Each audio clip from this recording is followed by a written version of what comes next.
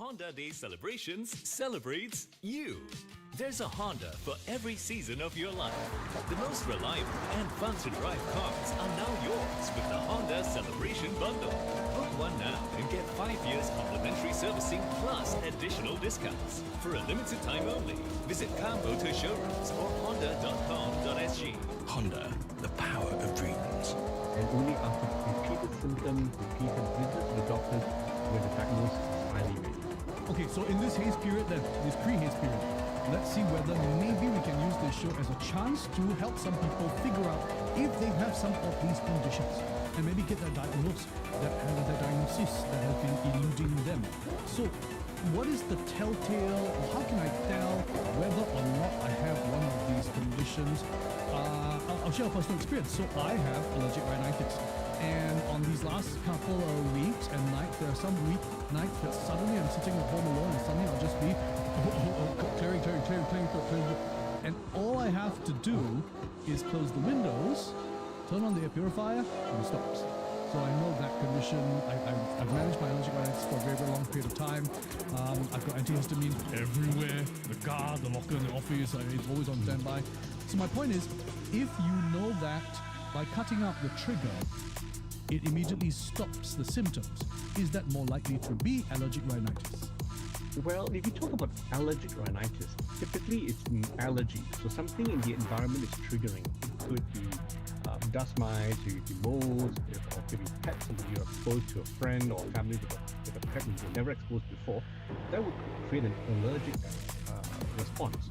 However, if you talk about haze, then this haze would affect everybody.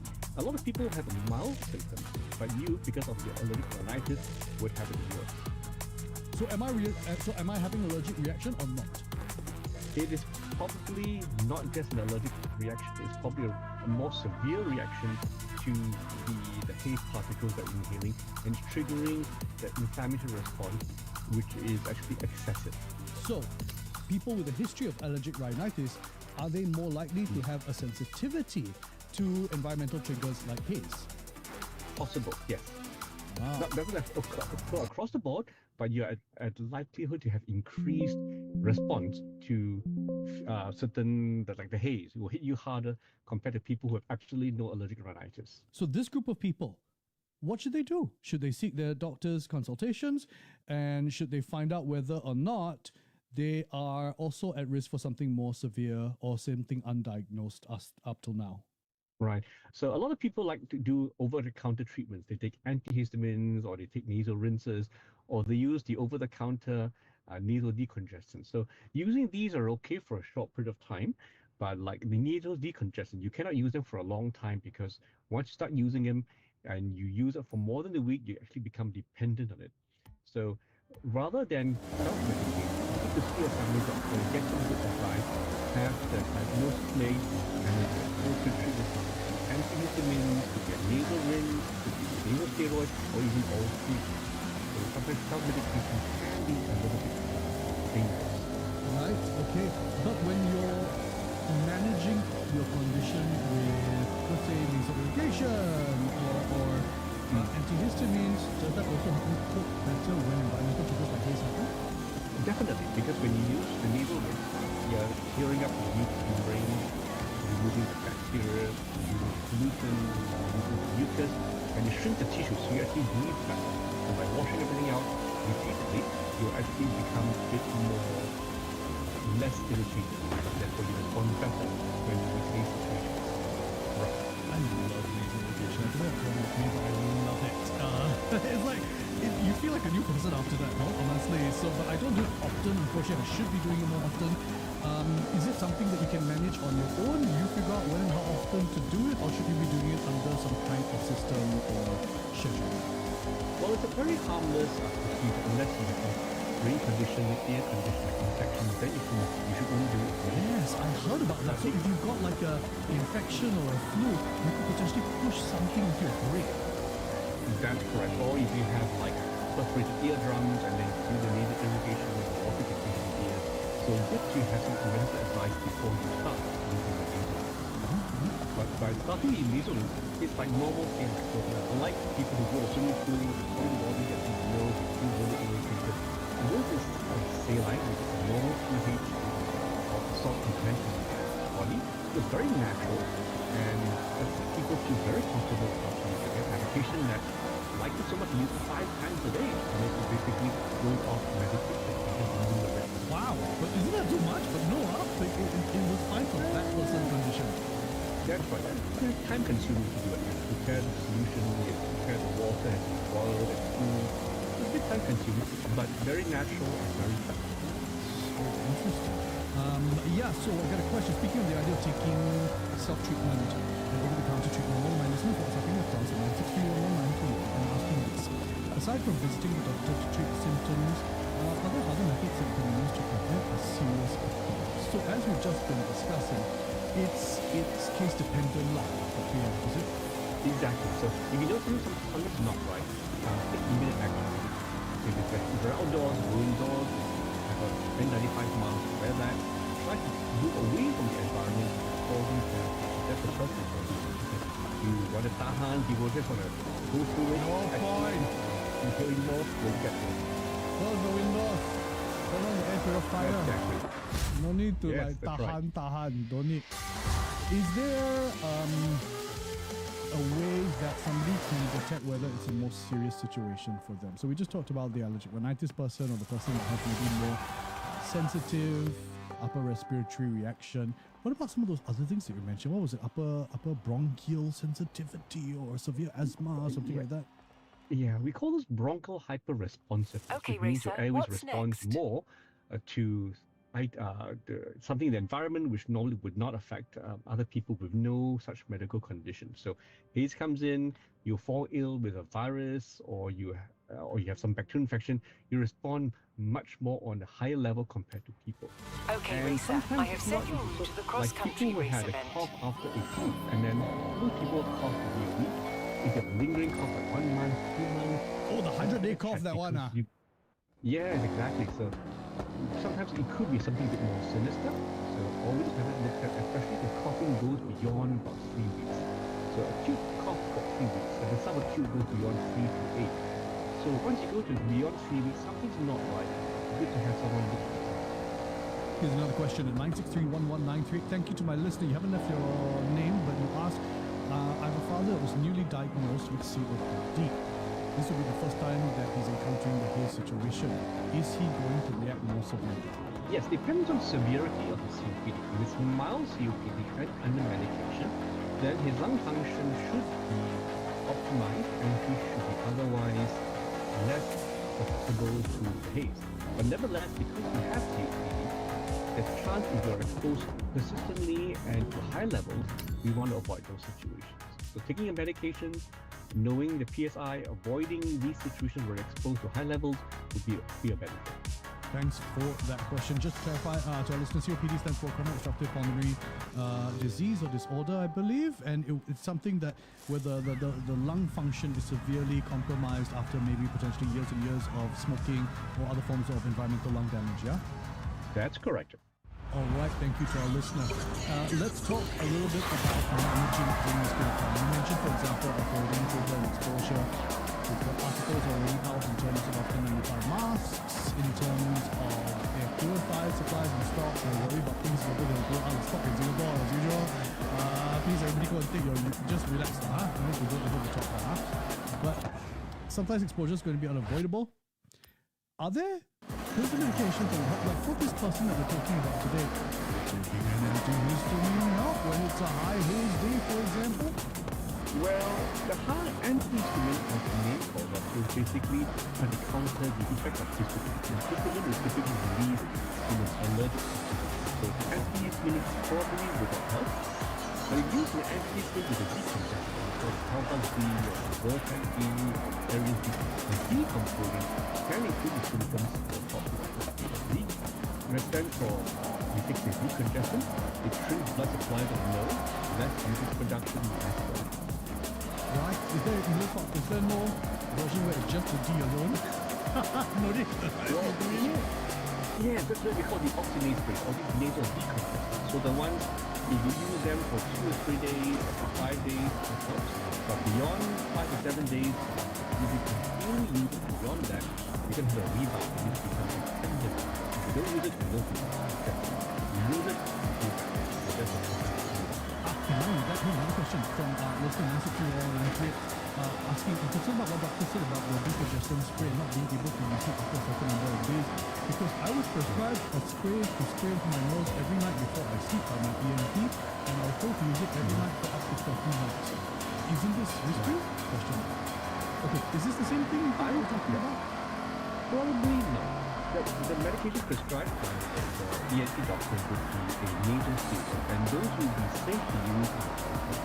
The decongestants are the ones that you can buy over the counter.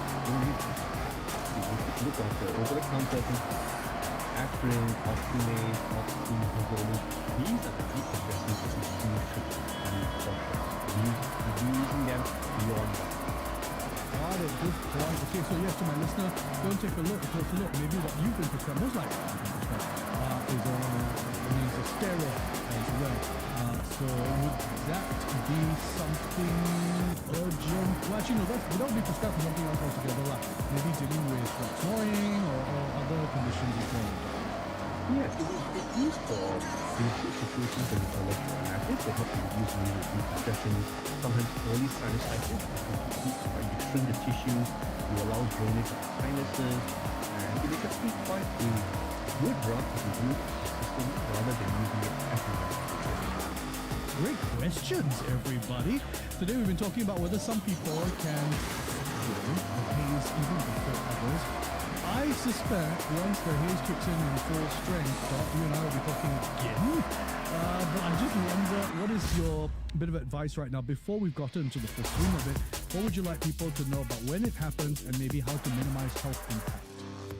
So the advice I would give is to be aware, to take note from the NEA website, what's the current levels. Now these levels are updated hourly, but they can be what we call a rolling number. So if the number drops or increases sharply in 1 hour, the numbers may not change because it's like an average over 24 hours. And this average is renewed every 1 hour. You minus the last hour, you add on the new hour. So the numbers might not change, although you might feel something. So if you feel something, trust your body. Your body probably knows what's happening. Okay, racer, I have set your route to the cross-country race close event. the windows, close the doors, clear your air purifiers. If you have a nasal ring, do that. That's very effective to clean out whatever's stuck in your noses.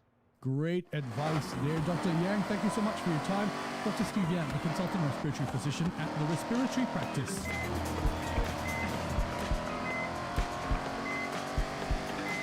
Before making any decisions based on the information in our program, please consult a medical professional. Want the new Samsung Galaxy Z series for $0? Grab yours with more than $2,200 in savings and perks on StarHub. Get more value with exclusive device discounts and an extra $300 trade-in bonus. Enjoy more freedom with global roaming and unlimited data on the 5G Unlimited Plus plan.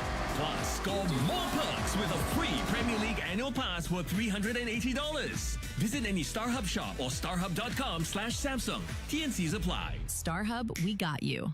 The new Premier League season starts here on StarHub's Hub Premier channels via MeWatch. The beautiful game is back. Every goal, every rivalry, every unforgettable moment, live as it happens. Pick the plan that suits you best. A monthly plan for flexibility or an annual plan for even bigger savings. Follow your favorite clubs, celebrate every win, and never miss a moment. Subscribe to StarHub Premier via MeWatch today.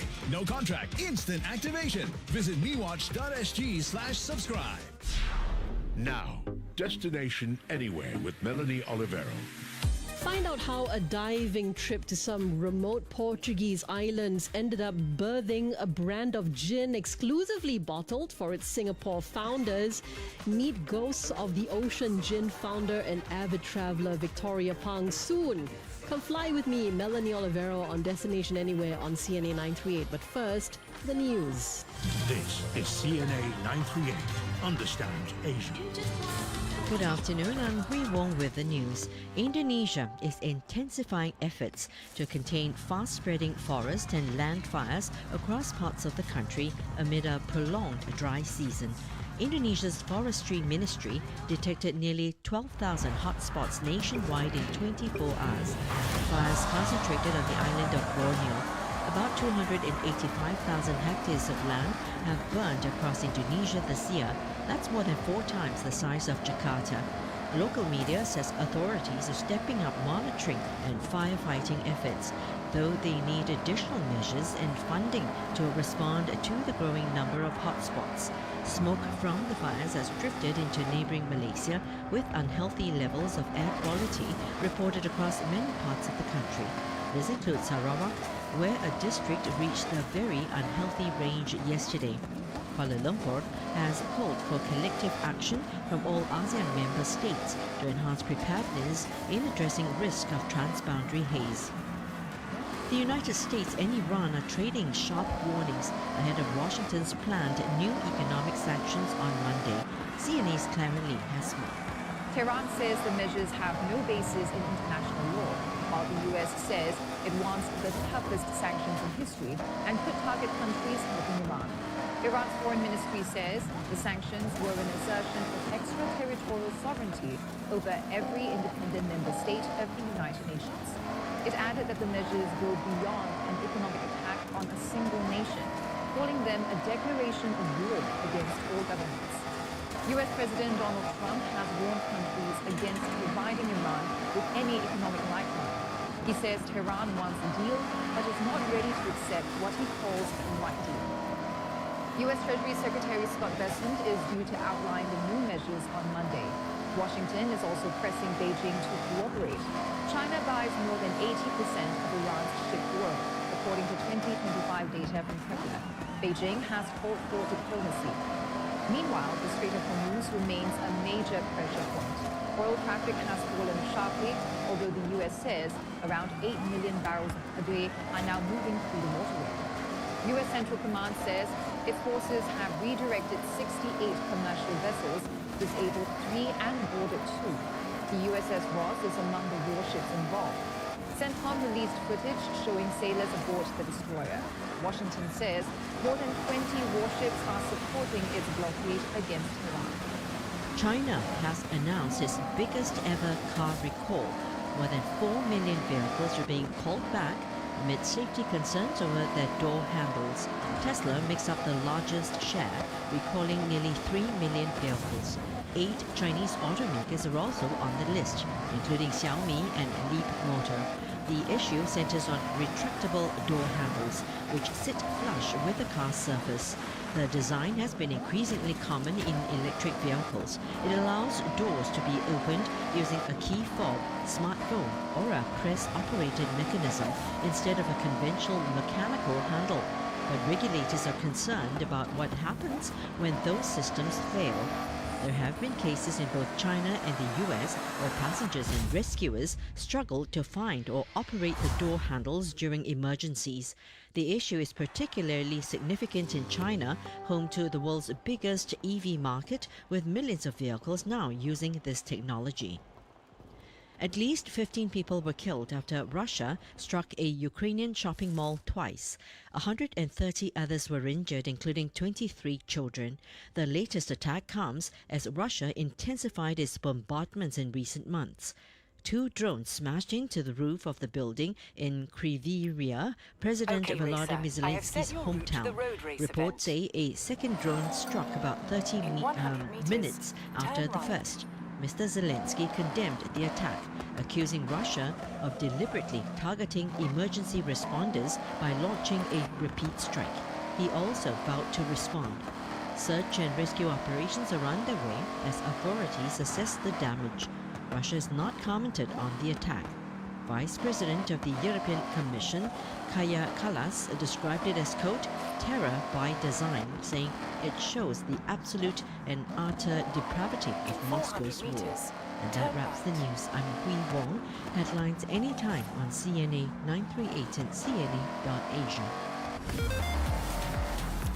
Traffic-wise, take note of stalled vehicles on AYE towards Tuas after Telok Blangah Road, and also on SLE towards CTE after Woodlands Avenue 2. One more broken down vehicle on CTE towards SLE after Bradle Road. Do take note of an obstacle on Central Expressway towards AYE after Bukit Timah Road. Do avoid lane 3.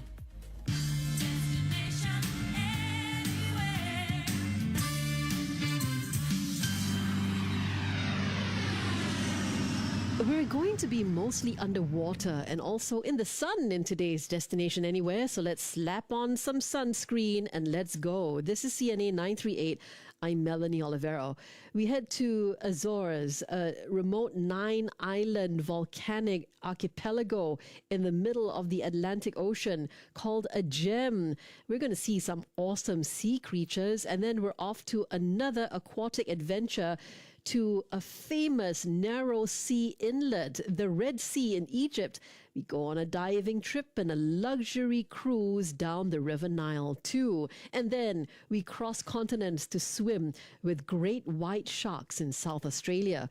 Who's going to take us to these wonderful adventurous havens is none other than Victoria Pang. She's a Singaporean food and travel content creator and co-owner, and she's the co-owner of the Singapore-based Ghosts of the Ocean Gin. It's a sustainable, small batch craft gin brand.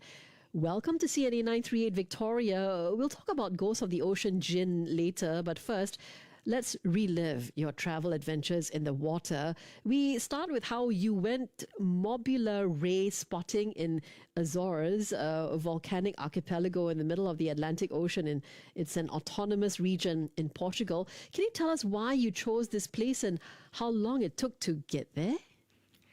Hi, Melanie. Thank you for having me today, this afternoon. Very great to be here. So, the Azores is a beautiful place. It's known as the Hawaii of Europe because of these volcanic islands in the middle of the Atlantic Ocean. So my husband and I were planning a trip to Europe back in 2024, and we stumbled upon some TikToks showing the beautiful scenery, drone shots of these islands in Azores. And coincidentally, our friend also sent us a book called 100 Dives of a Lifetime by Nat Geo, and Azores was also featured as one of the dive sites there. So we put two and two together. We felt that, it was very coincidental. It was fate. So we decided to include Azores as one of our holiday destinations that year. And to get there, we actually traveled from Singapore to Barcelona to Lisbon and then to Ponta Delgada in Azores. It took us 3 flights and almost 30 hours to get there. And how long was the speedboat ride to get there? Yeah, so once we reached the islands, we had to actually go to this place called Princess Alice Bank. That's where you see all the mobular rays come out from the blue.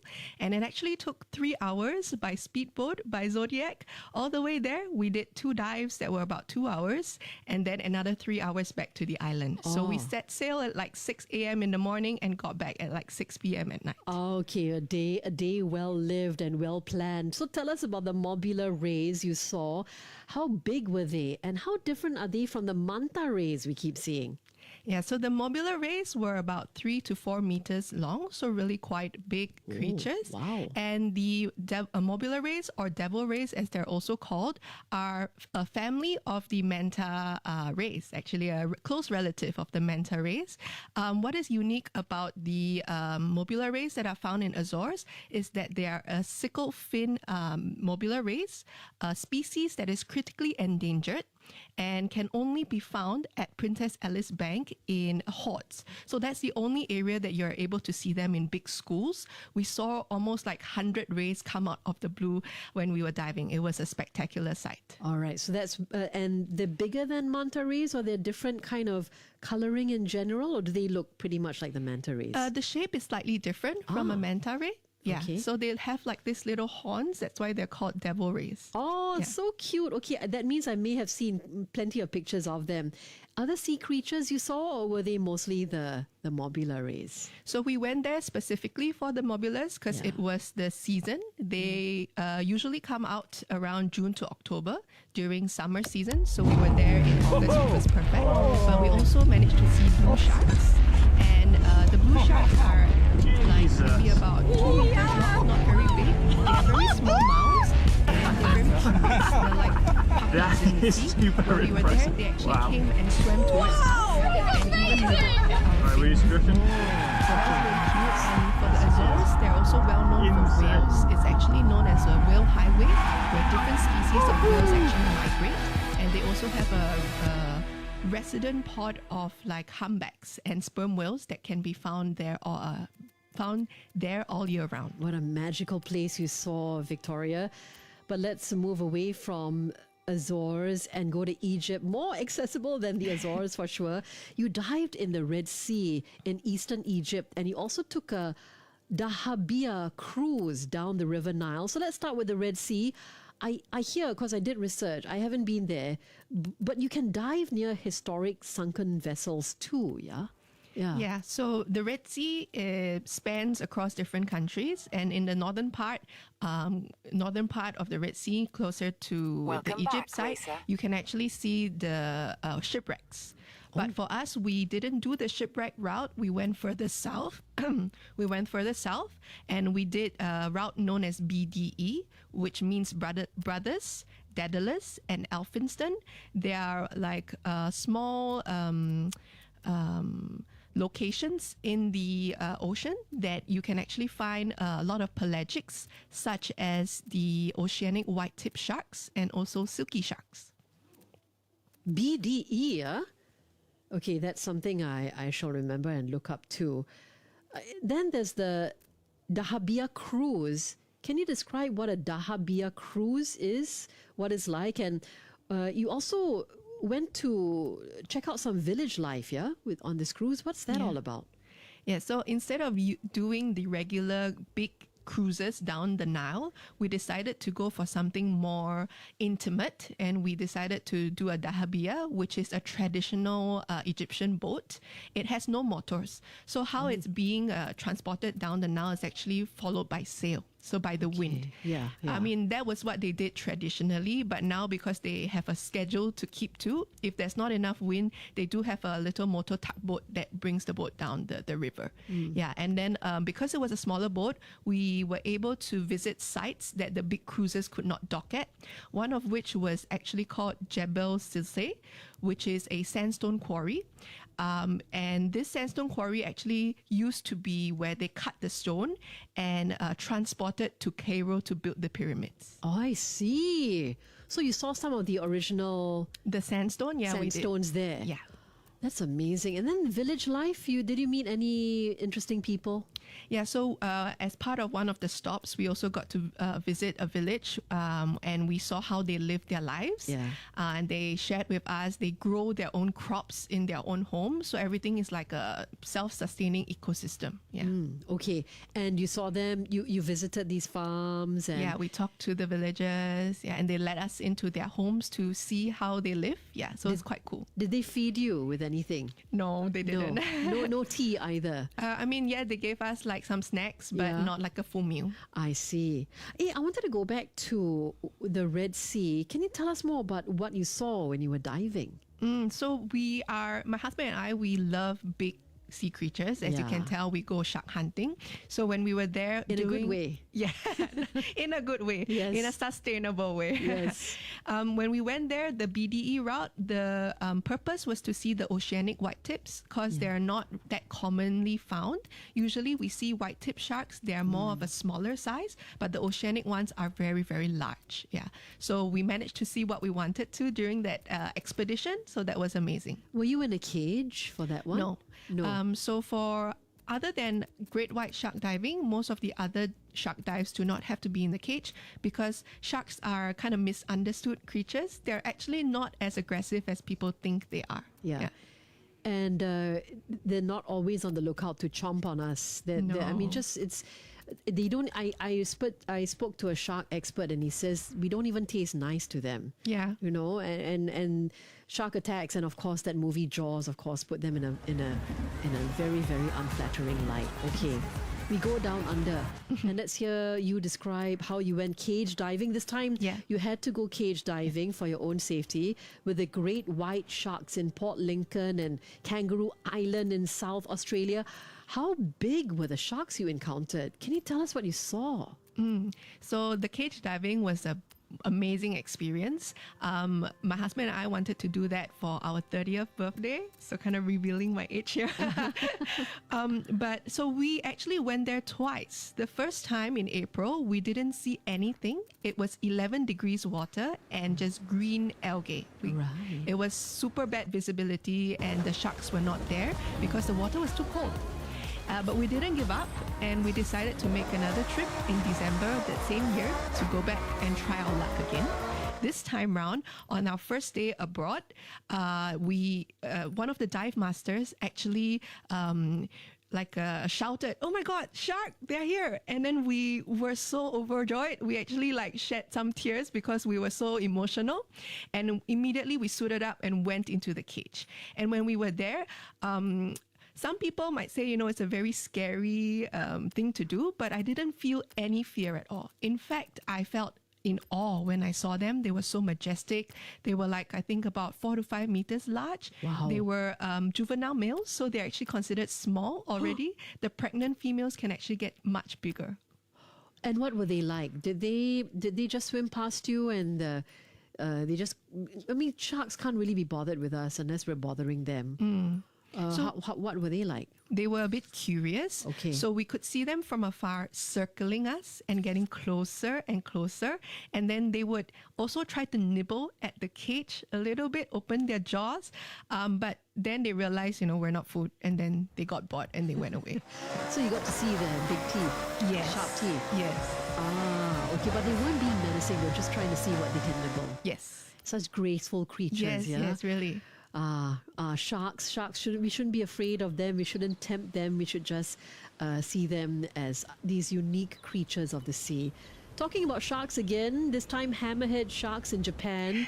More to the point, Mikomoto Island in Japan's Izu Peninsula in Shizuoka Prefecture.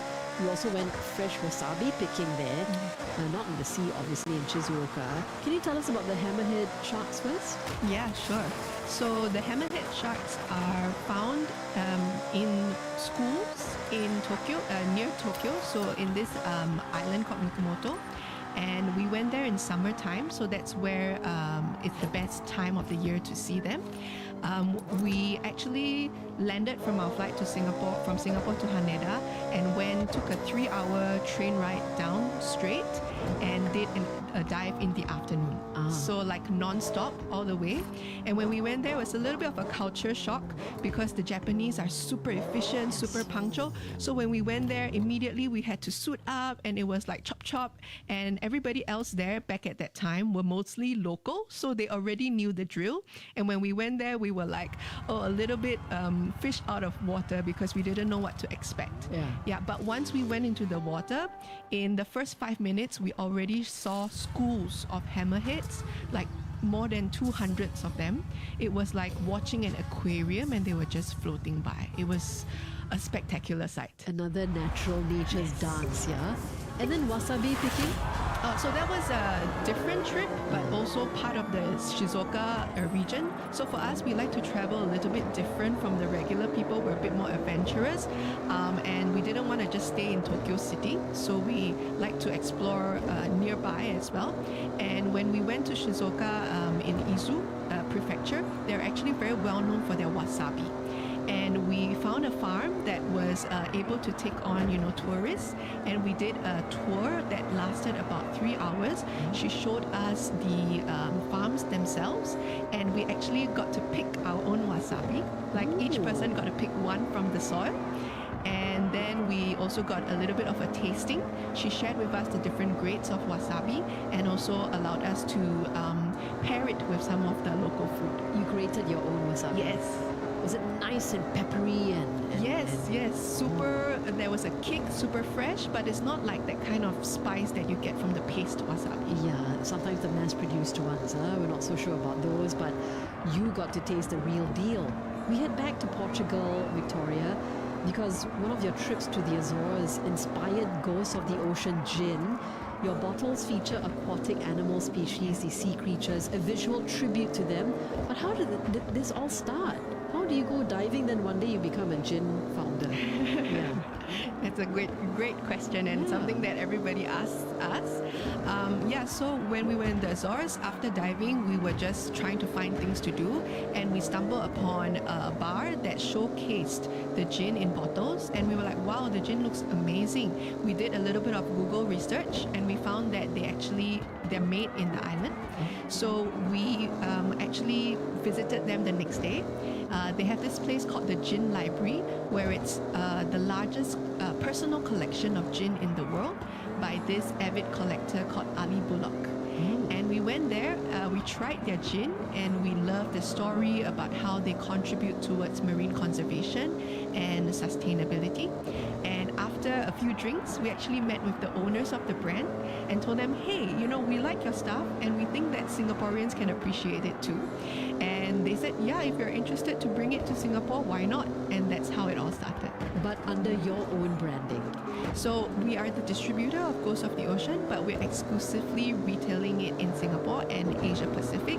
Nobody else has brought this brand into our region. I see. And when you see that they grow their own gin, that means they grow it from their own wheat, barley, corn or rye, is it? They told you that? So they produce the gin in the island, and also they use mainly botanicals that are found in the Azores, or if not Portugal, so as local as possible. Oh, well, Ghost of the Ocean Gin as a tasting kit. Can you tell us about the different flavor-infused gins you offer? Because I really like the sound of the Azorean pineapple and chili gin. And we can see the mobular rays on the pineapple and chili gin design too, yeah? Yeah. So I do actually have a kit here with me in the studio. I'll give it to you later. But yeah, we have 5 different key editions of gin. The first one is a tribute to the sperm whale, and it is actually a herbaceous seaweed gin. We also have one that has the Portuguese man of war detail on it. That one is for the ladies because it's strawberry and hibiscus, very sweet and fruity. And then we also have a spicy gin that is made with sansho pepper, and a botanical dry that has beautiful dolphins on it because it's very playful and mischievous like a dolphin. And last but not least, the one that you pointed out, Melanie, the Mobula Rays, Azorean pineapple and chili, where they actually char and caramelize the pineapple first, and they add peri-peri chili, not the Thai kind of xiao la jiao chili padi. Yeah. Okay. You and I are going to have a tasting later. Yeah. Okay. Well, all I can say is all the very best for your future travels and your business, Victoria. Thank you so much. So can I just also share with you, at the end of the month, we will be taking part in a pop-up called Greenhouse from 28th to 30th August. And we'll be launching a gin masterclass event there as well. Why we are going to take part in Greenhouse is because it's a sustainability fair, and we're very big on sustainability. At this fair, we're also going to be donating 10% of our proceeds towards this non-profit organization in Singapore called Ocean's Purpose Project. Okay, and that's at the Temasek Shop House grounds, Yes, yeah? that's right. Okay, excellent. I'll see you there because I'm going there too. Great, see you. Thank you, Melanie. Thank you, Victoria. She's a businesswoman and a popular online personality herself, Victoria Pang. She's a Singaporean food and travel content creator and co-owner of the Singapore-based version of Ghost of the Ocean Gin, a sustainable small batch craft gin brand. Check out their range and their starter kit as well at ghostoftheocean.sg or TikTok and Instagram too. This has been Destination Anywhere, and I'm Melanie Olivero for CNA 938.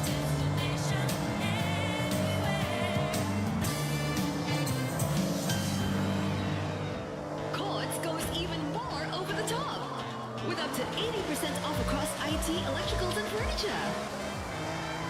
And here's this week's Star Buys. Get an iPhone 17 Pro Max 512GB, now $1,908, save 13%. Get an Acer Nitro V16s at only $1,599, save 20%. Enjoy an additional up to $300 cashback on the full range of Samsung washers, dryers, and fridges. Plus, you could win 100,000 Quartz Home Club points every week. Shop now at Quartz stores and quartz.com.sg. Reward yourself with a Mercedes-Benz E200 Business Edition from just $319,888, assured by the Cycling Carriage 10-year engine warranty and lubrication service. The E-Class is designed to match your pace. This intelligent business saloon comes equipped with MBUX routines that intuitively adapt to your every move. Secure yours today, for time reveals the truly exceptional. Experience it at the Mercedes-Benz Center. Conditions apply. Want more than just the headlines? Just the most popular skills future course, the AI-related courses, which means that Singaporeans are thinking about it and they want to know how to use AI better. From parliament to geopolitics, we cover it all. No surprise he didn't really talk about things we care about here in Singapore. Just a little bit unfair, and frankly, there's probably more confusion today about tariffs than there was a week ago. We break down what happened, why it hits home, and why it matters to you. So what I noticed is that a lot of CC launches were also expiring was they were happy to spend a little more on getting more premium quality products, more branded items. You don't just hear the news, you understand it. The Morning Report. Morning news made clear. The Morning Report with CNA 938. Are you stressed? Burnt out? Running on caffeine and poor vibes? Let's change that. Welcome to the Wellness Hour, where science meets self-care and experts share practical tools that actually help. I believe that wellness actually comes in micro moments. It's all about managing self-care with little pockets of time. Remedying the problem that's causing the high cortisol, which means stress relief, things like exercise, mindfulness, things that would drop the cortisol. No fluff, no fads. Just smart voices, honest conversations, and ways to feel better in your mind, body, and everything in between. The Wellness Hour with me, Cheryl Go. Weekdays at 12 p.m.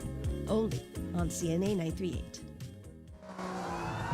Witnessed an accident?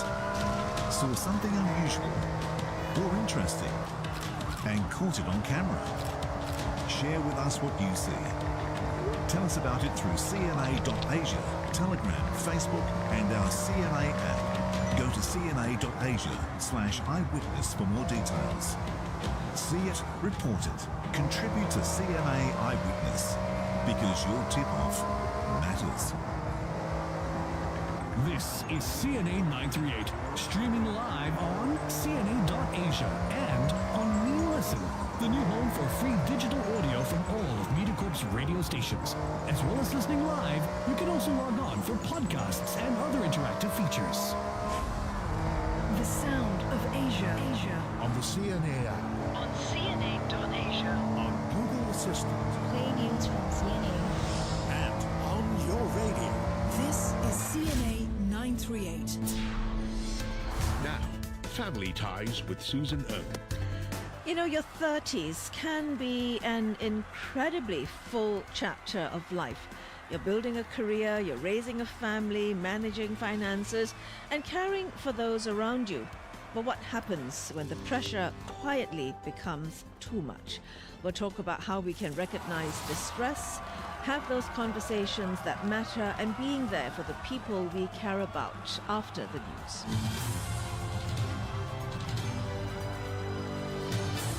Good afternoon. I'm Hui Wong with the news at 4 o'clock.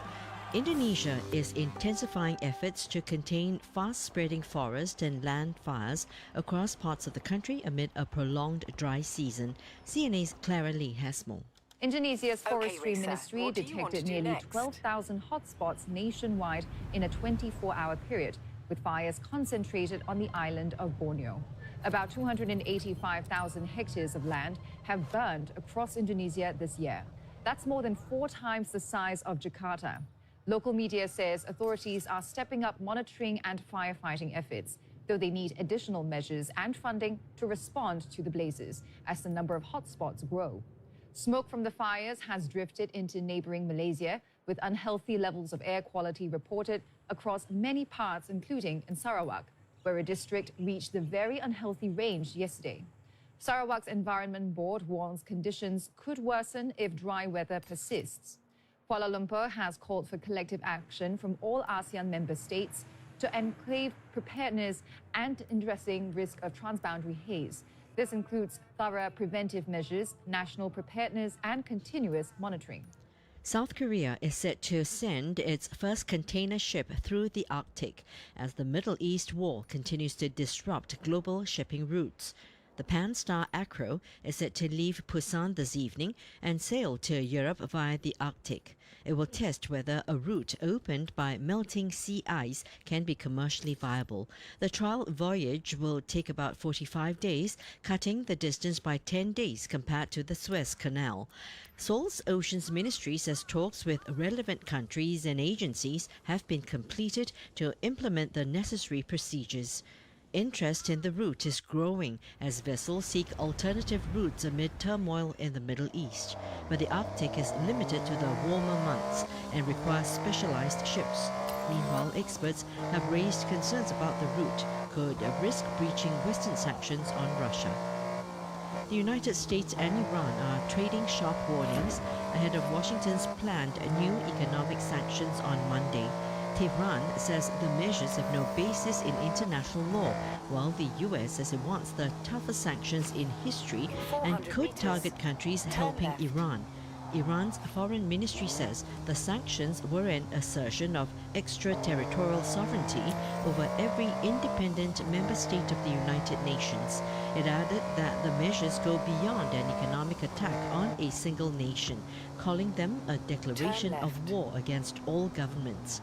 US President Donald Trump has warned countries against providing Iran with any economic lifeline. He says Tehran wants a deal, but is not ready to accept what he calls the right deal. US Treasury Secretary Scott Bessent is due to outline the new measures on Monday. China has announced its biggest ever car recall. More than 4 million vehicles are being called back amid safety concerns over their door handles. CNA's Ilakia Salvaraji has more. Tesla makes up the largest share, recalling nearly 3 million vehicles.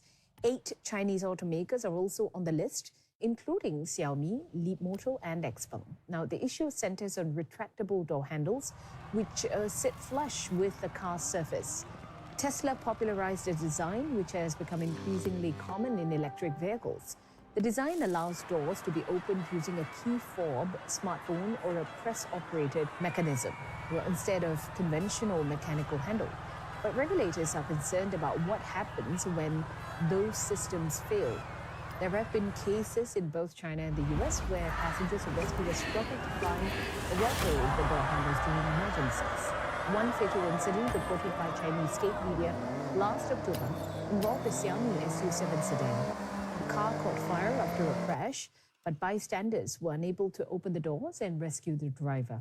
The issue is particularly significant in China, which is home to the world's biggest EV market, with millions of vehicles now using this technology. So, automakers will now attach stickers to the recalled cars to indicate where the door handles are.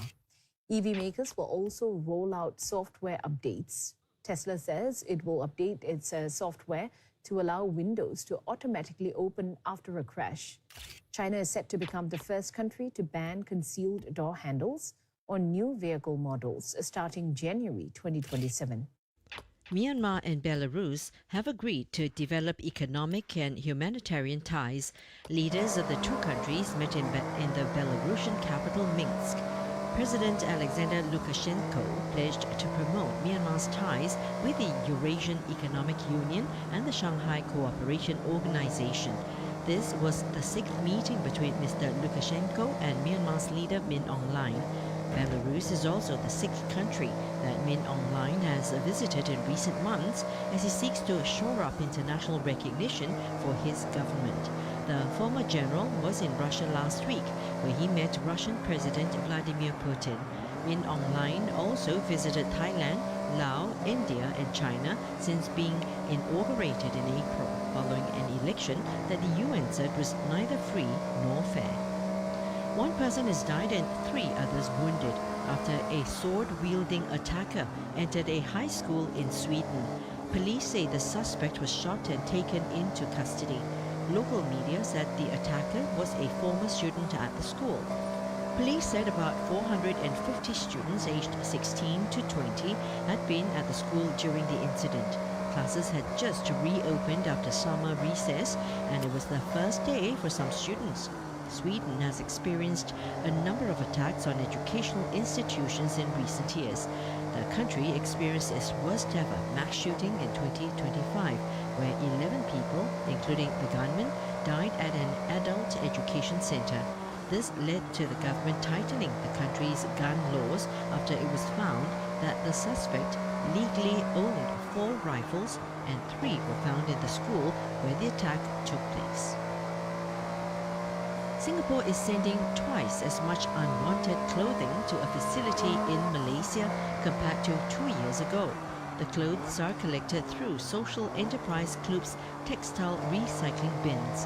Up to 70 tons are shipped each week to a textile recovery firm, Lifeline Clothing, where they're sorted for reuse and recycling. CNA's Eugene Chow heads to Port Klang, where the facility is based, to find out what really happens to all of that clothing. He speaks with Zaki Suratman, a business manager of Lifeline Clothing Malaysia, and Jasmine Tuan, co-founder of Kloop, in this report. If you have dropped a shirt into one of Kloop's yellow bins, its next stop is across the border. It arrives more than 300 kilometers away at this facility in Port Klang, among tons of clothing that workers will assess for reselling.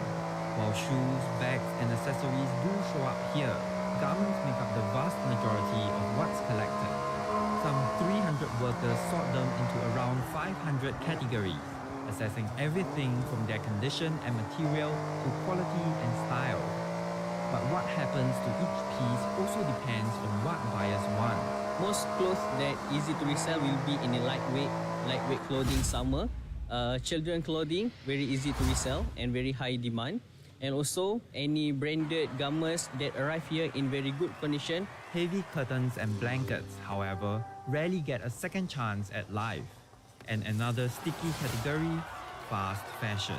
Fast fashion garments are more harder to resell because the price of a new clothing are more cheaper compared to the second-hand clothing. In order for us to successfully resell in the second-hand market industry, we cannot just depend on the cheap price. It must come with a unique quality, condition and also sustainability effort. Some pieces may never have been worn at all, arriving brand new with tags. I suspect it's a lot of online order, sale of clothes that you order online that doesn't fit well. So naturally they will want to then donate and pass on to organizations like ourselves that can circulate back locally or globally, working with partners. For clothes that can be resold, the next step is the global second-hand market. They're compressed into bales to take up as little space as possible, ready to be sold overseas. These bundles ranging from 45 kilograms to 400 kilograms are then sold to buyers and wholesalers overseas. That's how they find new owners in countries such as Kenya, Uganda and Papua New Guinea.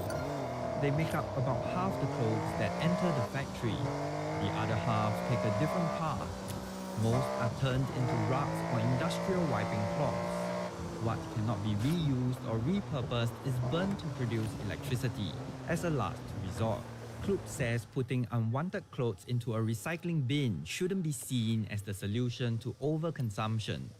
Instead, consumers should buy less and reuse or repair what they already own before recycling.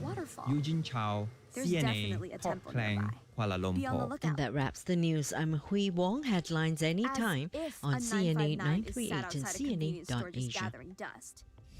Have a look around the area. Quick check on the road conditions for you right now. Accidents to note on PIE towards Tuas after Jalan Yunus. This is causing traffic congestion till Bedok North Avenue 3. Avoid lane 1. The other accidents on TPE towards PIE after Punggol Road. This is causing traffic congestion as well in that area. Avoid lanes 2 and 3. And one more accident to report on ECP towards Changi after Tanjong Katong, and this is causing traffic congestion till Fort Road. Do avoid lane 1. And one more accident in the KPE tunnel towards TPE at Sims Way entrance, and also a stalled one to note on BKE towards Woodlands after Mandai Road. Take note that traffic lights are out of order at Sengkang Square Bus Interchange Junction. Do drive with care if you're headed in that direction. Weather-wise, hot and sunny. It is this Saturday afternoon. Temperature at 32 degrees Celsius. The days range between 25 and 35 degrees Celsius. Prime Minister Lawrence Wong will be delivering his National Day rally speech at the Institute of Technical Education headquarters tomorrow. The speech will be telecast live at 6:45 p.m. Mr. Wong will be speaking in Malay, then in Mandarin. He'll proceed to deliver his English speech at 8 p.m. CNA will provide subtitles in English. You can also watch the rally online at cna.asia, cna.asia/YouTube, or mewatch.sg/National Day. And you can listen to the coverage live on CNA 938. Now, Family Ties with Susan Ng. The latest suicide figures show a worrying rise amongst adults aged 30 to 39. But behind those numbers are people.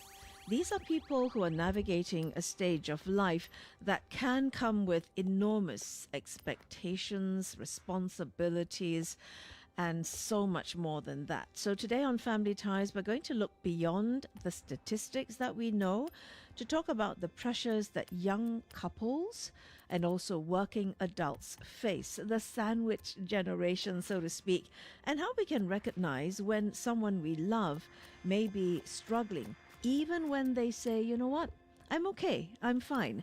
To take us through today's conversation and to share some of those statistics with us is Dr. Jared Ng. He is Medical Director, Psychiatrist and Senior Consultant with Connections Mind Health.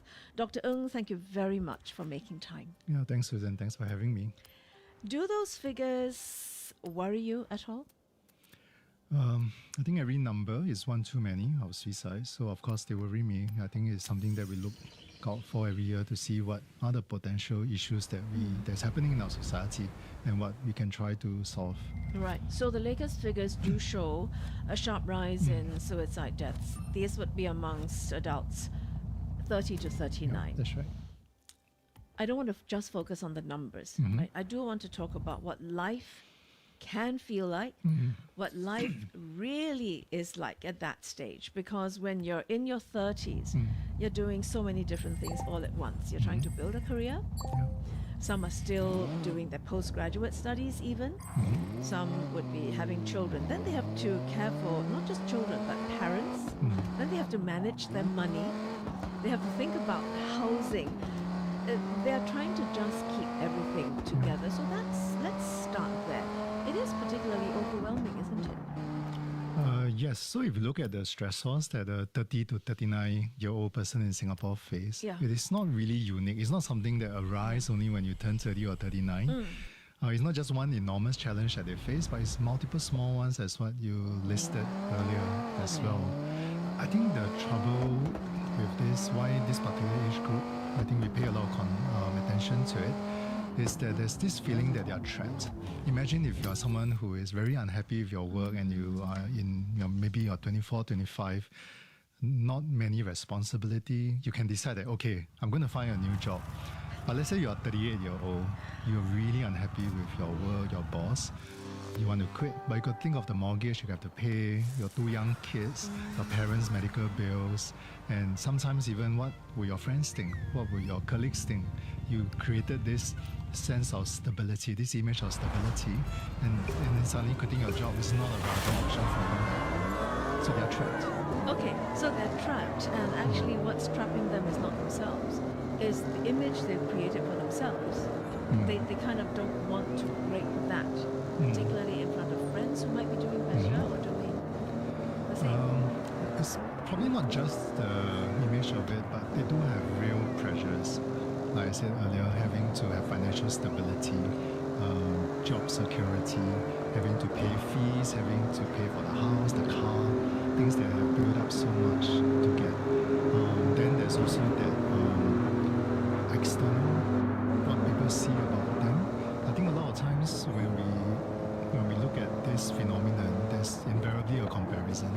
And the trouble is that people tend to compare their inner struggles with what other people externally project. They see their friends with seemingly very happy family, big house, nice car. They will talk about their holidays, and yet you are struggling, but they don't see their friends or their colleagues struggle. And that's the problem. But they could be struggling. They could be. That's the problem. Okay. So the problem with issues like this is it's invisible. Yeah. I can't see it. I look at you and I don't know. I mean, did I just have a fight with my spouse before I left my house? You can't tell, right? Yeah. Okay, so we're suppressing all of this. Is this what you're seeing? That many people would rather push all that to the background? I think there is a very common, I wouldn't say it's a mistake, but it's very common to equate external success with coping well. So if you see someone who is coming to work every day, taking photos of themselves being on a holiday, having nice Insta story or Instagram pictures of themselves having a good time at restaurants, you think that they are doing very well, but actually we don't know what's beneath the surface. I've seen many patients that outwardly project that they are very successful at work, they have a happy family, but they are struggling. They could be depressed and they could even be thinking about ending their lives, but yet outwardly no one could see it. What's the role of social media in all of this? I think social media, well, it's a good thing. People can connect on it, but a lot of times what you see is a very curated picture. Yeah, it's very curated. So you don't see people, you might see some people, but not all people would. You don't post your outstanding credit card bills on social media. Absolutely not. You don't post your saddest moments unless it is something that is quite neutral. But you don't post things like, I owe so and so money and I cannot keep up with my bills or payments and things, right? And then these are held very much privately with that person. Why I ask about social media is I'm sure you know there are surveys and studies that have shown that social media does contribute to rather high stress of people across all age groups. Because as you say, I'm looking at these pictures and again, a skiing holiday, really? Yeah. And I can't even do whatever I really need to do. That's true. All right, so there are people who seemingly cope well. This would be on the surface. But we don't know what's going on beneath that surface. Would this then, this whole pressure cooker thing that's going on, is this then one of the reasons why people think about solutions that may not be the right solutions? I think when we go through periods of distress, I think sometimes people will start to seek a Racer, I have way set your out. route to the road They're not race trying event. to end their life per se, they're trying to end the pain of what they are going through. The problem is that suicide is a permanent solution to what is a temporary crisis, a temporary problem. So this is a lot of the work that we do in suicide prevention. We advise family members, friends to type the individual, the distressed individual through the period of crisis. They may be accumulating maybe 30 years worth of pain, or they could be very worried about the next 30 years. But what we want to do with them is to sit with them through the next 30 minutes when they're thinking about taking their lives and help them to carry the hope for them. Because when you're going through a crisis, you may not be able to see the hope that's there. No, absolutely. I mean, you're in the middle of all of this, right? There's no light at the end of the tunnel. Everything's dark, and you may even see a door at the end of the tunnel. You think that's it.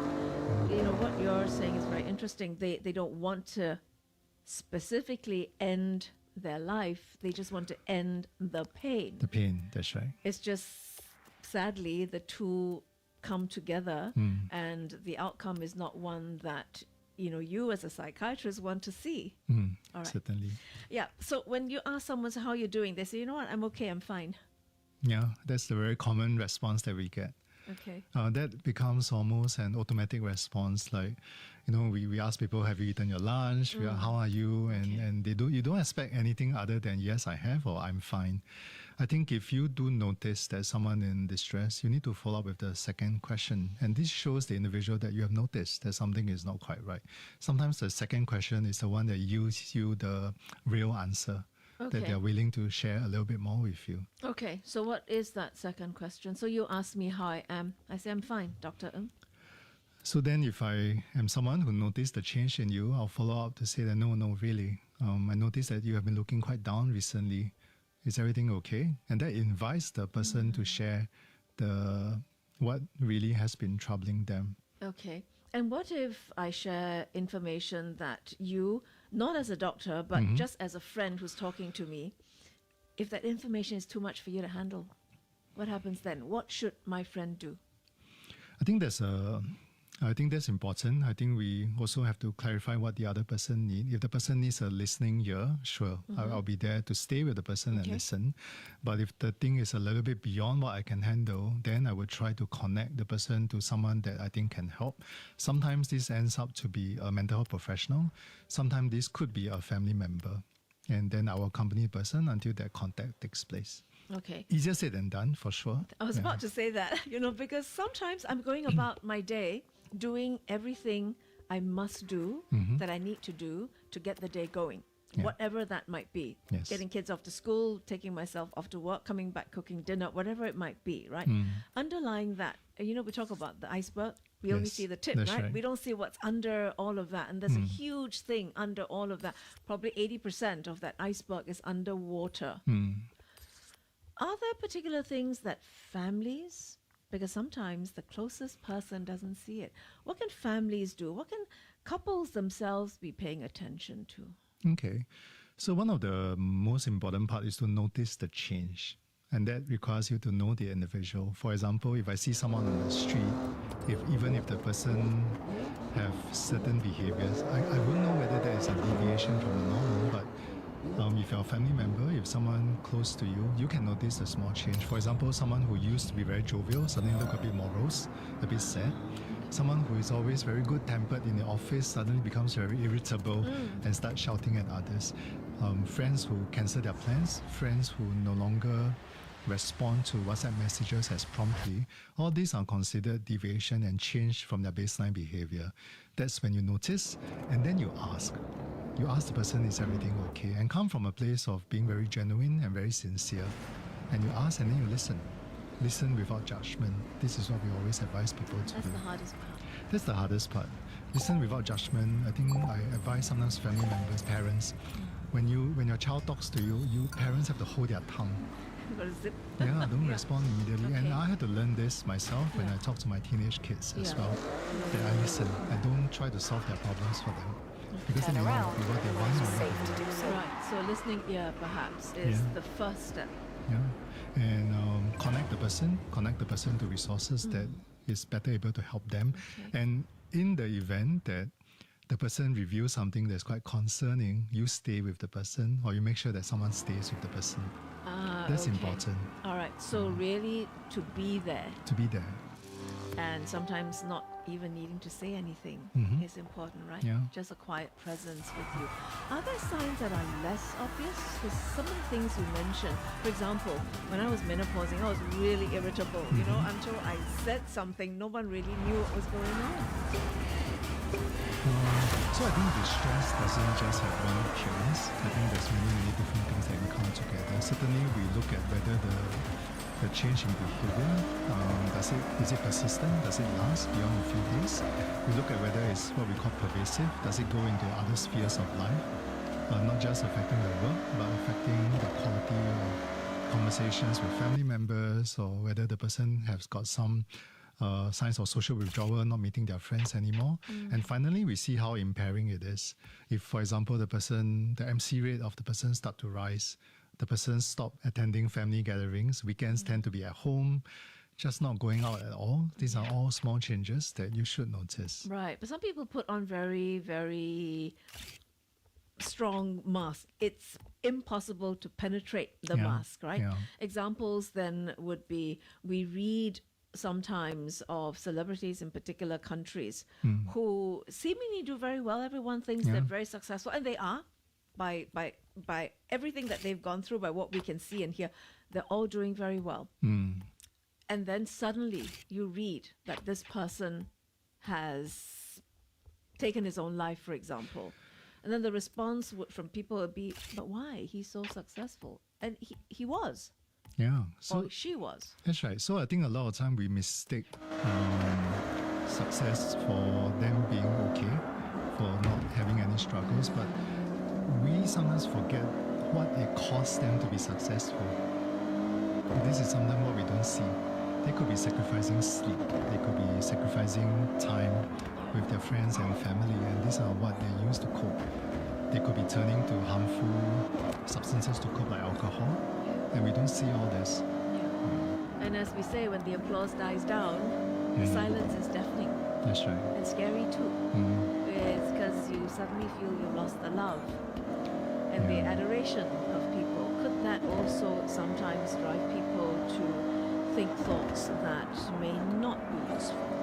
Certainly, I think when someone is undergoing a lot of stress and they don't have their usual coping mechanisms, or they have deviant coping mechanisms, some of them do develop a more serious mental health conditions such as depression.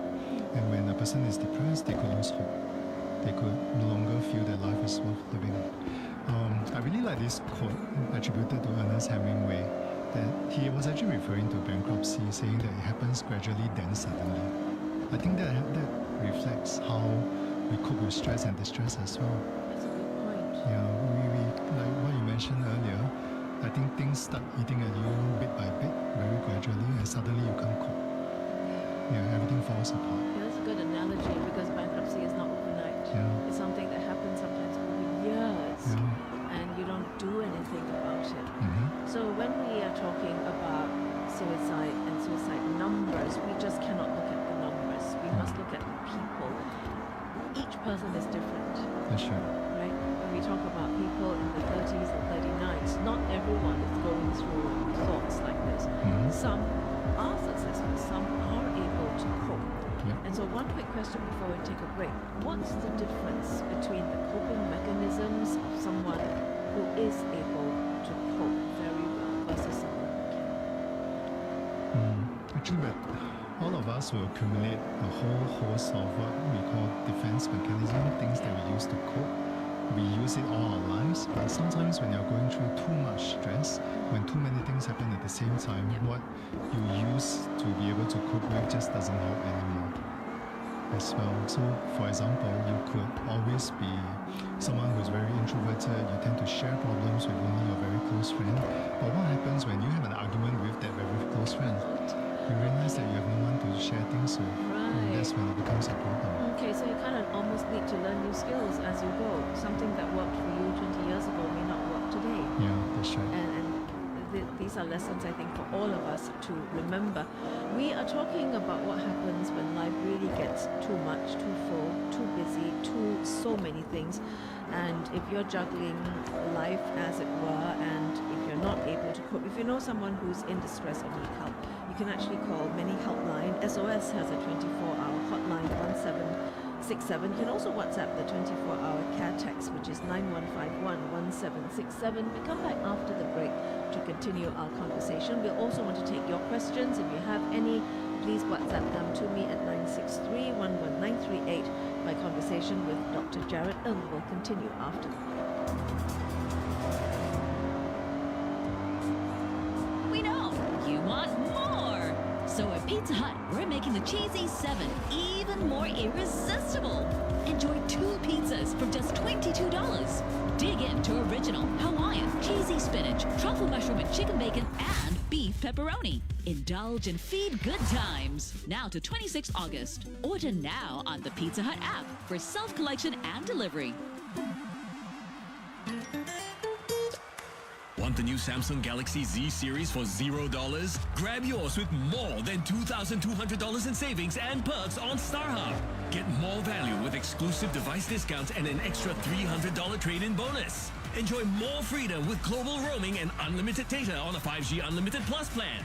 Plus, score more perks with a free Premier League annual pass worth $380. Visit any StarHub shop or starhub.com/Samsung. T&Cs apply. StarHub, we got you.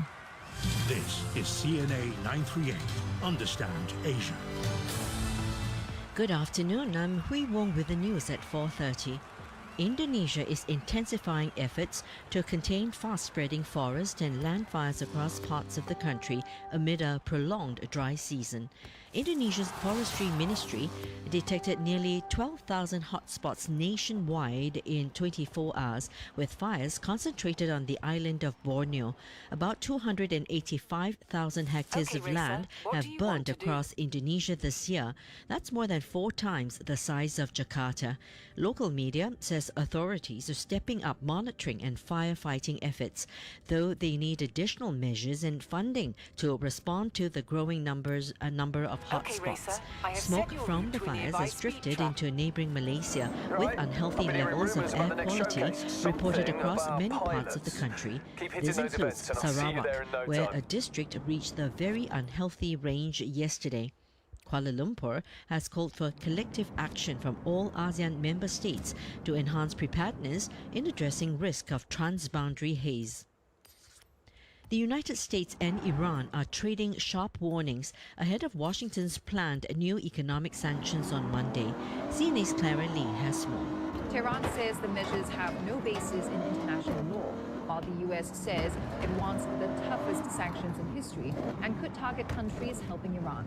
Iran's foreign ministry says the sanctions were an assertion of extraterritorial sovereignty over every independent member state of the United Nations. It added that the measures go beyond an economic attack on a single nation, calling them a declaration of war against all governments. US President Donald Trump has warned countries against providing Iran with any economic lifeline.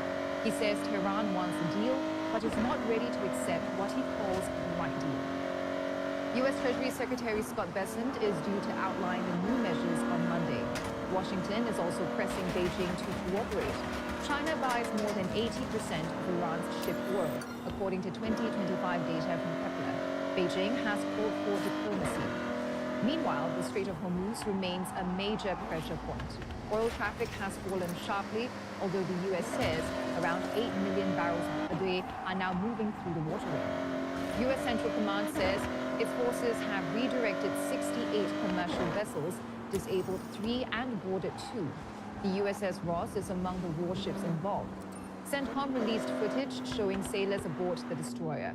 Washington says more than 20 warships are supporting its blockade against Tehran.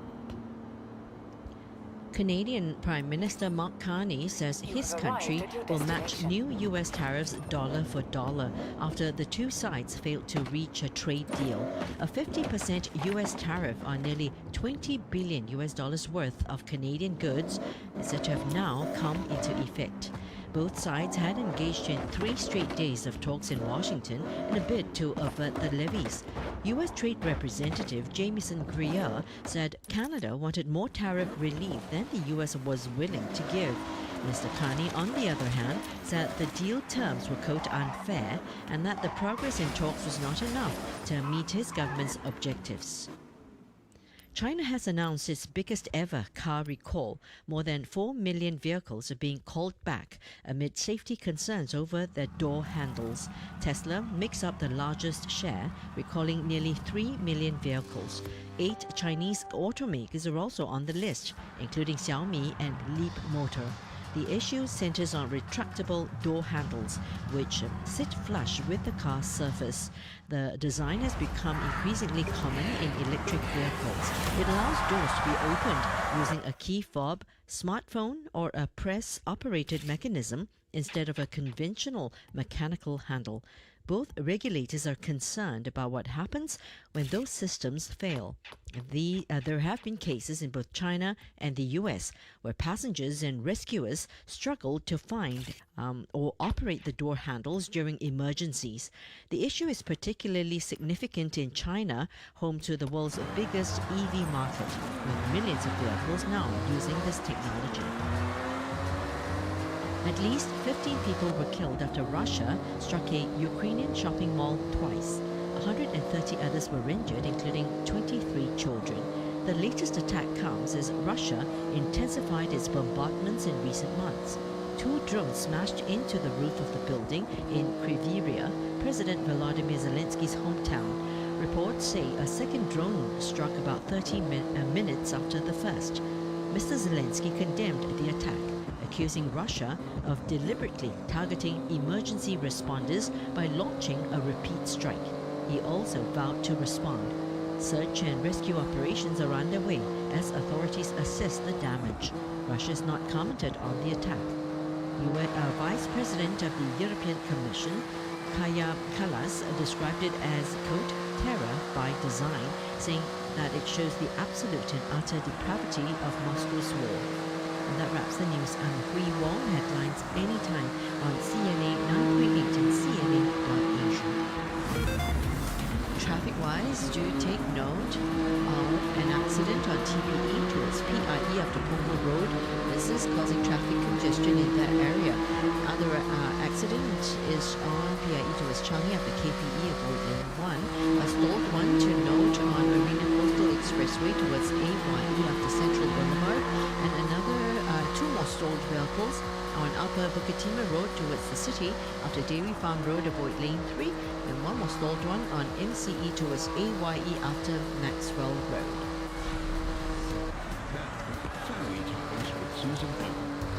Thank you for staying with me today as we talk about how life, although incredibly full, can be full of pressure as well.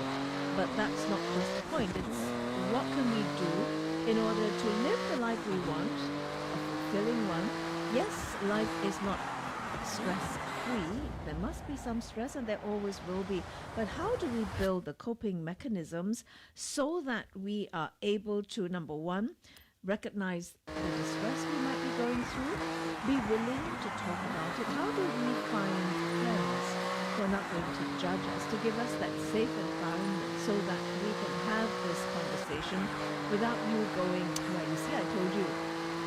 And that's what you don't want to hear if we're going through issues. And so responsibilities, expectations, these are what we place on ourselves. Sometimes responsibilities are not what we ask for, they just happen. For example, we need to take care of people who aren't well within our family. We did not say, well, this is expected of us. These responsibilities just happen. Dr. Jared Ng is with me today. He is a medical director, psychiatrist, and senior consultant of Connections Mind Health. So earlier, Dr. Ng, we spoke about the fact that we have inner struggles. I think all of us do. Yeah, every one of us. Yeah, it's just maybe at different levels. And depending on which season of life we're at, those struggles will look very different. You belong to the majority of you have children, you also have parents, and you're stuck in the middle as with lots. Are these the expectations that we place upon ourselves, and then we say we must get all of these things? Cannot afford it. Certainly, I think this is a phase of life when you're in your 30s all the way to 40s and hopefully 50s, where you still have your parents with you and you have to see your kids grow up. We want to take joy in doing that. Our parents are still around, they are our kids are there with us, because there will come an age where they will also leave the home. The life cycle just continues that way as well. With the patients that you see on a day-to-day basis, and when they talk to you about these things and some of the struggles that they're going through, have you found that sometimes these expectations are what we put on ourselves? Our parents may not be expecting us to do particular things for them. Our children may also not be needing you to do so much for them, like for you. Your kids are teenagers. Sometimes it's their own expectations growing up. Patients in me that they feel that by the time they are of a certain age, they must achieve these things. They set their own milestones. They must hit this, they must do that. Some of these things are materialistic in nature. Some of them say that, they'll be free of debts, but they realize that they accumulate more and more debts as they grow older because their lifestyle have changed. So I agree, some of them is self-imposed. But sometimes things do happen randomly and unpredictably. A parent falling ill, a child falling ill, losing somebody. I think these are things unexpected which can sometimes come and hit you, and then we have to react to it. And that's where social support becomes really important. How much of this is learned behavior?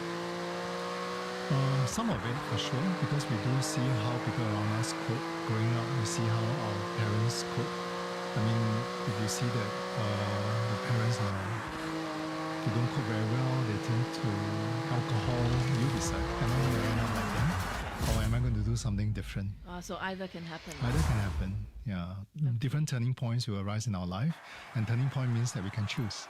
We can choose to either do something constructive or do something destructive. Okay, and then that becomes the onus on the person, depending on how strong he or she is at that particular point? Or are these decisions that are made by people because they're rational? We do make this decision, but then it's really important for people around them, and that includes us, that we see someone who is doing something destructive, we need to step in and support them and help them. As I mentioned earlier, when the person is going through a lot of distress, or they could be laboring under the effect of a mental health condition, they may not be able to see hope. They may think that life is really meaningless. I can't do anything to save my situation at all. And they become very tunnel vision. And that's where the family support, friendship support becomes very crucial. We come and help the person and become their crutch to help them through a certain phase, the next phase of their difficult phase of their lives. So for people who are in their 30s and upwards, even into their 40s, right? Depending on where you start your, when you start your family, your career, and all of those things, a lot of time is spent chasing whatever that chase is for. And as you say, you know, you sometimes chase the material because that's what is expected. And these are the goals we set for ourselves, because we all set goals when we were in school, right? Your SMART goals and things like that. So we continue when we become adults to set those goals. Then we have to take a step back. During the break, we talked about caring for self. Self-care is important, no? Yeah, self-care is How do certainly... we give ourselves the permission to take a step back? Self-care is important. I think just now I didn't mention this, but a lot of times when you enter into the 30s and maybe 40s of your life, you realize that previously you might used to cope by meeting up with your friends, going for exercise, going for trips, solo trips. But you realize that when you're in the 30s and 40s, because of the other demands of life, all this self-care apparatus that you use, you no longer have time to do it. And that becomes a problem in itself. I think a lot, if we see that other people depend on us, then we need to give ourselves permission to have someone to depend on, to have the opportunity to take a break. It's almost every time we take an aeroplane, they say that you wear your own safety harness first before you put on the safety harness for another person. Right. For couples who have young families, they're trying to build it from scratch, right? Yes. So perhaps that's where the stress is, because first of all, if you're a new parent, like for me when I was a new mom, totally blur, you know what I'm saying? It's like when whatever people told me to do, I just did because I didn't know any better. And sometimes people don't have reference points. Some may not even have families who live in Singapore with them. So for young couples, how can they recognize the fact that they've moved from being just busy to genuinely struggling? Okay. Because you may not be able to recognize the change. And then you just do and continue to do, but you're not, maybe not very successful in your doing. So this is quite a complex situation. It's not just the changes, the adjustment that you have to make to your life, the logistics, right? Having a young kid to look after, you may not be able to travel as much anymore. You can't go out with your friends because you have to come home and take over childcare duties. But the other thing which is underestimated is how much being a new parent changes the quality of the relationship between the couple. I think that is actually something that we may not talk a lot about at all, because the couple relationship definitely changed with kids. Right? I have so many patients and friends who come and tell me that they no longer have intimate conversations with their spouse because everyone is so busy. They no longer have couple time because time is now spent at home. They can't travel anymore. So they feel that why has my marriage become so functional?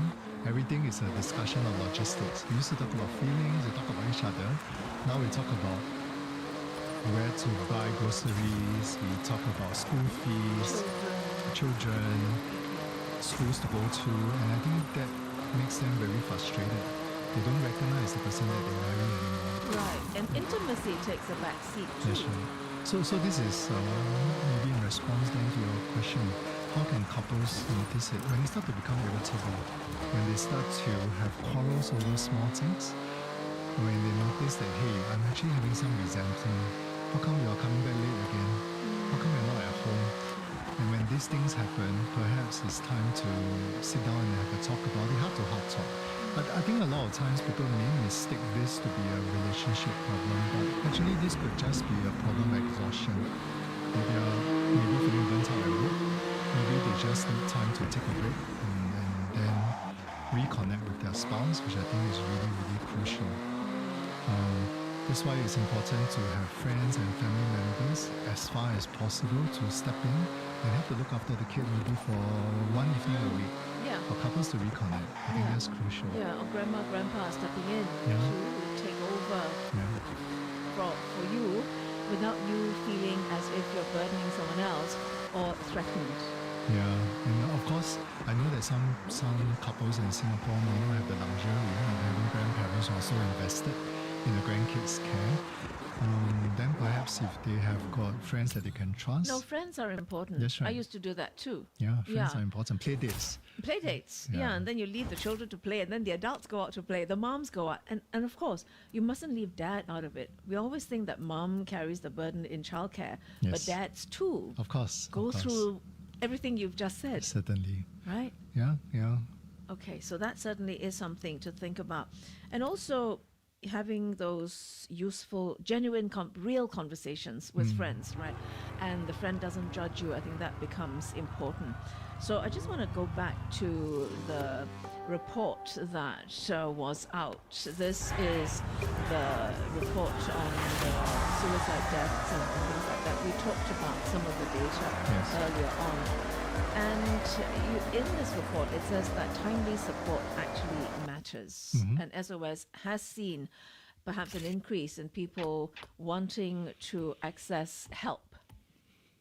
Sometimes people don't know where to go to access help. Does a helpline like SOS, for example, because the person on the other, you talk to someone you know, is for some very difficult. Because you don't want your friend to know that you're going through some of this. To see you and your psychiatrist, I come to you, is less of a stress for me, and it's safer because I don't know you, you don't know me, you can't judge me. How useful then would a helpline like SOS be for people who are reluctant to share their issues? Actually, when we look at studies involving suicide attempts and suicide in general, we find that a majority of suicides are actually impulsive. Like I mentioned earlier, the crisis is temporary, and they do need someone to help them to tide through the crisis. So the first 10 to 15 minutes is crucial. Sometimes at 3 a.m. in the morning, you may not have friends and family to turn to, but you have helplines that you can turn to. It's not just the SOS helpline at 1767. Singapore also has a national line at 1771, and that there are trained individuals on the other side that can provide crisis counseling. I think that's important to have someone to talk you through, to instill hope. I think that is important. Right, and of course in recent years, not just SOS, but other helplines have also introduced a service where you can text. Yes. So the messaging service. I think that's important for people who kind of feel as if they cannot talk to somebody, because that can be quite threatening as well. I won't open up to you, but I can text you a message. And introverts tend to do this a lot. Yeah, perhaps it's also a generational shift. I see a lot of young people who are more comfortable texting rather than listening to somebody else's voice on the phone. I mean, my own kids, my teenage kids, they would rather text me than call me. Okay. And sometimes I have to remind them, if there's something urgent, you have to call me. You can't just text me. Right. So this is... You may not respond in time. Yeah, I think so. And I think this really represents how different generations prefer to communicate. But you have crisis support that is offered by your practice as well as other organizations in Singapore that deal with the issue of stress and struggle and suicide and things like that. And people are going through crisis. And it is very complex, isn't it? There's no one thing that leads me to one conclusion. It could be multiple things, and yet it's like the iceberg. There could be a lot of other things I'm not telling you, Dr. Ng, that is leading me to behave, feel, or be a certain particular way. Prevention is important. Extremely. And it can happen in the most ordinary moments. It can, because one thing I always say is that we actually don't know the invisible baggage that other people are carrying. We may see someone who is successful at the tip of the iceberg, as you mentioned, but they could be struggling with a lot of issues at home, caregiving issues. They may be on the verge of losing a loved one. They could be at threat of getting retrenched. All these things are things that we may not see. And that's why trust and knowing somebody is so important. Imagine pulling someone off the street and asking them what is troubling them. You're probably not going to get the real answer. But if you have a loved one, a friend, a family member, someone that you sincerely want to care for, and you talk to them and they can sense that sincerity, they're more likely than not to tell you what's been troubling them. Yeah. And to circle back to what you said right at the beginning, that second question is important. Yeah, certainly. I think a lot of times we don't need someone who will say the right thing to us. We just need somebody who doesn't disappear when the conversation gets tough. I think that's crucial. Wow. Okay, that's the tough part, isn't it? That is. Yeah. And perhaps for people who feel that they are in crisis situations, talking to a professional might be the answer. Yes, talking to a professional would certainly be very helpful, especially if we are trying to assess whether there are more than just the daily stresses of life, whether we are dealing with depression or anxiety disorder or something even more serious than that. But the first line is always family members and friends, because they are the one in close proximity, and they are the one who can detect if there's a change in the individual. Detecting that change is important. If I'm seeing a patient for the first time, I may not be able to know that the behavior is not something that's unusual, but parents, siblings, children could tell me whether that has changed. I remember having a patient telling me that my father used to be the most jovial person around, but then this couple of weeks, he's just been in his room, he doesn't really talk to us anymore. Okay. So they noticed that. Right. When I saw the father initially, before speaking to the children, he would just tell me that, no, this is how I am. I'm always like this. I have no problems, doctor. And you wouldn't know, right? I wouldn't know. Yeah. Okay. So that is an important step, to ask that second question, not be afraid to ask the second question, so to speak. What would you say then to people as we close, our conversation? The fact that the bigger message here is that we all have struggles. We all go through crisis at some point or other. How big or small that crisis is really depends on the person. Each of us is different. Our family situations and backgrounds are totally different. But I think the message that I would like to send out is that, struggling doesn't mean you're failing, right? Certainly. And you just need to have those coping mechanisms. What would you say to people who are tuned in who might feel that they simply must keep going because everyone else around them is? That's again our assumption that everyone is coping very well, everyone has no problem but you. I think a lot of people see seeking help as a reflection that they are weak or that they are not coping. But actually seeking help is one of the coping mechanisms. Talking to somebody is a way to cope. You don't have to take it all upon yourself. I think sometimes we think that, I have so many people depending on me, my kids, my parents, my friends, and suddenly we don't give ourselves permission to seek help. And seeking help does not mean going to see a psychiatrist or a psychologist. Seeking help sometimes could mean talking to your friends about it, someone you trust, talking to someone from your faith. I think that is also a form of seeking help. Absolutely. And you said earlier on, you tied this to the analogy of bankruptcy. It's not an overnight thing. It's something that builds. It's something that stacks, isn't it? That's Problems do stack one on top of another. And then you go, why am I the only one having this? But you're right, my neighbor could be going through the same thing. But social media has made it worse, I think, because every time you open up Instagram, everyone's got a beautifully, wonderfully baked cake. Nobody shows you their ugly cakes, right? The souffle that's flat, for example. And you feel, okay, how come they can all do it, but I cannot do it? And I think that becomes very, very difficult. What would you say then, as a final parting shot for our listeners? What can we do differently starting today to make it easier for people in our lives to actually say, you know what? Okay, I'm racer, not I doing have so set well your today. route to a nearby speed zone. I think there's still a culture that we tend to keep things to ourselves. So I would actually turn that around and say that we need to do a few things. Number one, we notice the people around us, whether they're not coping well.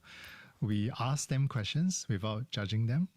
We listen, and then we stay with them if we think that things are not going that well, or we find someone who can stay with them. I think NALS, I think that would be important. Okay, so I think, we do need to make time Definitely. to notice the little things, and most of the time we don't, because when we're walking down the street, our noses are buried in our devices. We don't see the roses, for example. So if we don't see them, we can't smell them, right? Because we've closed off all our senses to everything and everyone around us. So I think that becomes an important part, even though figures show they're quite alarming. But I think the fact is that we do need to get to the root of issues, and the first thing to do perhaps is to, if you notice something, go to a friend and go, so how are you doing today? And get a cup of coffee. So what do you do, Dr. to de-stress? What do you do? What do you give yourself permission to do to care for yourself? We talked about this earlier. I gave myself permission to play computer games when I get home every day after a busy day at the clinic. Yeah. Yeah. And that's a good thing, isn't it? Yeah, Because it's not threatening. You go in there, you play, no one knows you, and then you leave, whether you win or lose. And I think you want to get I tend lost. to lose at my older age now, but it's okay. I think that's the thing. It is okay. I want to thank you very much for making time to come speak with us today on an issue that is important, that is affecting so many people here in Singapore. Not just young people, but older people as well. So thank you so much. Yeah, thanks for having me. Thank you. And so sometimes we must remember support begins with something very simple, as Dr. says. We need to notice, we need to ask, and then we need to begin to listen to people and when they talk to us. So here's the parting shot from me. If you or someone you know is in distress, if you think they need someone to talk to, they need help, you can call the SOS 24-hour hotline, which is 1767.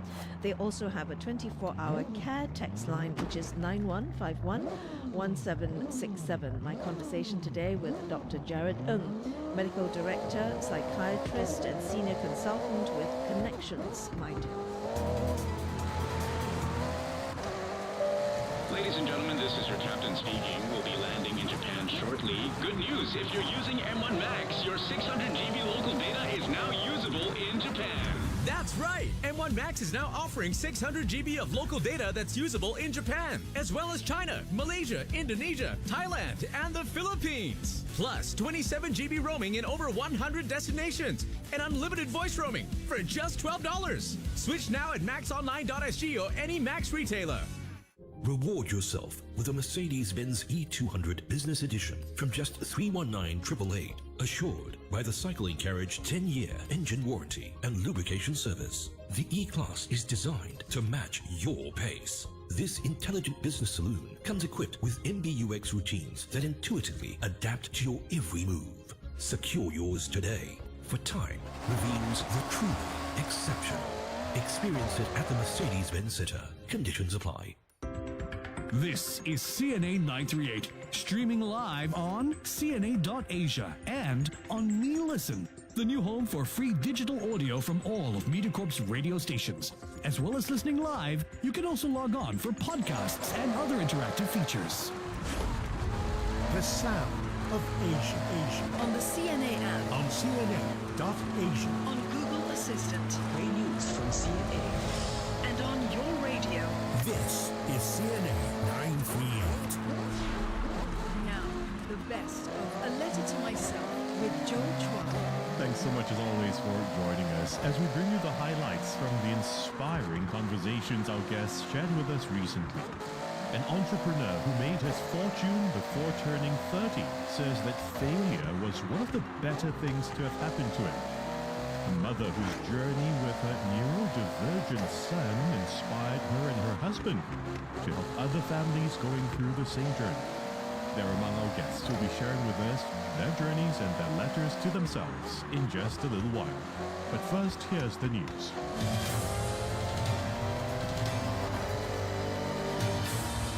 Good evening. I'm Hui Wong with the news at 5 o'clock. Indonesia is intensifying efforts to contain fast-spreading forest and land fires across parts of the country amid a prolonged dry season. CNA's Clara Lee has more. Indonesia's forestry ministry detected nearly 12,000 hotspots nationwide in a 24-hour period, with fires concentrated on the island of Borneo. About 285,000 hectares of land have burned across Indonesia this year. That's more than 4 times the size of Jakarta. Local media says authorities are stepping up monitoring and firefighting efforts, though they need additional measures and funding to respond to the blazes as the number of hotspots grow. Smoke from the fires has drifted into neighboring Malaysia, with unhealthy levels of air quality reported across many parts, including in Sarawak, where a district reached the very unhealthy range yesterday. Sarawak's Environment Board warns conditions could worsen if dry weather persists. Kuala Lumpur has called for collective action from all ASEAN member states to encourage preparedness and addressing risk of transboundary haze. This includes thorough preventive measures, national preparedness and continuous monitoring. Canadian Prime Minister Mark Carney says his country will match new US tariffs dollar for dollar after the two sides failed to reach a trade deal. A 50% US tariff on nearly $20 billion worth of Canadian goods is said to have now come into effect. Both sides had engaged in 3 straight days of talks in Washington in a bid to avert the levies. U.S. Trade Representative Jamieson Greer said Canada wanted more tariff relief than the U.S. was willing to give. Mr. Carney, on the other hand, said the deal terms were, quote, unfair and that the progress in talks was not enough to meet his government's objectives. The United States and Iran are trading sharp warnings ahead of Washington's planned new economic sanctions on Monday.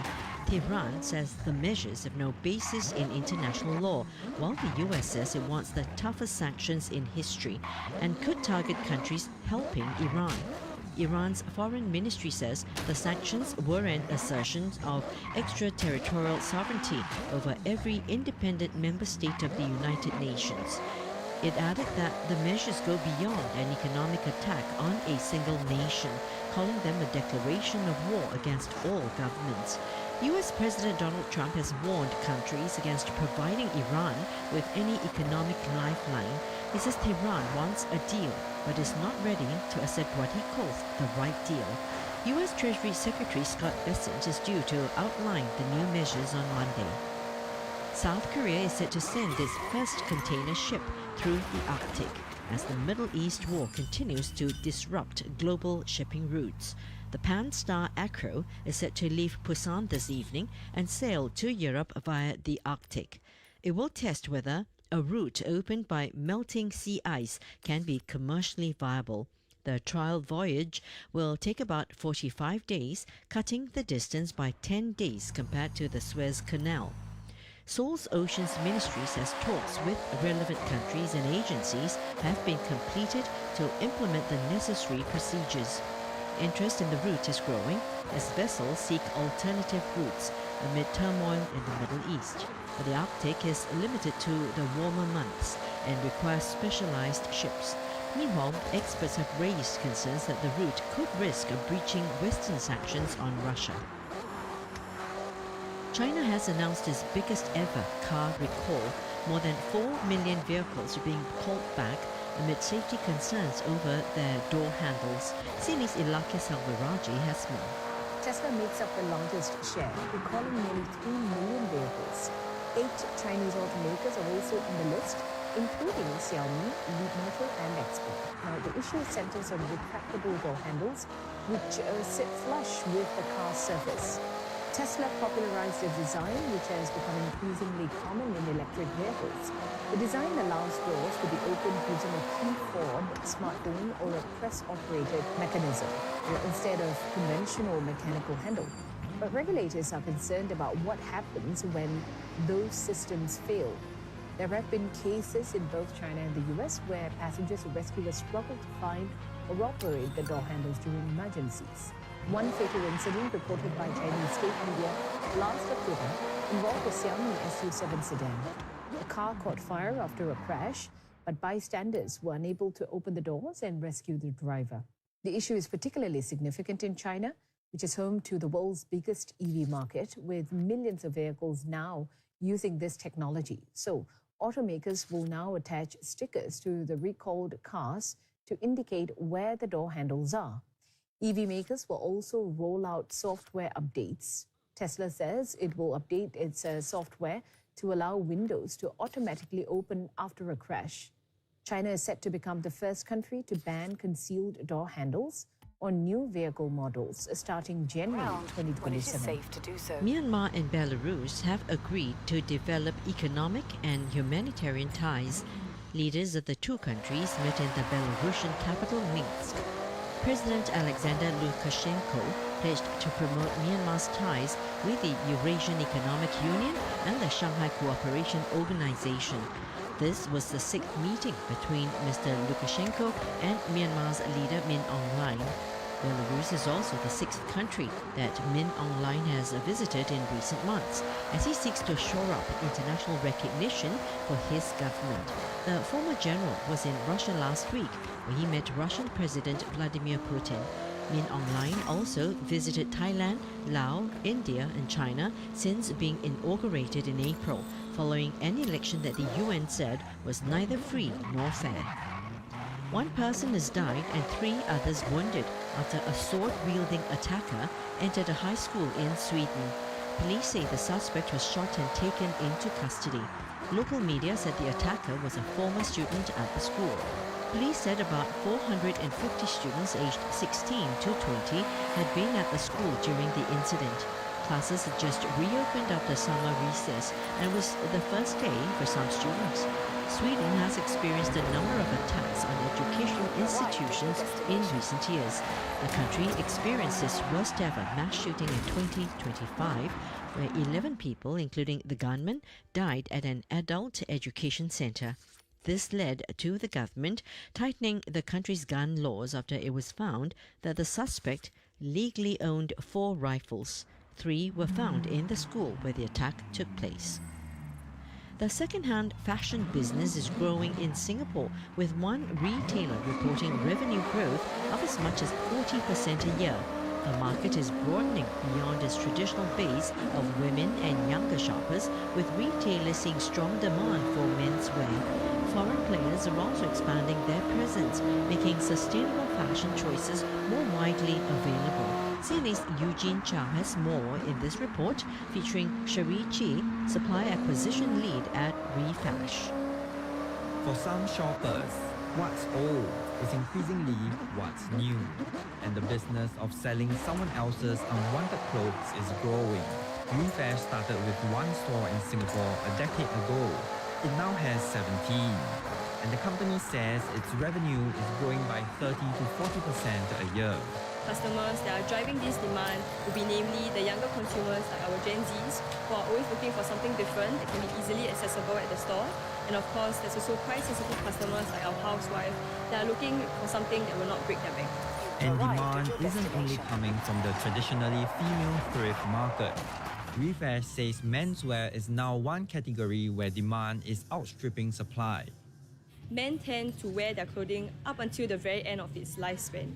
So by the time they're willing to part with it and sell to us, unfortunately, the condition is often no longer sellable. So this imbalance means well-loved menswear pieces, especially in good condition or from sought-after brands, fly off the shelf quicker, and they tend to hold their resale value much better and move faster compared to similar women's wear pieces. She says that demand also points to more men becoming comfortable shopping second-hand. Refash says it gets more than 300 drop-offs from sellers every day, with each bag containing tens, sometimes hundreds of items. That adds up to more than 500,000 pieces processed every month. The company is also looking beyond people's wardrobes for stock. What's less well known about Refash's business is that it also buys dead stock from fashion brands. These are pieces that can no longer be sold or come from labels that have since folded. Every item gets a new lease on life when it's purchased. And it's not only homegrown firms betting on resale. Japanese chain 2nd Street opened its first Singapore store last year. It already has 3 and is planning to expand. Second Street says its Singapore customers tend to skew younger. For them, pre-loved offers more variety at lower prices. But retailers say its appeal is also widening. Second-hand fashion is becoming less about necessity and more about value, quality, and style, helping to shed an old stigma that is only for people who can't afford new. And that's helping turn such fashion into an increasingly mainstream choice. That report from CNA's Eugene Chow, and that wraps the news. I'm Hui Wong. Headlines anytime on CNA 938 and CNA.Asia. Going to the roads of Singapore, we're looking at an obstacle on TPE towards SLE after Punggol Road. This is causing traffic congestion till KPE, avoid lanes 2 and 3. And stalled ones on SLE towards CTE before Woodlands Avenue 2. And also on AYE towards MCE after Clementi Road, avoid lane 4. One more stalled one on KJE towards BKE at BKE PIE exit. Slow going on BKE towards Woodlands at Woodlands Road exit, and also on PIE towards Tuas at CTE SLE exit. Weather-wise, it is mostly sunny and occasionally windy. Temperature at 32 degrees Celsius right now, going to a low of 25 degrees Celsius tonight. Prime Minister Lawrence Wong will be delivering his National Day rally speech at the Institute of Technical Education headquarters tomorrow. The speech will be telecast live at 6:45 p.m. Mr. Wong will be speaking in Malay, then in Mandarin. He'll proceed to deliver his English speech at 8 p.m. CNA will provide subtitles in English. You can also watch the rally online at cna.asia, cna.asia/YouTube, or mewatch.sg/National Day. And you can listen to the coverage live on CNA 938. Now, the best of A Letter to Myself with Joel Chua. Thanks so much as always for joining us as we bring you the highlights from the inspiring conversations our guests shared with us recently. The first guest we have today is an entrepreneur who told us how he made his first $1 million by the age of 29. But then, in 2005, with changing winds and increased competition, his company came close to bankruptcy. As painful as that time was, Eric Lam says it was this period that yielded the most valuable lessons for him. When he reinvented, he bounced back and he took his education resource company to new heights. Today, he's pivoted again, this time with an agentic AI platform for professionals and enterprises. It's a platform that doesn't require coding knowledge nor an internet connection. Eric Lam tells us more about his journey of reinvention, resilience, and what he'd say in his letter to his younger self. Well, I would say three things. And the first thing that I would say to myself is, know that you will fail. And know that that's probably one of the better things to have happened in your life. One of the better things? I wouldn't say it's the best thing, because some people will say failure is the best thing. No. It sucks, okay? The whole idea of not doing well and going at the bottom of the pit and so on, that feeling is not something I want to repeat over and over again. It's not worthwhile if you can learn the lesson from, but it's one of those better things that can help me. And to my younger self, know that. The problem that I had when I first started my real business was I became successful very quickly. Too quickly? Too quickly, yeah. When I became successful that quickly, it is easy now to look back and say, probably I was lucky. I was at the right place at the right time, because clearly I didn't have the network that I do now. I didn't have the experience or wisdom that I have right now. And yet I could succeed. So clearly I was at the right place at the right time. I was doing the right thing. And the problem is because I never really failed, I wouldn't know what made me so successful. Except to think that I am inherently built for success. That was your belief in your early 20s. Yeah. And now I look back and say, oh, what arrogance, right? Would you dare to think of yourself like this? But that was exactly how I felt. I was like walking on clouds and so on. But when we have that kind of mentality and that kind of mindset, we are closed to opportunities outside. Or what we consider as opportunities are actually distractions. And because we cannot tell the difference between the two, what actually happens is, well, we tend to place our bets on the wrong things, and then before you know it, money started going out much more than it comes in, and then you hang on to something that you think works, but it didn't quite work anymore, and you do not know how to pivot. So if you have kind of like mini failures along the way, it would have toughened your soul enough to actually want to go out there and learn, talk to people, be naturally curious about things. The best starts use launch control, by the way. Because hold the at that point handbrake, in some time people in call your it the early e-brake, I know. 20s, you believed Get your yourself to revs be up the and on smartest guy in the green, room. release the handbrake and go. And that's actually one of my principal worries when I look at Singapore, well, not just the Singapore entrepreneurial space, but the Singapore young population as a whole. Our government takes care of people so well that we really have not had it rough. And when you don't have it rough, you like to point the finger at someone else except yourself when things don't work. But you can't do that, because if you really want to survive and you want to try, you cannot always depend on somebody always taking care of you and making sure that you don't fall. It doesn't work. It doesn't make sense. That idea and that message that you said you'd share with your younger self, the first one, know that you will fail. Yep. And it's going to be one of the better things that would happen to you. Yes, because if you don't die in that process. And that is a very important caveat, because, I mean, fail, yes, but you got to make sure that you get back up. So there are many of us who actually fail, so-called fail, but actually it's not failure, it's actually just a setback. But we never got back up. Yeah. We always believe that the world is unfair to us, this shouldn't be happening to us, and so on. Yes, it might not have, should not have happened to you, but it did. So what are you going to do about it? Did you go through that phase as well? Of course. Of blaming the external Of course. I started blaming the whole world, right? And then I started looking at it and said, hey, no, man. If you look at it, if you distill everything right down, it's actually because of every single micro decision that you made that actually led yourself to this stage. And if had you steered the boat slightly differently, there might have been a very different outcome. Right. You took responsibility for the outcomes. Yes. What helped you going? What helped you keep going after each setback? The belief that, okay, I got a fundamental belief that if you're still breathing, there's still hope. So that's always this belief. Where did you get that optimism from? Would you call it optimism? Well, people who know me well, my dearest friend says that I'm an eternal optimist. Okay. And that's why I'm an entrepreneur. Yeah. But I like to tell them that no, I like to think of myself as a pessimist. But they say, no, you are an optimist. So I don't know who is right.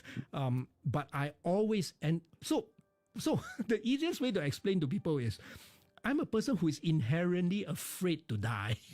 So the kiasi mentality, right? So the kiasi mentality don't want to die lah. So you don't want to die, then you make sure you survive lah. So you got to make sure that when you fall, you don't just die here lah. So get back up, continue to move, because if we can breathe and we can move and we can think and we can eat, there is always hope. There is no such thing as a hopeless tomorrow. No such thing. We have to always tell, for me, I always tell myself that tomorrow, when the sun rises again, is a new tomorrow. In fact, now that we are talking about this, when during the years when we had many employees, I had this golden rule to every staff, especially those of us in the front line who are going out there chasing projects, doing sales and so on. Quite often we will lose to our competitors in their bids and all that, and we will feel very sour, very sore about it. And I remember I have this female colleague who told me, he said, wow, she's so angry, so frustrated, almost in tears. So I told her, I said, you are allowed to cry, you are allowed to grieve. She said, what? Really? I said, yeah, you're allowed to cry, you're allowed to grieve, you're allowed to feel depressed. She said, really? I said, yes, but for just one night. So tonight you can cry and you can wail all you want, you can feel depressed, you can blame the heavens, the earth, wherever. You do what you need to do except harming yourself. But when you go to bed, you heal. When you sleep, you heal. But when you wake up and the sun rises, it's a new tomorrow, there's new game to catch. It's a new hunting season. Now go out there and start over, because that is the decision that we made. And I remember being asked this question when I was in NTU as one of the keynote panelists to a group of MBA students from the Middle East, because we were talking about how difficult it is to start business and all that. And I remember one student actually raising his hand and said, bonus to this car. if it's so difficult, have you ever thought about giving up? And the other two panelists were saying something which I guess we all know. One of them said, oh, I cannot afford to let this get into my head, because once it does that, it's just going to cripple me. And so, okay, we know that. But what if it's already here, right? So what do we do, right? The other dude said, if I think like this, I wouldn't have been where I am today. Okay, good for you. So when it came to me, I said, well, I think about this all the time. I think about giving up all the time. I feel like giving up all the time, in fact. But what I feel and what I decide are two very different things. I decided to do this, and I therefore stay the course. I can always choose to decide not to do it, but until that day I decide not to do it, I'm still on this course. So I'm on this course, and you trip and you fall and you had a setback. You get back up, because this is the life you chose. There's no other life out there. So this is the fundamental belief that I have. And there's still breath in you. Yes. Thank you very much for sharing that first message in your letter to your younger self.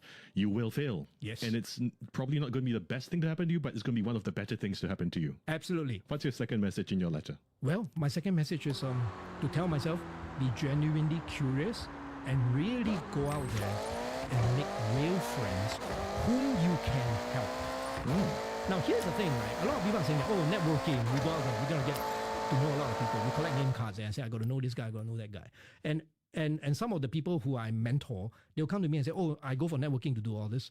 And my question I always ask them is this, quite simply. So who have you helped?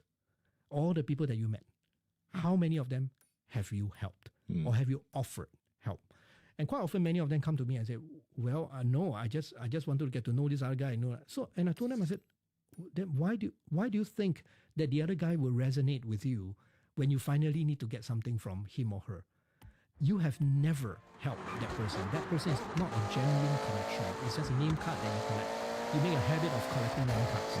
So I will tell myself, and my younger self was, because you're on cloud nine, right? So you think that you're so brilliant, so you don't have to go and talk to people, you don't make friends. But I tell myself, my younger self right now, that you genuinely go out there and be curious about people, because you will never know when somebody's life can inspire you and give you certain ideas to do something incredible.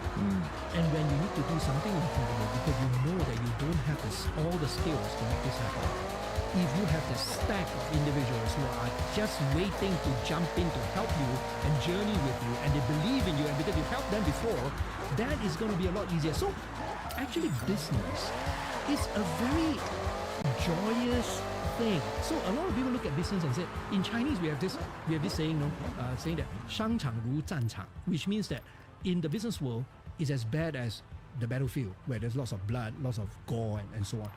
I look at it as very different. That actually in my current circle right now, business is very camaraderie, where we come and help one another. Thank you very much for sharing that second message. How do you phrase it again? The second message?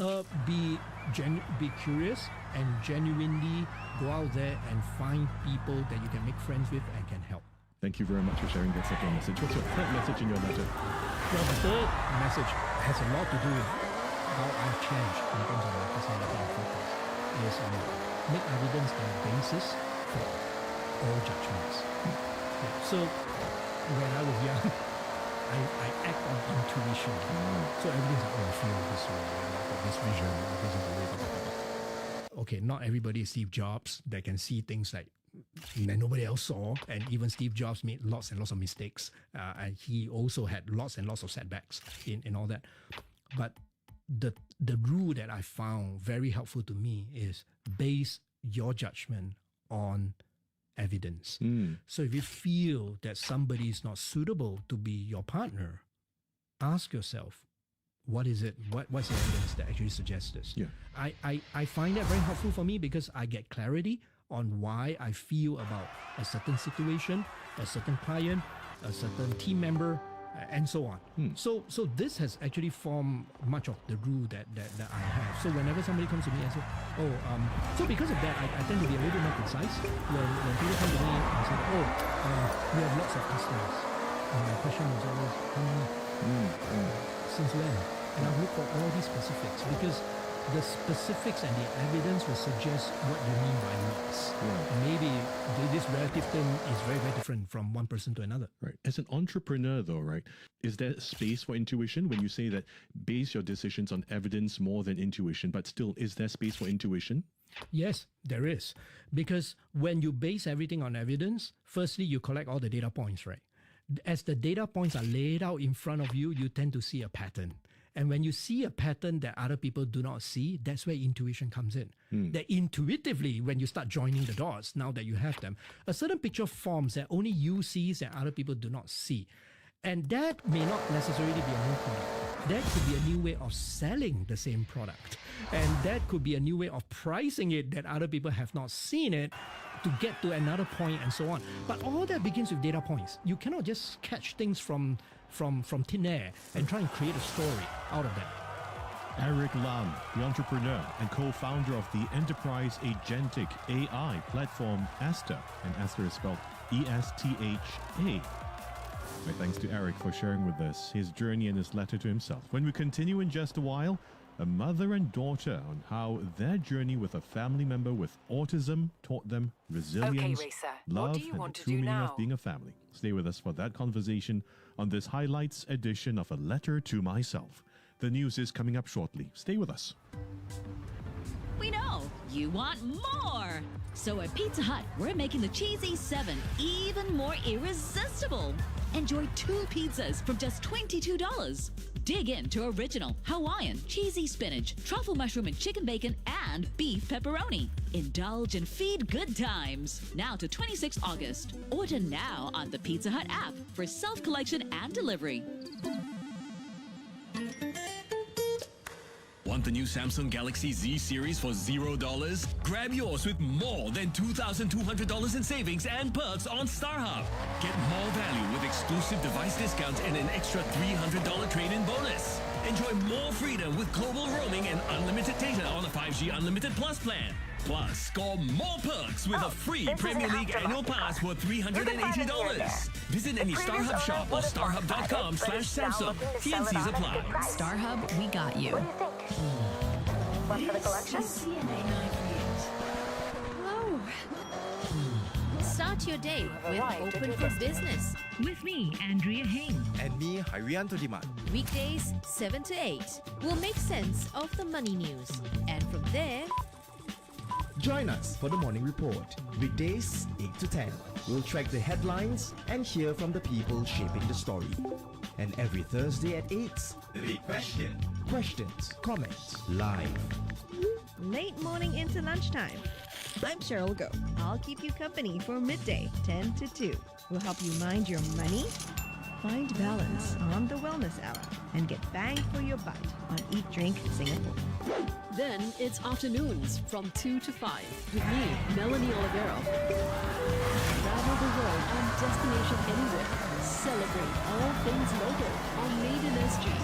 And join the Culture Club for a dose of the arts, culture, music, and the written word. As the city winds up, Singapore Today takes over 5 to 8 with me, Daniel Martin. And don't forget, Throwback at 6 featuring your voice, your views live on air. Then journey with me and my guests as they share the most valuable life-shaping lessons. A Letter to Myself. With me, Joel Chua, at 8 p.m. And your Singapore weekend with me, Susan Ng, on Saturday and Sunday mornings. Keeps you up to date on what's on, where to go, and what to do. Inspiring conversations on family and this place we call home. it's all happening on The CNA app, CNA.Asia, and CNA 938. Witnessed an accident? Saw something unusual or interesting and caught it on camera? Share with us what you see. Tell us about it through CNA.Asia, Telegram, Facebook, and our CNA app. Go to CNA.Asia/eyewitness for more details. See it, report it, contribute to CNA Eyewitness, because your tip-off matters. This is CNA 938. Understand Asia. Good evening, I'm Hui Wong with the news at 5:30. Indonesia is intensifying efforts to contain fast-spreading forest and land fires across parts of the country amid a prolonged dry season. Indonesia's Forestry Ministry detected nearly 12,000 hotspots nationwide in 24 hours, with fires concentrated on the island of Borneo. About 285,000 hectares of land have burned across Indonesia this year. That's more than 4 times the size of Jakarta. Local media says authorities are stepping up monitoring and firefighting efforts, though they need additional measures in funding to respond to the growing number of hotspots. Smoke from the fires has drifted into neighbouring Malaysia, with unhealthy levels of air quality reported across many parts of the country. This includes Sarawak, where a district reached the very unhealthy range yesterday. Kuala Lumpur has called for collective action from all ASEAN member states to enhance preparedness in addressing the risk of transboundary haze. The United States and Iran are trading sharp warnings ahead of Washington's planned new economic sanctions on Monday. CNA's Clara Lee has more. Tehran says the measures have no basis in international law, while the US says it wants the toughest sanctions in history and could target countries helping Iran. Iran's foreign ministry says the sanctions were an assertion of extraterritorial sovereignty over every independent member state of the United Nations. It added that the measures go beyond an economic attack on a single nation, calling them a declaration of war against all governments. US President Donald Trump has warned countries against providing Iran with any economic lifeline. He says Tehran wants a deal, but is not ready to accept what he calls the right deal. U.S. Treasury Secretary Scott Bessent is due to outline the new measures on Monday.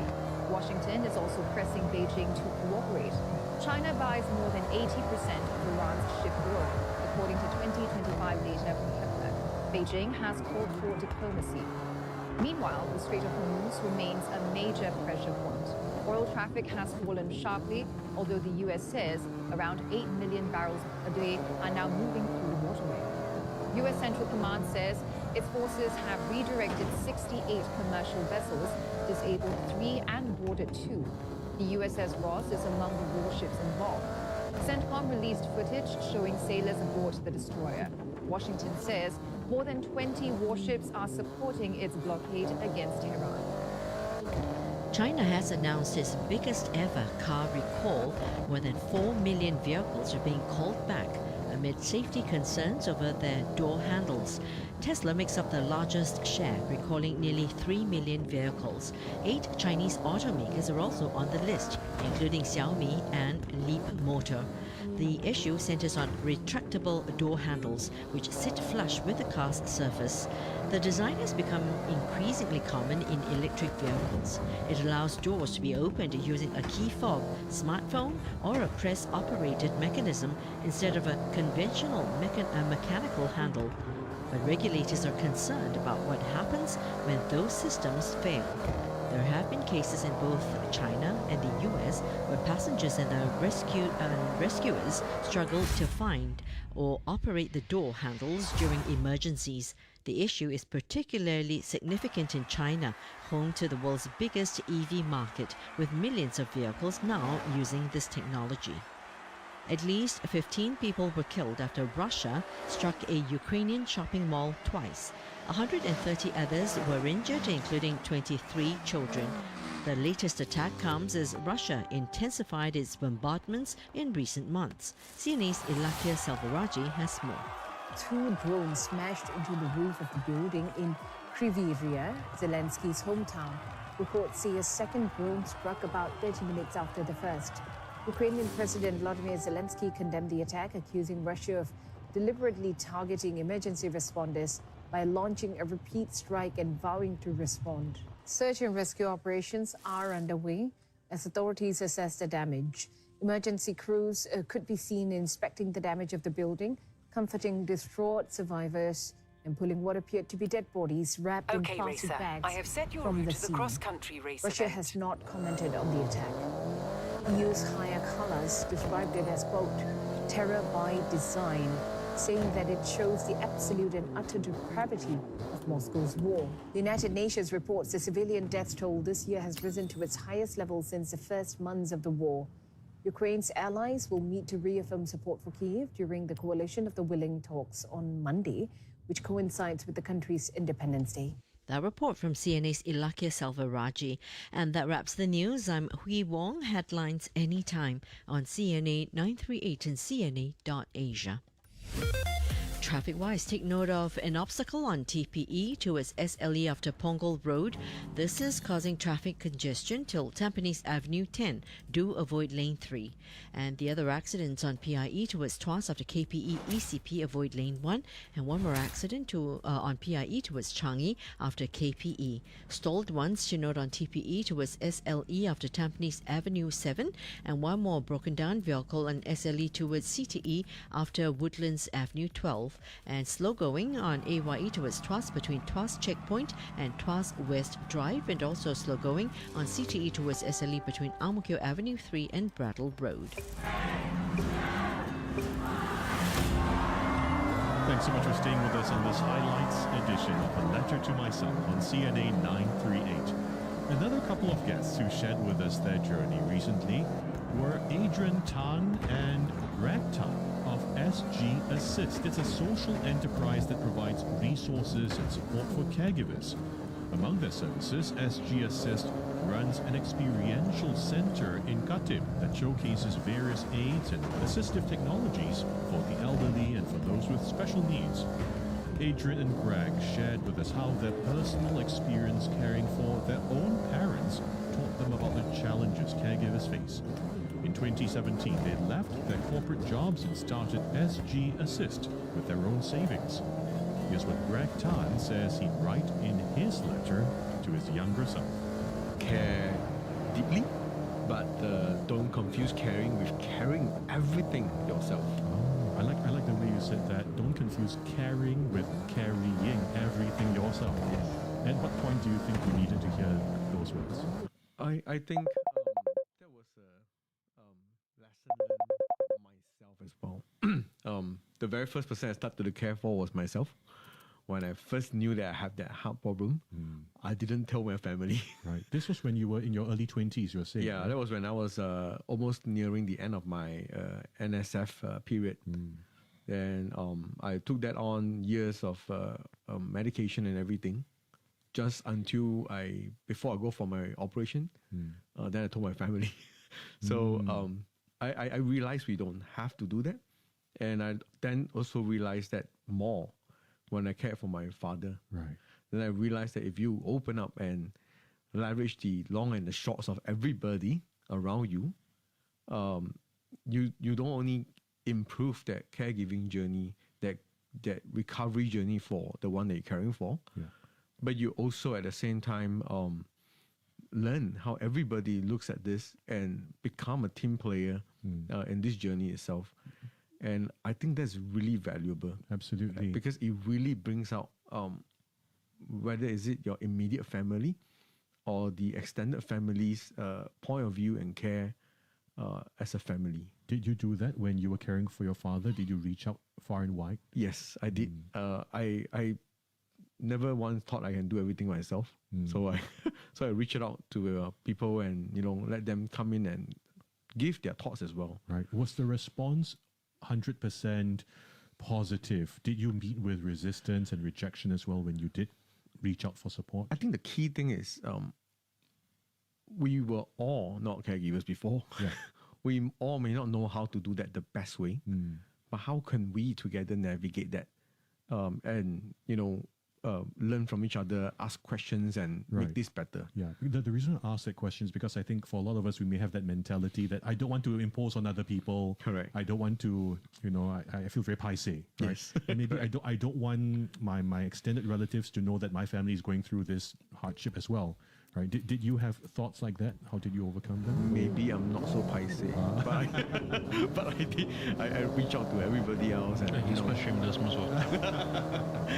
and well, it turned out well. Okay, it turned out that everybody was happy to be on that journey. That's very nice. Yeah. And then realize that learning that if more people can see that maybe the journey can be better or different in a way.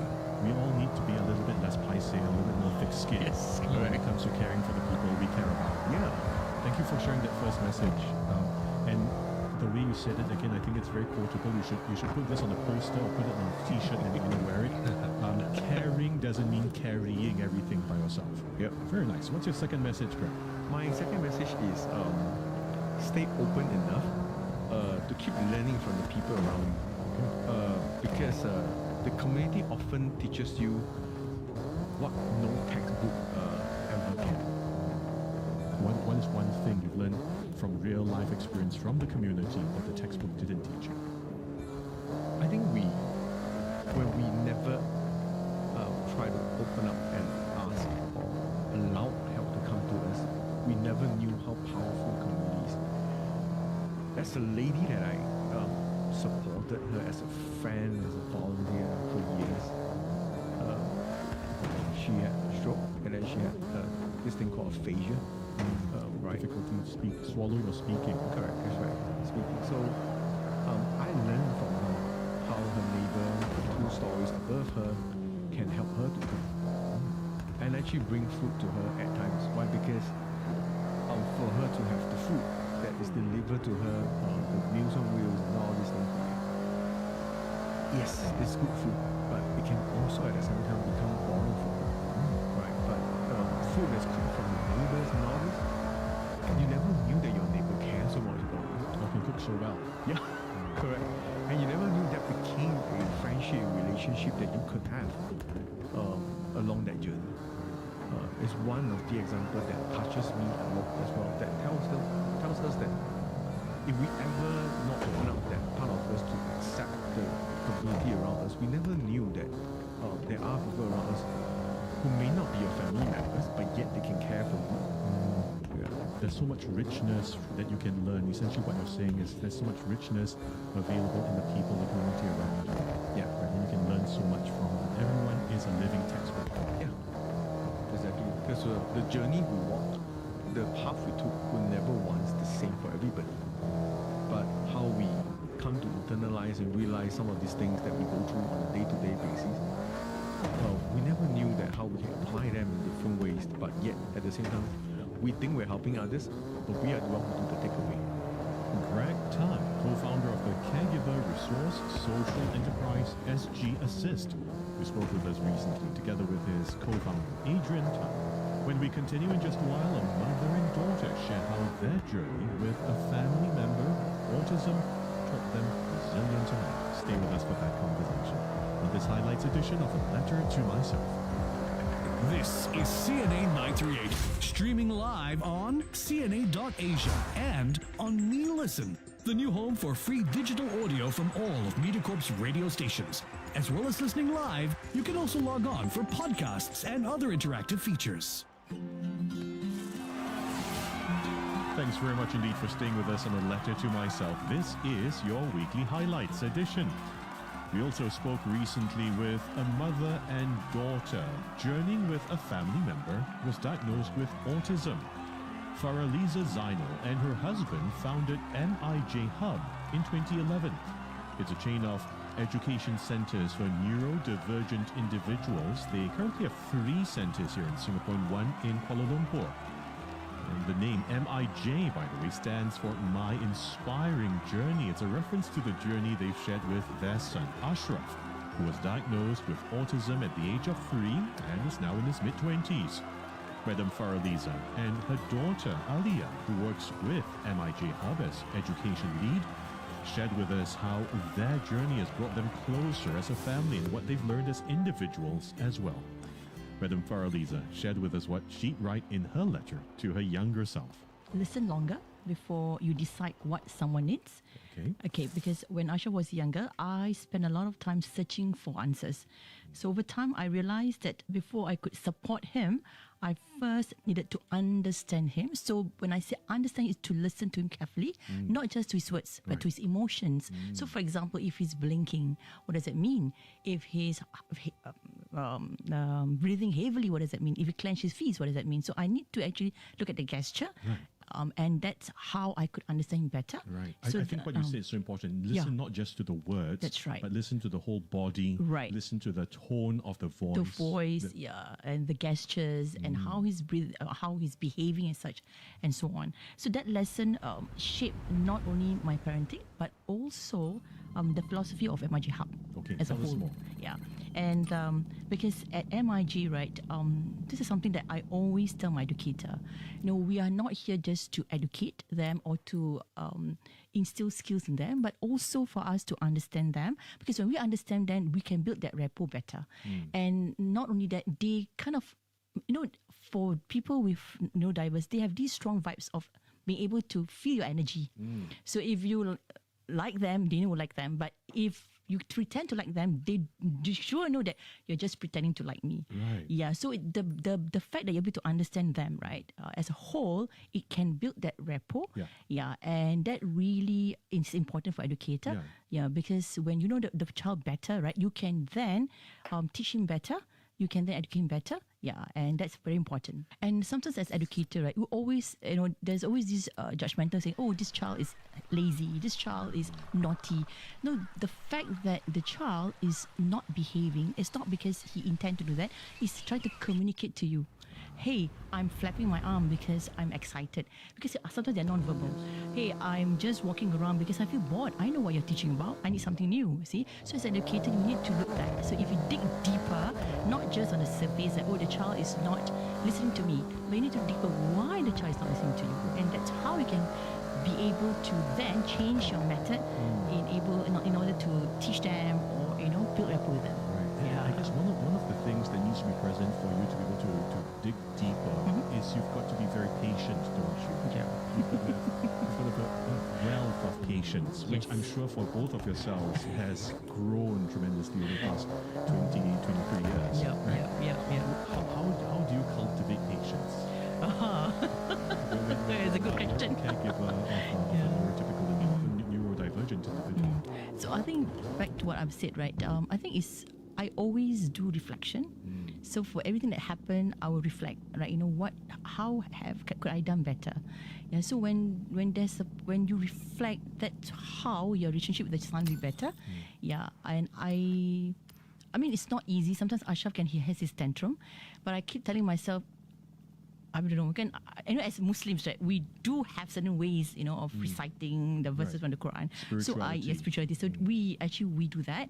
Yeah. So anytime that I feel so exhausted mentally, physically, I'll just go in a spiritual way. Yeah, that helped me a lot. Sure. Yeah. Thank you very much, Farah, for sharing that first message. I love the way you rephrased it. Can you repeat how you said it? Listen longer before you decide what someone needs. Yeah. Yes. Thank you very much. And listen not just to the words, but to the tone of voice, the facial expression, the body language. Yes. What's your second message, Mary? Okay, my second message is leave room for life to withdraw your plans. Leave room for life to withdraw your plans.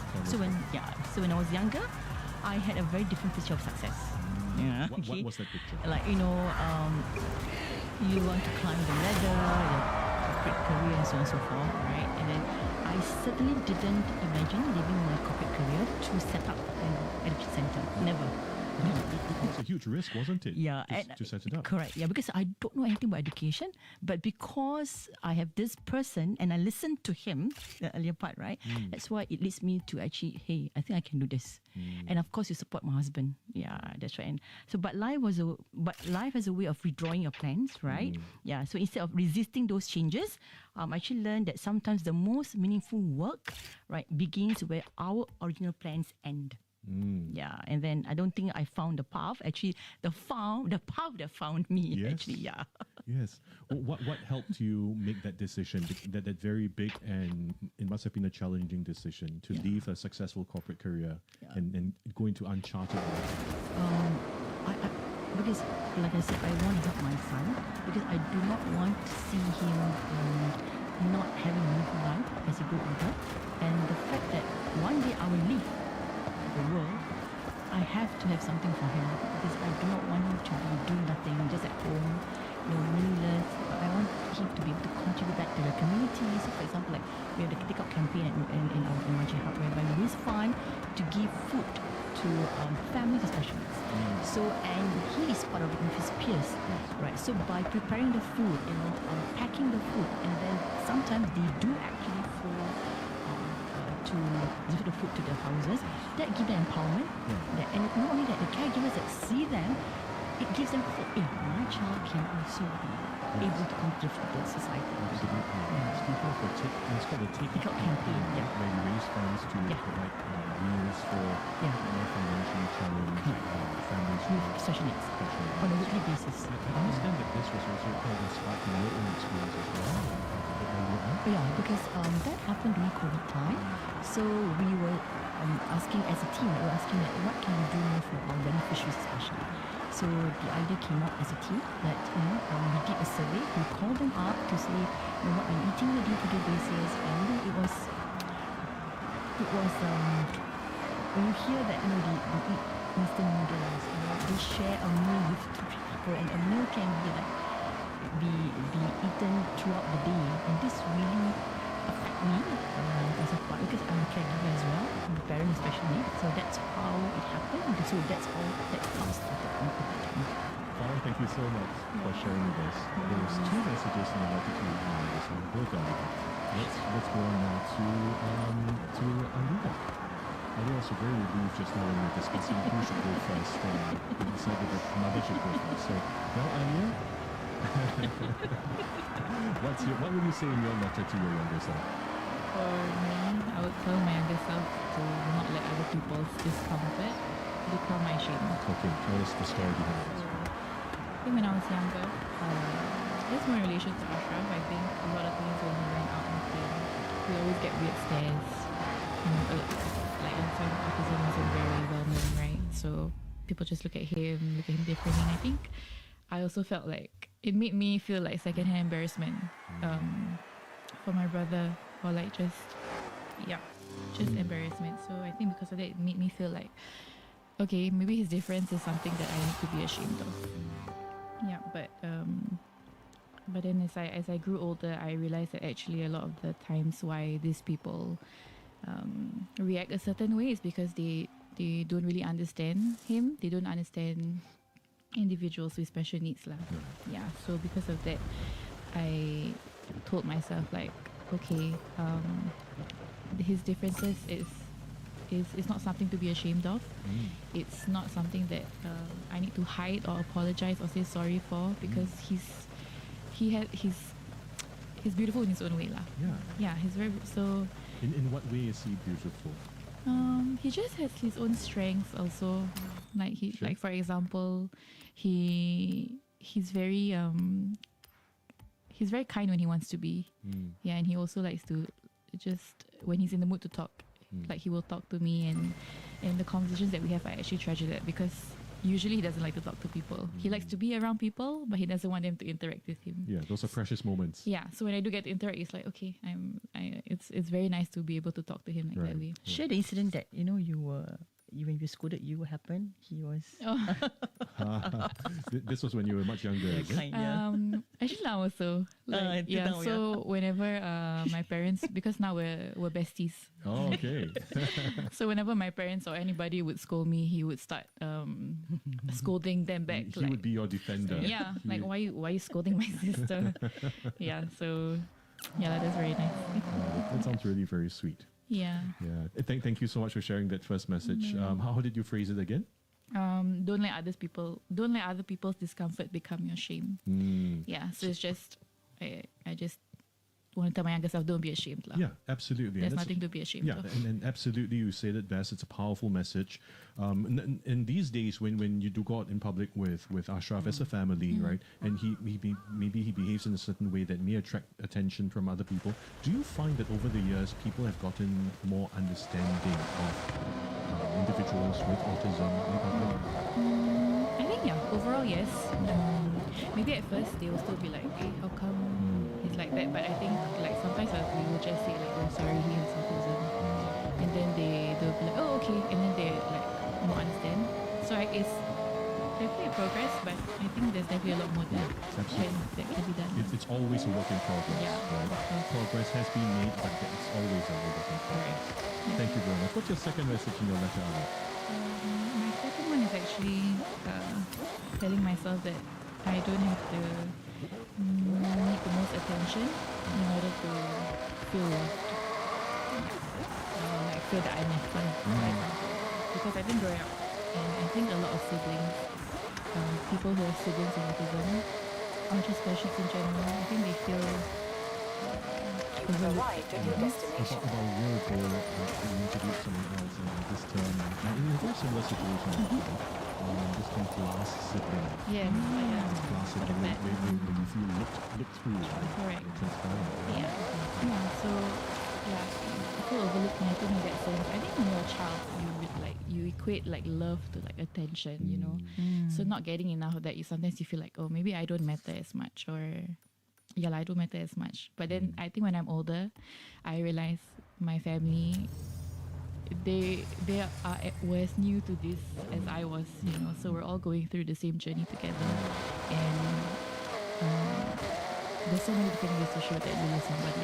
So it doesn't mean that I couldn't see it when I was younger. Didn't mean that I wasn't loved or I didn't have the attention. What helped you change this perspective, or help this perspective evolve?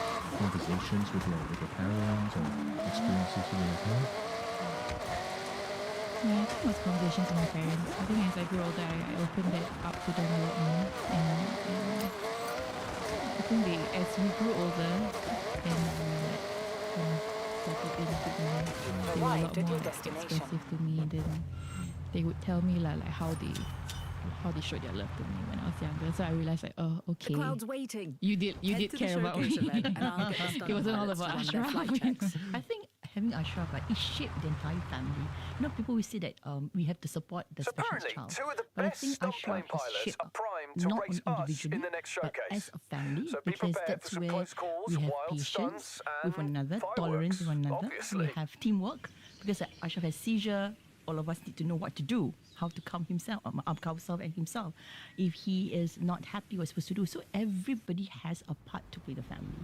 So in a way, he shaped us as a family. Mother and daughter Faraliza Zainal and Noralia Mohammed of MIJ Hub, which operates a chain of education and resource centers for children and youths with special needs. My thanks to all our guests for sharing with us their journeys, their life-shaping lessons, and their letters to themselves. Be sure to tune into the full conversations on A Letter to Myself every weeknight at 8 p.m. I'm Joel Chua, and this is CNA 938. The news is coming up shortly. Stay with us. Want the new Samsung Galaxy Z series for $0? Grab yours with more than $2,200 in savings and perks on StarHub.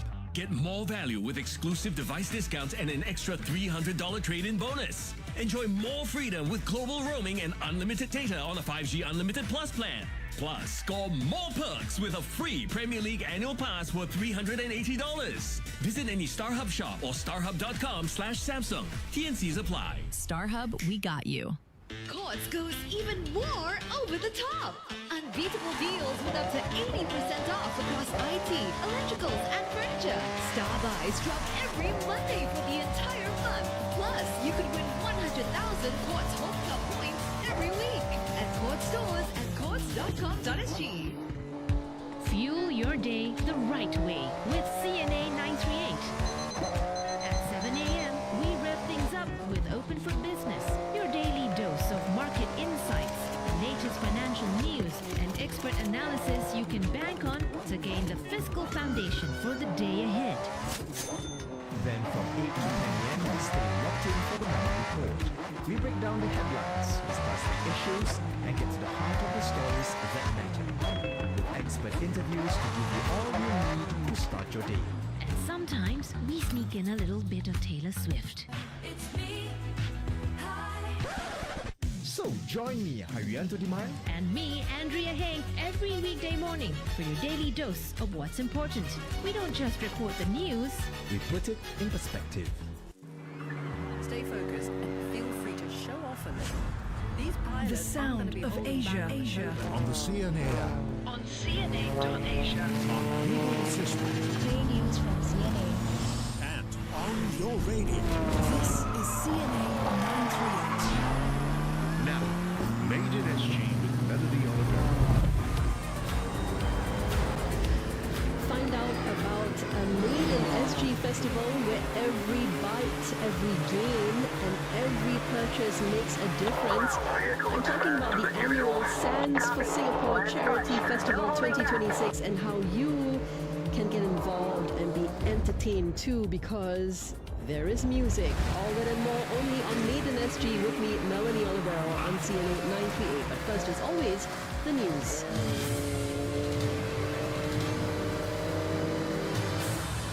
Good evening, I'm Hui Wong with the news at 6 o'clock. Indonesia is intensifying efforts to contain fast-spreading forest and land fires across parts of the country amid a prolonged dry season. Indonesia's forestry ministry detected nearly 12,000 hotspots nationwide in 24 hours, with fires concentrated on the island of Borneo. About 285,000 hectares of land have burned across Indonesia this year. That's more than 4 times the size of Jakarta.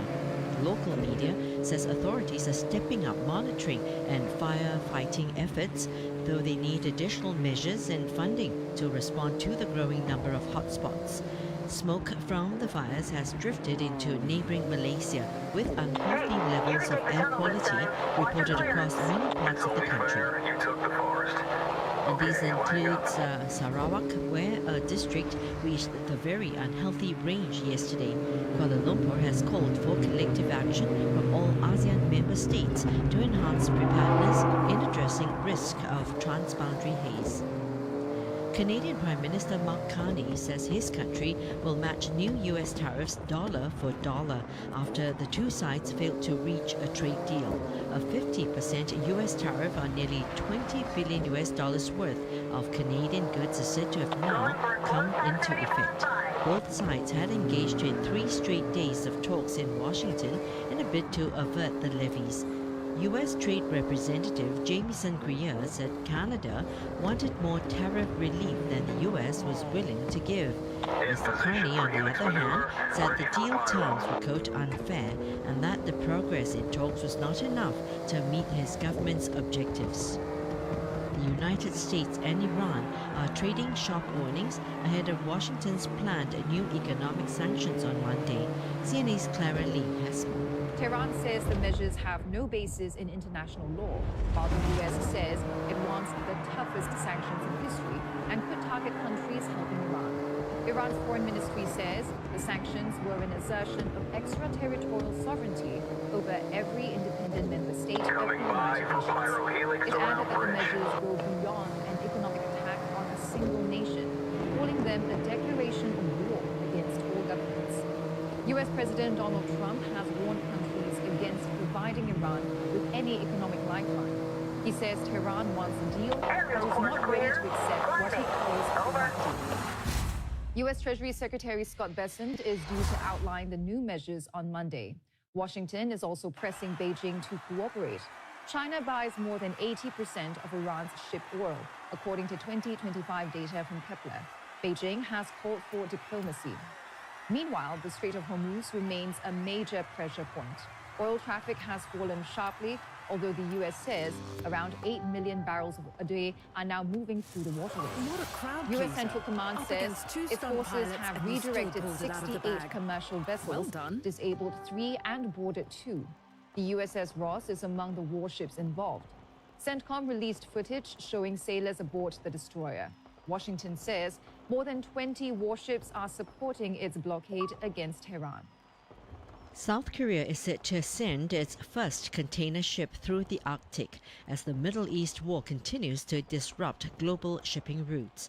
The Pan-Star Acro is set to leave Busan this evening and sail to Europe via the Arctic. It will test whether a route opened by melting sea ice can be commercially viable. The trial voyage will take about 45 days, cutting the distance by 10 days compared to the Suez Canal.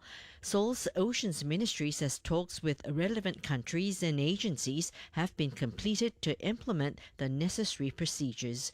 Interest in the route is growing as vessels seek alternative routes amid turmoil in the Middle East. But the Arctic is limited to the warmer months and requires specialized ships. Meanwhile, experts have raised concerns that the route could risk breaching Western sanctions on Russia. China has announced its biggest ever car recall. More than 4 million vehicles are being called back amid safety concerns over their door handles. CNA's Ilakis Alvaraji has more. Tesla makes up the largest share, recalling nearly 3 million vehicles. 8 Chinese automakers are also on the list, including Xiaomi, Leapmotor and XPeng. Now, the issue centers on retractable door handles, which sit flush with the car's surface. Tesla popularized a design which has become increasingly common in electric vehicles. The design allows doors to be opened using a key fob, smartphone or a press-operated mechanism, instead of conventional mechanical handle. But regulators are concerned about what happens when those systems fail. There have been cases in both China and the US where passengers and rescuers struggle to find or operate the door handles during emergencies. One fatal incident reported by Chinese state media last October involved a Xiaomi SU7 sedan. The car caught fire after a crash, but bystanders were unable to open the doors and rescue the driver. The issue is particularly significant in China, which is home to the world's biggest EV market, with millions of vehicles now using this technology. So, automakers will now attach stickers to the recalled cars to indicate where the door handles are. EV makers will also roll out software updates. Tesla says it will update its software to allow windows to automatically open after a crash. China is set to become the first country to ban concealed door handles on new vehicle models starting January 2027. The party of Pakistan's former Prime Minister Imran Khan has filed a contempt petition against the government over his recent medical examination. The Pakistan Tehreek-e-Insaf, or PTI, says authorities breached a Supreme Court order by taking Khan to a state-run hospital instead of the private facility named by the court. PTI says the petition seeks action against the Prime Minister, Law and Information Ministers and other officials. It also calls for Khan to be treated at a private facility in Islamabad as ordered by the court.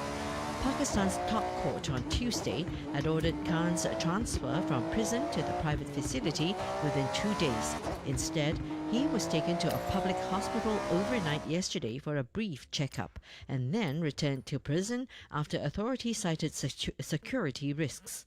The former Prime Minister's party says this episode could increase pressure ahead of a planned protest march on 27th of September.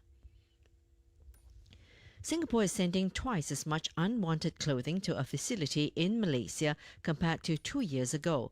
The clothes are collected through Social Enterprise Club's textile recycling bins. Up to 70 tons are shipped each week to a textile recovery firm, Lifeline Clothing, where they are sorted for reuse and recycling. CNA's Eugene Chow heads to Port Klang, where the facility is based, to find out what really happens to all of that clothing. He speaks with Zaki Suratman, business manager of Lifeline Clothing Malaysia, and Jasmine Tuan, co-founder of Kloop, in this report. If you have dropped a shirt into one of Kloop's yellow bins, its next stop is across the border. It arrives more than 300 kilometers away at this facility in Port Klang, among tons of clothing that workers will assess for reselling. While shoes, bags and accessories do show up here, garments make up the vast majority of what's collected. Some 300 workers sort them into around 500 categories, assessing everything from their condition and material to quality and style. But what happens to each piece also depends on what buyers want. Most clothes that easy to resell will be in a lightweight clothing summer. Children clothing, very easy to resell and very high demand. And also any branded garments that arrive here in very good condition. Heavy curtains and blankets, however, rarely get a second chance at life. And another sticky category, fast fashion. Fast fashion garments are more harder to resell because the price of a new clothing are more cheaper compared to the second-hand clothing. In order for us to successfully resell in the second-hand market industry, we cannot just depend on the cheap price. It must come with a unique quality, condition and also sustainability effort. Some pieces may never have been worn at all, arriving brand new with tags. I suspect it's a lot of online order, sale of clothes that you order online that doesn't fit well. So naturally, they will want to then donate and pass on to organizations like ourselves that can circulate back locally or globally, working with partners. For clothes that can be resold, the next step is the global second-hand market. They're compressed into bales to take up as little space as possible, ready to be sold overseas. These bundles ranging from 45 kilograms to 400 kilograms are then sold to buyers and wholesalers overseas. That's how they find new owners in countries such as Kenya, Uganda, and Papua New Guinea. They make up about half the clothes that enter the factory. The other half take a different path. Most are turned into rugs or industrial wiping cloths. What cannot be reused or repurposed is burnt to produce electricity as a last resort. Klook says putting unwanted clothes into a recycling bin shouldn't be seen as the solution to overconsumption. Instead, consumers should buy less and reuse or repair what they already own before recycling. Eugene Chow, CNA, Port Klang, Kuala Lumpur. And that wraps the news. I'm Hui Wong. Headlines anytime on CNA 938 and CNA.Asia. Traffic-wise, take note of an obstacle on TPE towards SLA after Punggol Road. This is causing traffic congestion till KPE. Avoid lanes 2 and 3. And take note that it's currently slow going on the Central Expressway towards AYE at Orchard Road exit. Weather-wise, it's going to be a fair Saturday evening, fair and occasionally windy Saturday evening. Temperature currently at 31 degrees Celsius, going to a low of 26 degrees Celsius tonight. Prime Minister Lawrence Wong will be delivering his National Day rally speech at the Institute of Technical Education headquarters tomorrow. The speech will be telecast live at 6:45 p.m. Mr. Wong will be speaking in Malay, then in Mandarin. He'll proceed to deliver his English speech at 8 p.m. CNA will provide subtitles in English. You can also watch the rally online at cna.asia, cna.asia/YouTube, or mewatch.sg/National Day. And you can listen to the coverage live on CNA 938. Now, Made in SG with Melanie Olivero.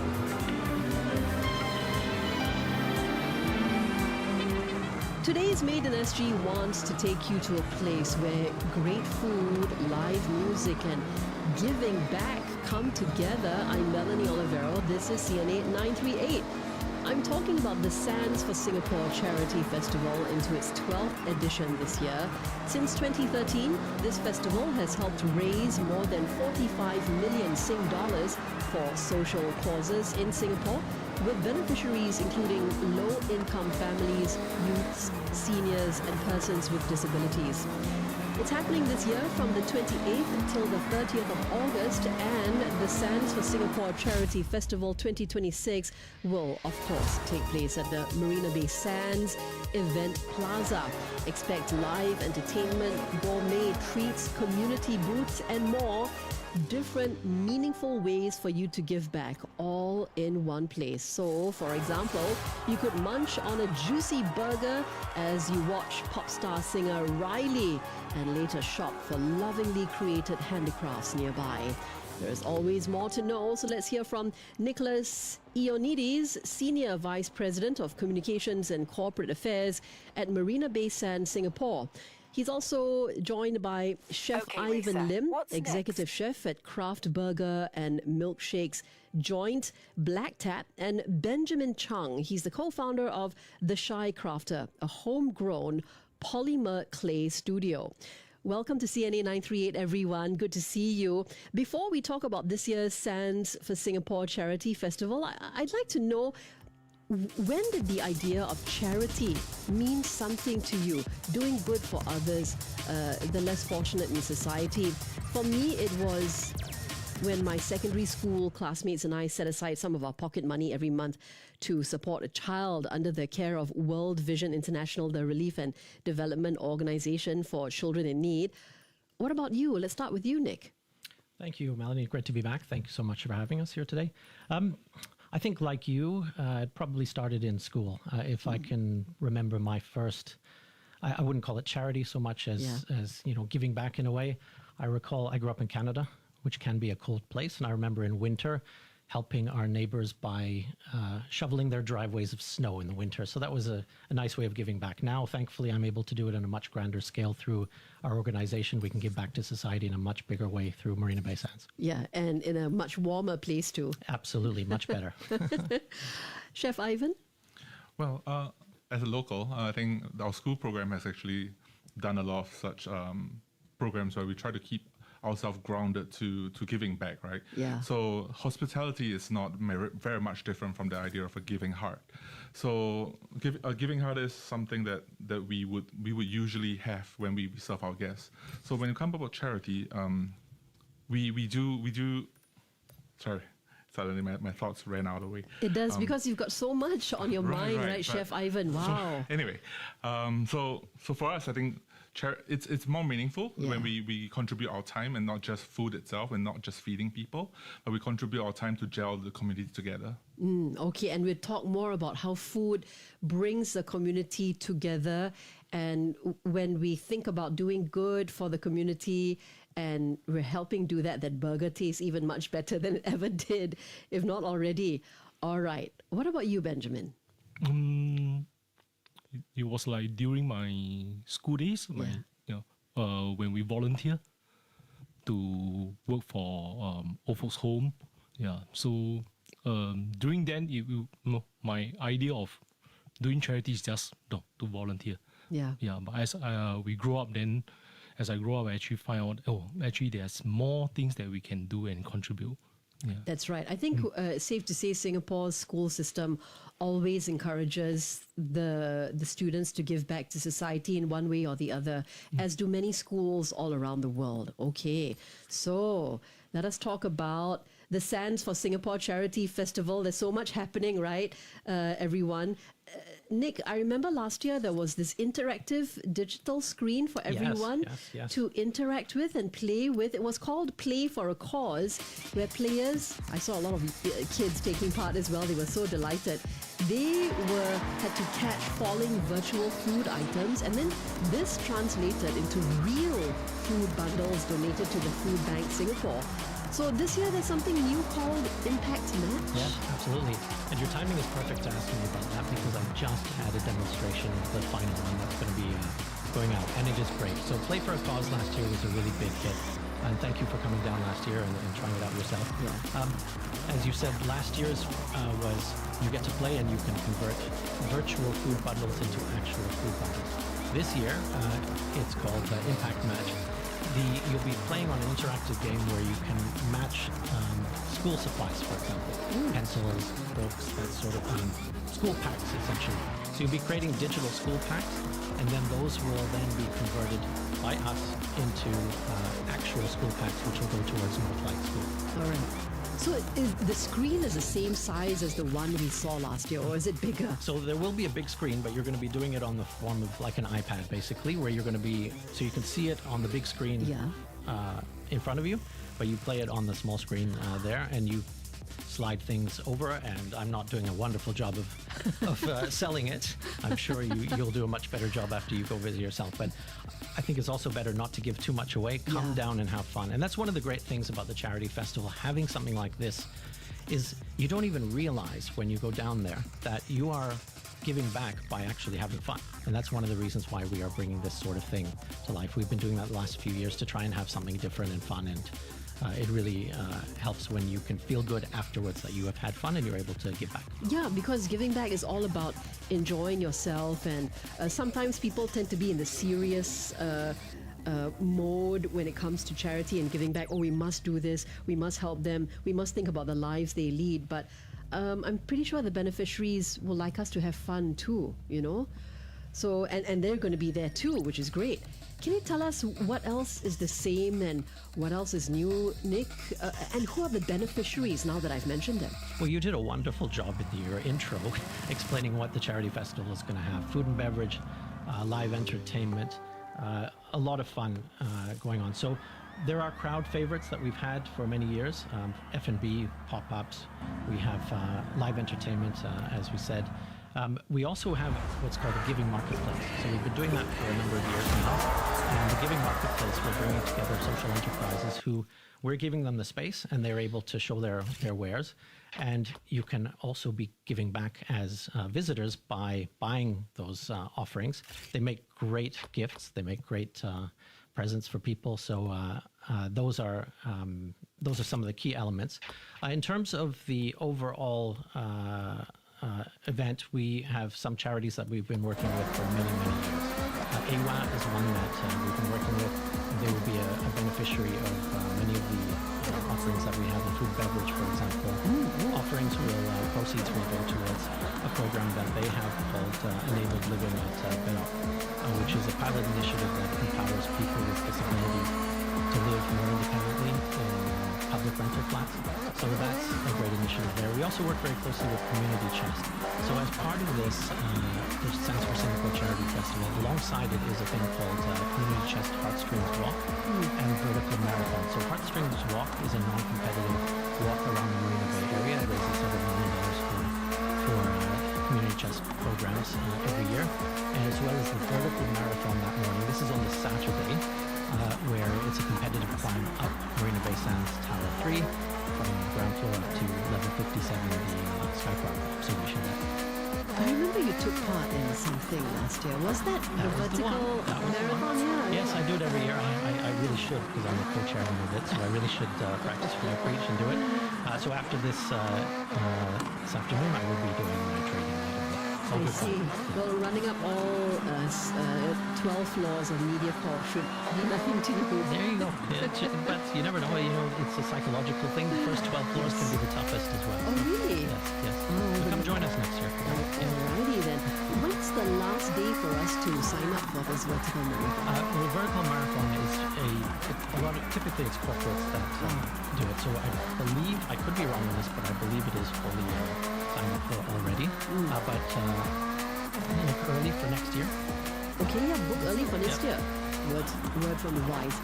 Nicholas, I have to thank Sands for Singapore Charity Festival for introducing me to the Shy Crafter, because founder Shailin appeared on this very show, Afternoons with Melanie, after I visited the booth after the festival was over.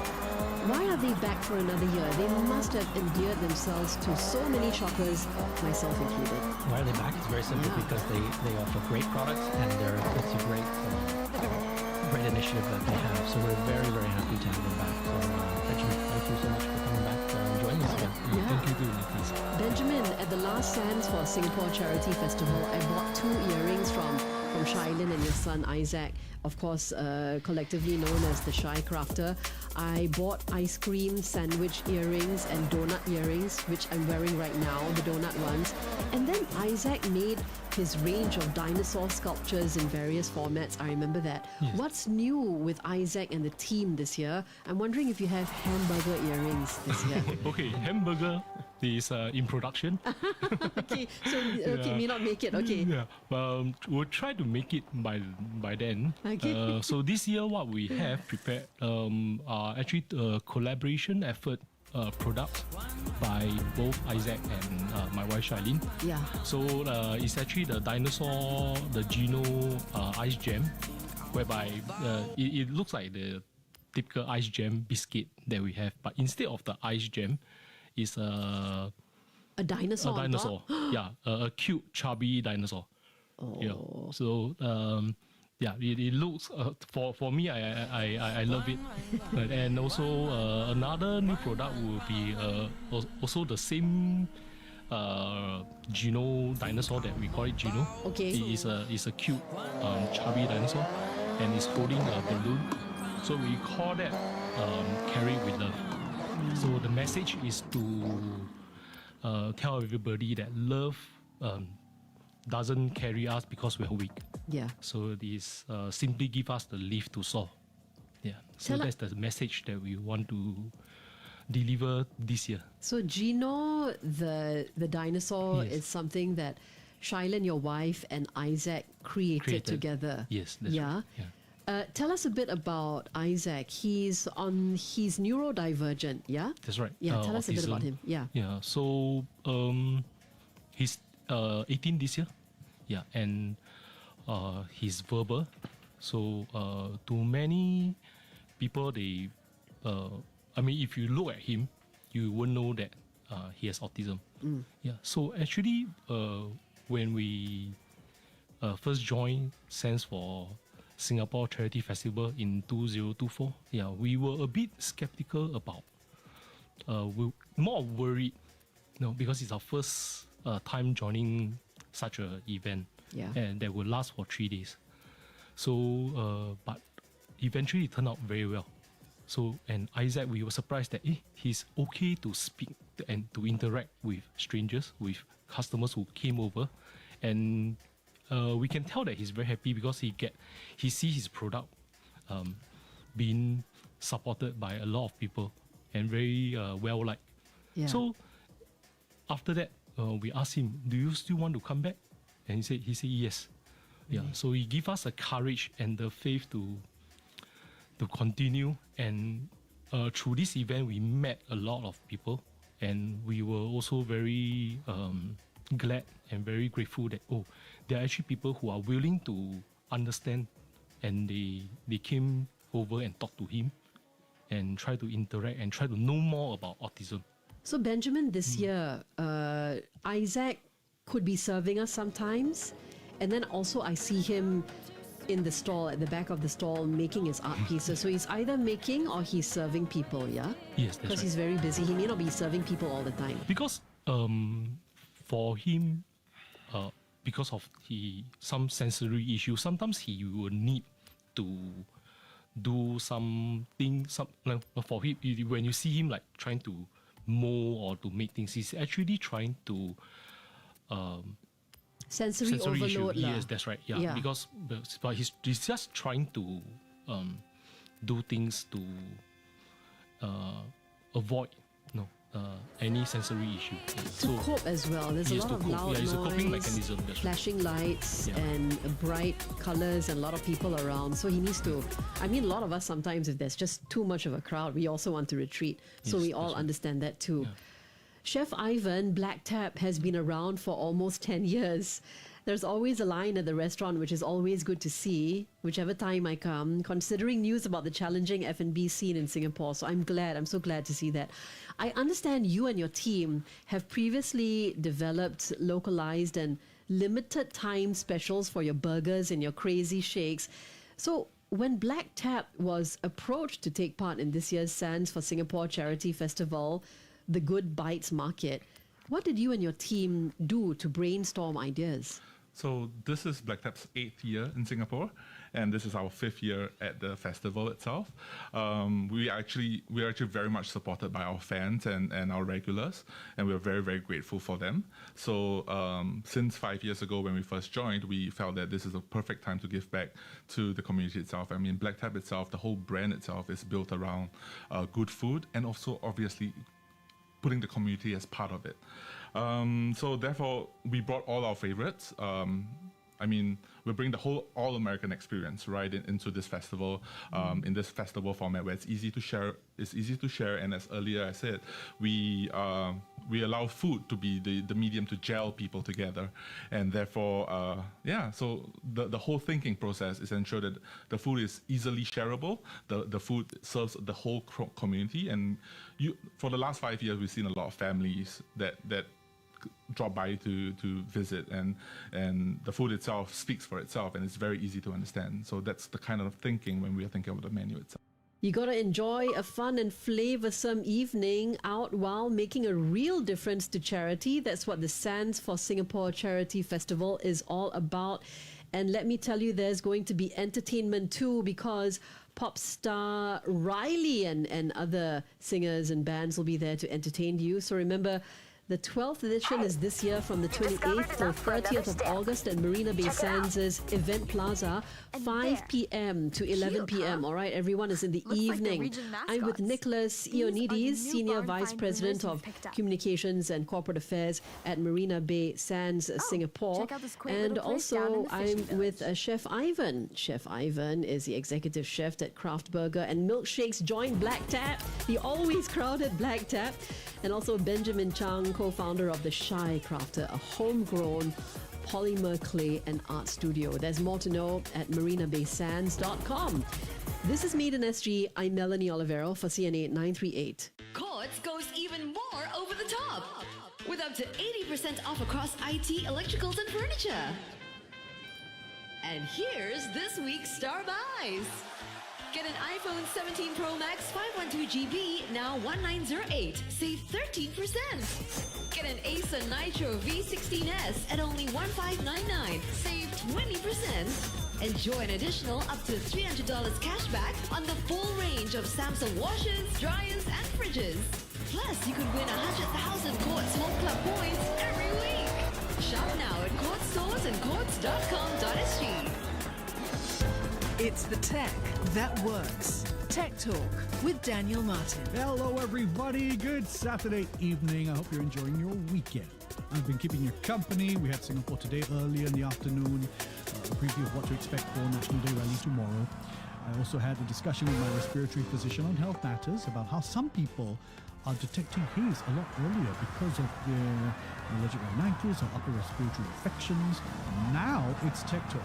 Last week we had the announcement that OpenAI is launching a Teams version of ChatGPT. There's a legal reason for that. More on whether or not we're heading to a world of separate internets. One for young people and one for the not so young. Stay tuned, that's next. But first, the latest news. This is CNA 938. Understand Asia. Good evening, I'm Hui Wong with the news.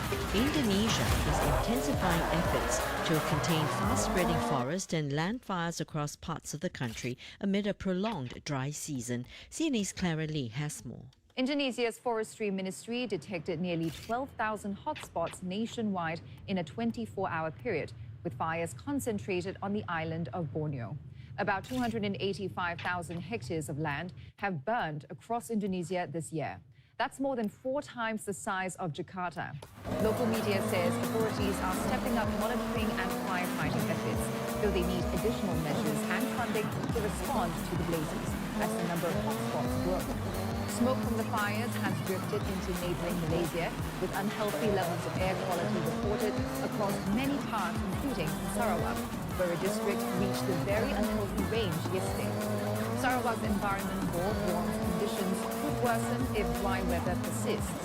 Kuala Lumpur has called for collective action from all ASEAN member states to encourage preparedness and addressing risk of compounding haze.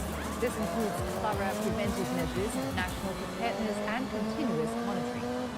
Icelanders are heading to the polls for a referendum on whether to resume European Union membership negotiations in a week.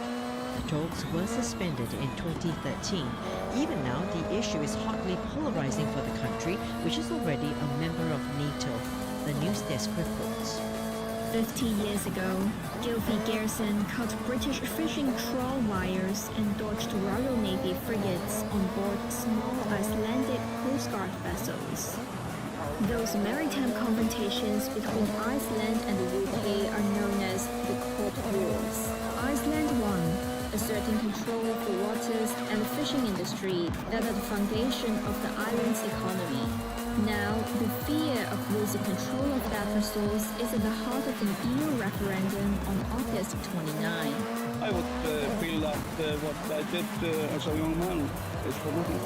Garrison was a member of Iceland's Coast Guard and a radio operator in the Cold Wars. I would vote in favor, I would say yes, because I think we should try to find out if it's beneficial or not.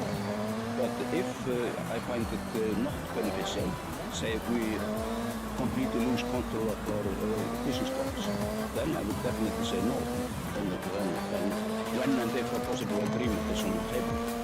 The ballot later this month is not a vote on membership, and any accession treaty would require a second referendum. Iceland had applied to join the EU in 2009 and spent 4 years negotiating before a new Eurosceptic government shelved the process in 2013.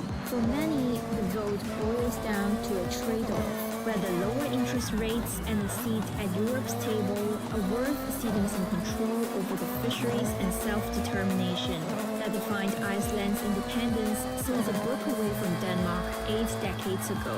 Heidrun Teisdottir is head of Fisheries Iceland, an industry association. We have 100% of the profit in Iceland, and we want to keep it that way.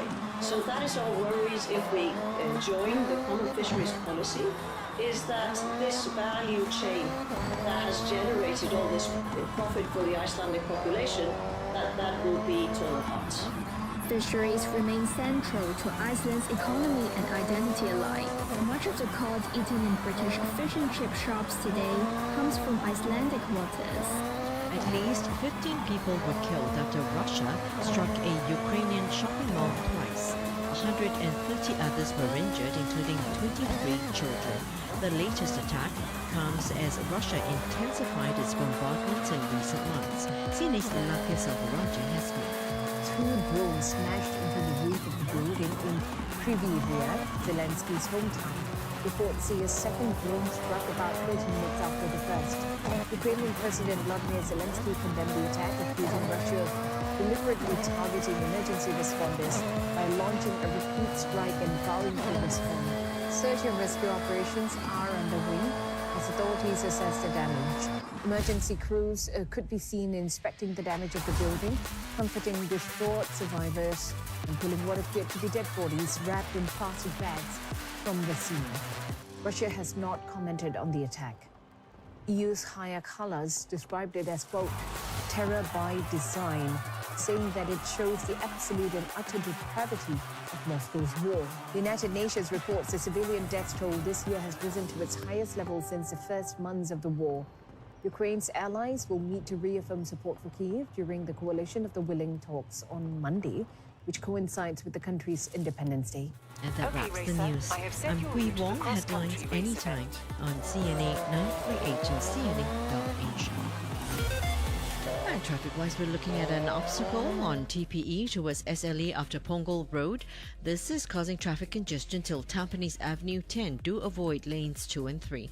Stalled ones to note on TPE towards PIE after Pasir Ris Drive 12, and also on Bukit Timah Road towards the city after CTE. Avoid lane 1. And another broken down vehicle on PIE towards Tuas after Paya Lebar Road. Take note that it's currently slow going on Canhill Road towards Grange Road after Canhill Circle. Start your Sunday the fun way at Fit and Fun 2026. Join me, Cheryl Go, on Sunday, 4th October from 7:30 a.m. onwards for a morning of fitness, wellness and community together with your favorite MediaCorp personalities. Kick things off with an energizing mass warm-up, then enjoy a guided community walk from Anchor Mill to Compass One. Plus, catch the Everybody Knows Fair, packed with health and wellness booths, exciting games and exclusive promotions. Sign up now for just $10 at fitandfun.sg and receive an exclusive Fit and Fun t-shirt. Hurry, limited spots available. Fit and Fun 2026, in conjunction with Everybody Knows, is organized by MediaCorp.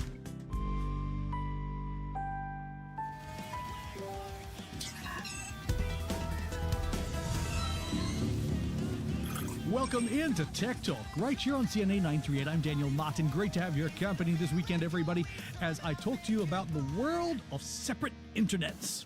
Bear with me. Here's what's going on. We saw this past week OpenAI announce that they are going to launch a separate form of ChatGPT for teens and young individuals. This is after legal pressure. And we have seen this happen time and time again with YouTube for Kids. There are teen versions of social media accounts. All these internet companies launching these separate versions, usually for safety and more built-in guardrails. Now, of course, this is usually after some pressure has been applied in terms of legal challenges. So they're like, okay, instead of revamping the entire main website, we launched this version just for kids. We're going to see this more and more. So I have to ask the question, are we headed towards a world of separate internets? Look, I know internets is not a word. I'm just using it for the title. Not a word. I'm just using it for the title of this show for emphatic reasons. the idea is that your kids might be growing up using and getting access to certain types of apps that have been crafted specifically for young people. And then when they become adults or young adults, they enter a different world with more, less safeguards. Let's talk. Associate Professor Natalie Pang, Department of Communications and New Media, NUS, also a member of the Media Literary Council. Let's talk about this idea of why this is emerging. Am I correct to say that that is why it is emerging in the first place? Various countries or economies are bringing forward legal frameworks or health concerns to these companies, these social media companies or these internet providers. And they're saying like, look, we need more safeguards. And so the company capitulates and offers it as a way to appease these. And that's why we see ChatGPT announcing this, YouTube announcing this. It's mainly because legal pressure has been brought against them. Yeah, I think you're quite right to say that. What we are seeing now is a broader awareness, right? That's actually been very heightened due to certain incidents, right? That has emerged. So around the world, globally, different countries are sort of taking platforms to task, right? For the harms that they are seeing emerging, especially for children. But I think it's also, I think there are other factors to this as well that's driving this capitation, right? I think user awareness, parental concerns, right? The users themselves are probably also kind of expressing concerns and also kind of demanding for greater safeguards. Yes, so let's talk about the pressures that are being applied and what's resulting because of that. Is it resulting in a world of two internets, in a way, if I were to simplify? One for the young ones, one for the rest of us. I think, that's a really great question. I think to a certain extent, we are kind of seeing a curated experience, right, for younger users. But technically, right, I don't think we are technically seeing like the building of a separate internet universe, so to speak, for younger users. But I think what we are seeing now is really for younger users, we have more restrictions, right? Certain safeguards that are put in place, certain levels of moderation that are also put in place that really shape their online experience. So maybe like training wheels kind of thing? In a way, yes. But I also want to point out that the reality is that, as we all know, kids are very resourceful, right? So I think, and consistently my own research, they will always find workarounds. So I think it's really important to also see the broader picture in terms of how kids are using devices and also platforms. The reality is that they switch between multiple devices, games, messaging services, as well as different browsers and also platforms, right? So if they encounter friction in one platform, they will adapt, right? They will find workarounds. Okay. Interesting. Tell us more about what your research has shown. Like how have these workarounds happened for these kids? Is that the Are they, snow corridor? Buying their own separate devices? Are they relying on things that mom and dad do not know? Are they borrowing from friends? Where's it coming from? I think they are very creative workarounds, right? Sometimes it can be, let me borrow a device from a friend whose phone has not been sort of regulated, right? And sometimes in some households, there are children that use their grandparents' devices, right, or their parents' devices that don't have those guardrails. And I think it's also important to point out, even in schools, right, personal learning devices, they do come with device management sort of system that's built into those devices. But in my experience, and also look at the data, teenagers especially, they are creative in finding, that one website that hasn't been blocked, yes. right? That one platform that hasn't been blocked. And they share by word of mouth, right, with each other in terms of where they can access different things. Yeah. And they'll share the info with their friends as well. That's for sure. Exactly. Hey, you don't know about this, You don't know. Your parents don't know about this, You can. Yes, your Switch, your Nintendo Switch can access one. Yeah. Things like that. Yeah, But exactly. Best kept secret for the day. yeah. So here's the thing, though. When we do see these platforms emerge, it does seem like it's for the benefit of the parents to feel better about themselves. Unfortunately, don't worry. YouTube Kids, it's safe. ChatGPT Kids, it's safe. Then somehow it makes us think that since this has been created, crafted for, or legitimized for kids, that somehow it is safer. Is that a dangerous perception to hold on to? I think I guess I take the position where I am compassionate. I feel for parents, right? I think for parents, for many parents, they are increasingly aware of the harmful content that their children might be exposed to. And it's not just content, right? There's also increasingly cases where teenagers especially are being targeted by malicious actors using various platforms and games, messaging services. So I think for parents, they are increasingly aware that, that there are things going on, right, online. And also increasingly aware that things are happening so quickly that they have trouble keeping up, right? So I think for many parents and caregivers, their sort of logical response is what can be done, right? Should we make platforms be more responsible? Should governments, right, regulate more, legislate more, right? And I think that's sort of my sense of what's happening now. Yeah. And also, just on the flip side, I'm just curious because yes, there are the safeguards built in, and there are different levels of protections that might be built in. Again, OpenAI announced that they're launching this particular ChatGPT for teens, designed for users aged 13 to 17 that will have stronger safeguards, safety guardrails, parental controls, learning tools, and so on. So clearly, in response to pressures. When this happens, though, is it worrying also because we're creating a section of captured audience that is ideal for targeting in a way? If you want young people, you go there. If you want young people, older people, you go the other side. It's like almost creating your targets for the threat actors in a way. In a way, yes, right. So I think that's why I have always believed that online safety cannot be a platform-only responsibility.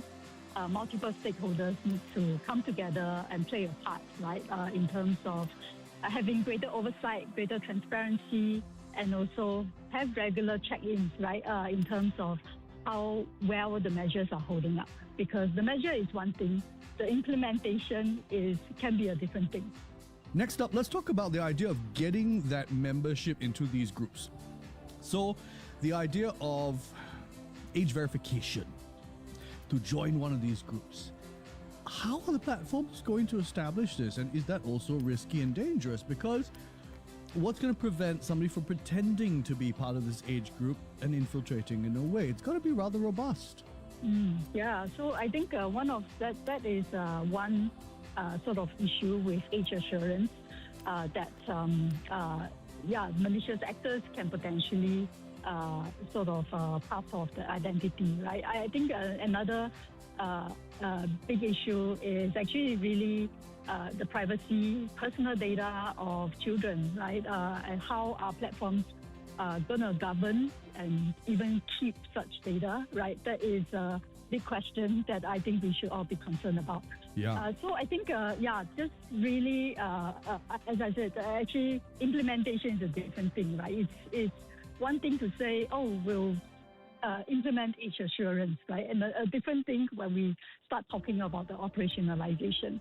So I think that for platforms, it is important that they strike that balance, right, between, assuring, having some kind of robust checks, right, to ensure that the user is in that particular age category, right, but do not be too excessive in terms of gathering all kinds of data, right, because the key point here is ensuring that someone is in that age band, not who that person is, right? It's not about who that person is, their unique identity, and so on. Final point. I'm curious about whether this could also be advantageous for the platform, because we know that schools now are increasingly doing things like issuing iPads and issuing laptops to their students with approved tech or admin apps on there, and you can only use those approved apps. Maybe the platform providers are also thinking like, hey, if I come up with a teen version of this, I can get it approved by the schools and it can be installed on all their devices. It could be advantageous as well. Yeah, absolutely agree with you. I think this opens up, in a way, an opportunity or growth opportunity, right, for the platforms, right, that includes OpenAI, right, to go to schools, right, to say, hey, I have this version of ChatGPT, right, and it's safe for use, right, and it can be used for learning, right, improve and enhance learning for children, right. But I think it's also, I think another advantage of doing this is also about reputation and credibility, right. I think platforms themselves are also increasingly aware of the kinds of concerns, issues that various stakeholders are raising, right, with the guardrails on their platforms. So I think doing this can demonstrate their sense of commitment, right, to a safer internet. This has been a fascinating discussion. Professor Pang, thank you so much for joining me. Associate Professor Natalie Pang there, Department of Communications and New Media at NUS, also a member of the Media Literacy Council. We've been discussing the recent announcement about OpenAI to launch a ChatGPT for teens. This is becoming more and more common. We see YouTube for Kids, teen accounts across Instagram and Facebook, Messenger, TikTok and Snapchat have additional safeguards and parental controls for teens. So the question I was asking today is, are we headed towards what seems to be a separate internet's world? One for the young ones, one for the rest of us. Well, that's today's edition of Tech Talk right here on CNA 938. Thank you for joining me, Daniel Martin. It's the tech that works. Tech Talk with Daniel Martin. Come spend your afternoons with me, Melanie Olivero, 2 to 5 p.m. on CNA 938 as I celebrate all things Singapore, arts and culture, and travel. In Maiden SG, hear from entrepreneurs and founders who share their startup journeys and give you some sound advice as well. So this is the golden rule for all of your skincare. You should be following from the thinnest consistency to the thickest consistency when you are applying it. Culture Club serves up the arts, from authors to media personalities and from museum folk to singers who sometimes can't help themselves. Little spark, you light my fire. Little spark into my desire. In Destination Anywhere, my globe-trotting guests whisk you away to faraway lands or unforgettable places closer to home.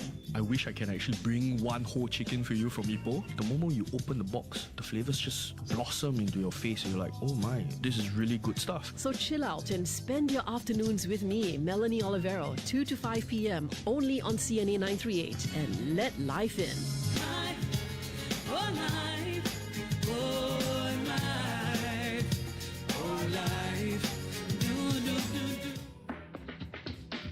It's time for Trend Watch, your weekly dose of entertainment and sports news.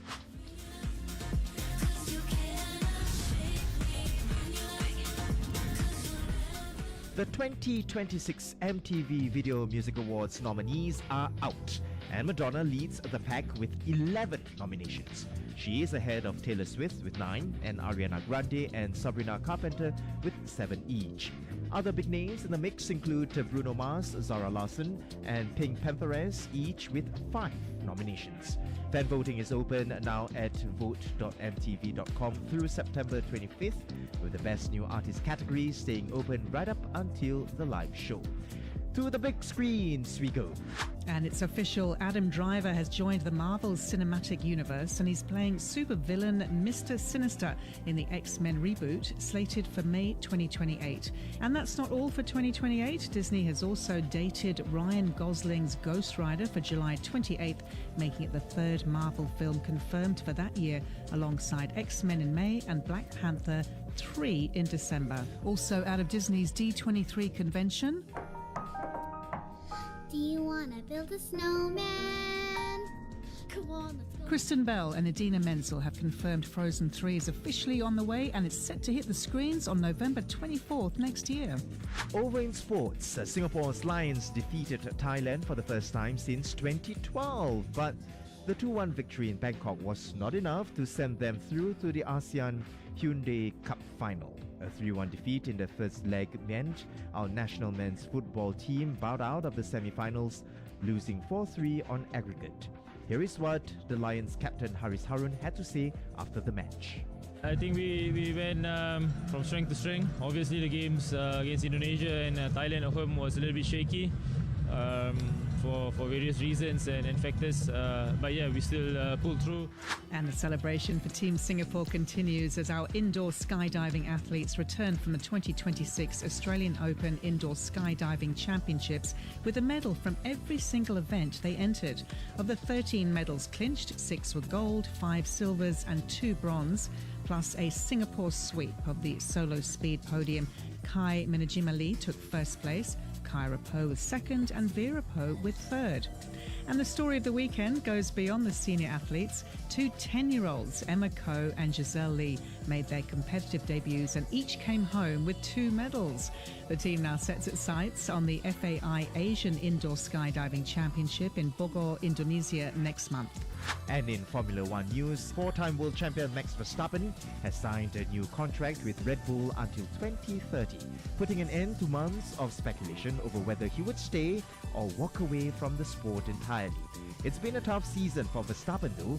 He's yet to win a race this year and sits 6th in the Drivers' Championship. Meantime, Williams have also locked in their driver lineup for 2027, with Alex Albon and Carlos Sainz signing new deals with the team. The pair bring over a total of 370 Grand Prix starts and 31 podiums between them across their careers on the grid. And that's it for our weekly Trend Watch. It is something you can catch live on the Morning Report every Friday. Till the next one. Hi, thanks for coming in for this interview. First question. How are you preparing yourself for an AI-powered workplace? I've been learning with ASK Training. Their courses focus on practical AI skills. What kind of AI skills? From AI-driven sales and marketing to AI in operations and business intelligence, there are 6 AI course tracks covering key workplace functions. And how does it help at work? The training is hands-on, showing how each AI tool automates daily work tasks. Sounds like it's suitable for more than just job seekers. Exactly. Whether you're a career switcher, upskilling yourself or your team, there's a course for you. Eligible learners can also enjoy up to 90% skills future funding. Ask what's next for the way you work with AI. People first, learning always. Enquire today at asktraining.com.sg or call 6484-6723. Terms and conditions apply. If you could write a letter to your younger self, what would you say? You will fall apart, not once, not twice.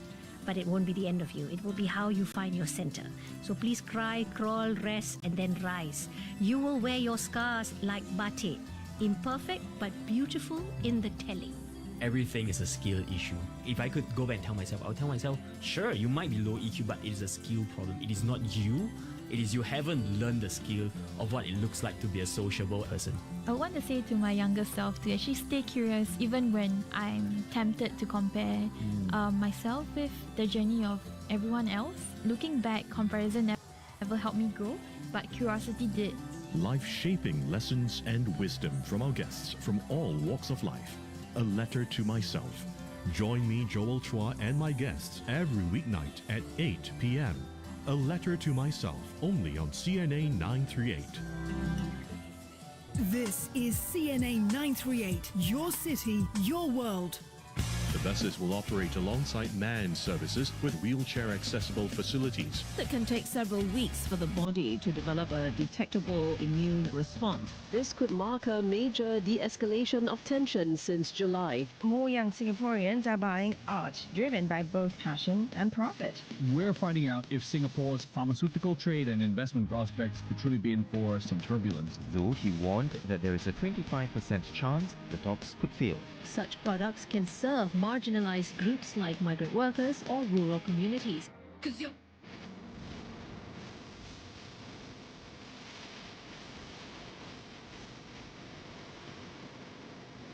This is CNA 938, where you don't miss a thing. on the CNA app, CNA.Asia, and on CNA 938.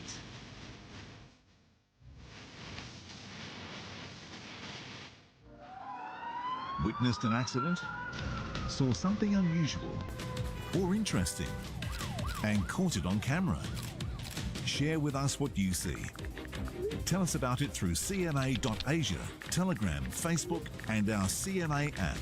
Go to cna.asia/eyewitness for more details. See it, report it, contribute to CNA Eyewitness, because your tip-off matters. The sound of Asia. On the CNA app. On CNA.Asia. On Google Assistant. Play news from CNA. And on your radio. This is CNA 938. Now, Eat Drink Singapore with Cheryl Goh. Hello, happy weekend. I'm Cheryl Goh. Welcome to Eat Drink Singapore with me. Now, drink it, dip it, devour it. We're going to check out Singapore's new viral food trend, drinkable tacos, with a power couple in the industry. But first, here's the news.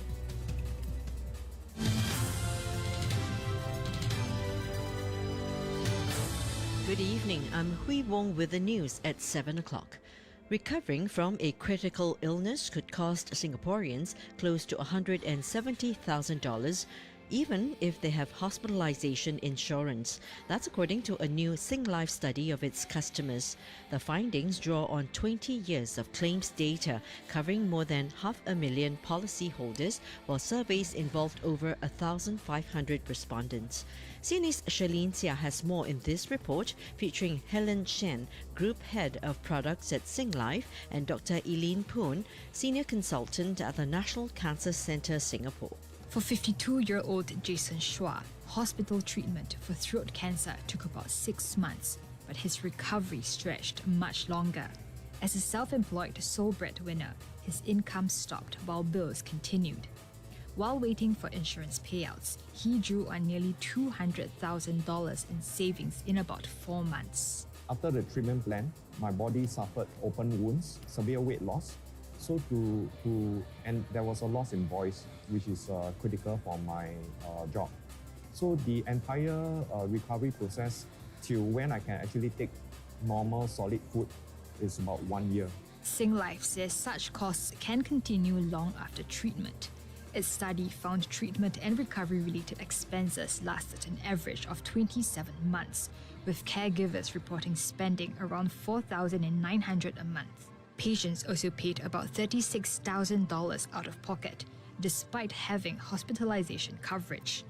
That adds up to around $169,000. There are areas that everybody has anticipated, so this could be hospitalization, medical, doctor visits, but there are also aspects that are less forgotten or overlooked. So some of these hidden aspects could be higher transport costs, could be helpers costs, caregiver.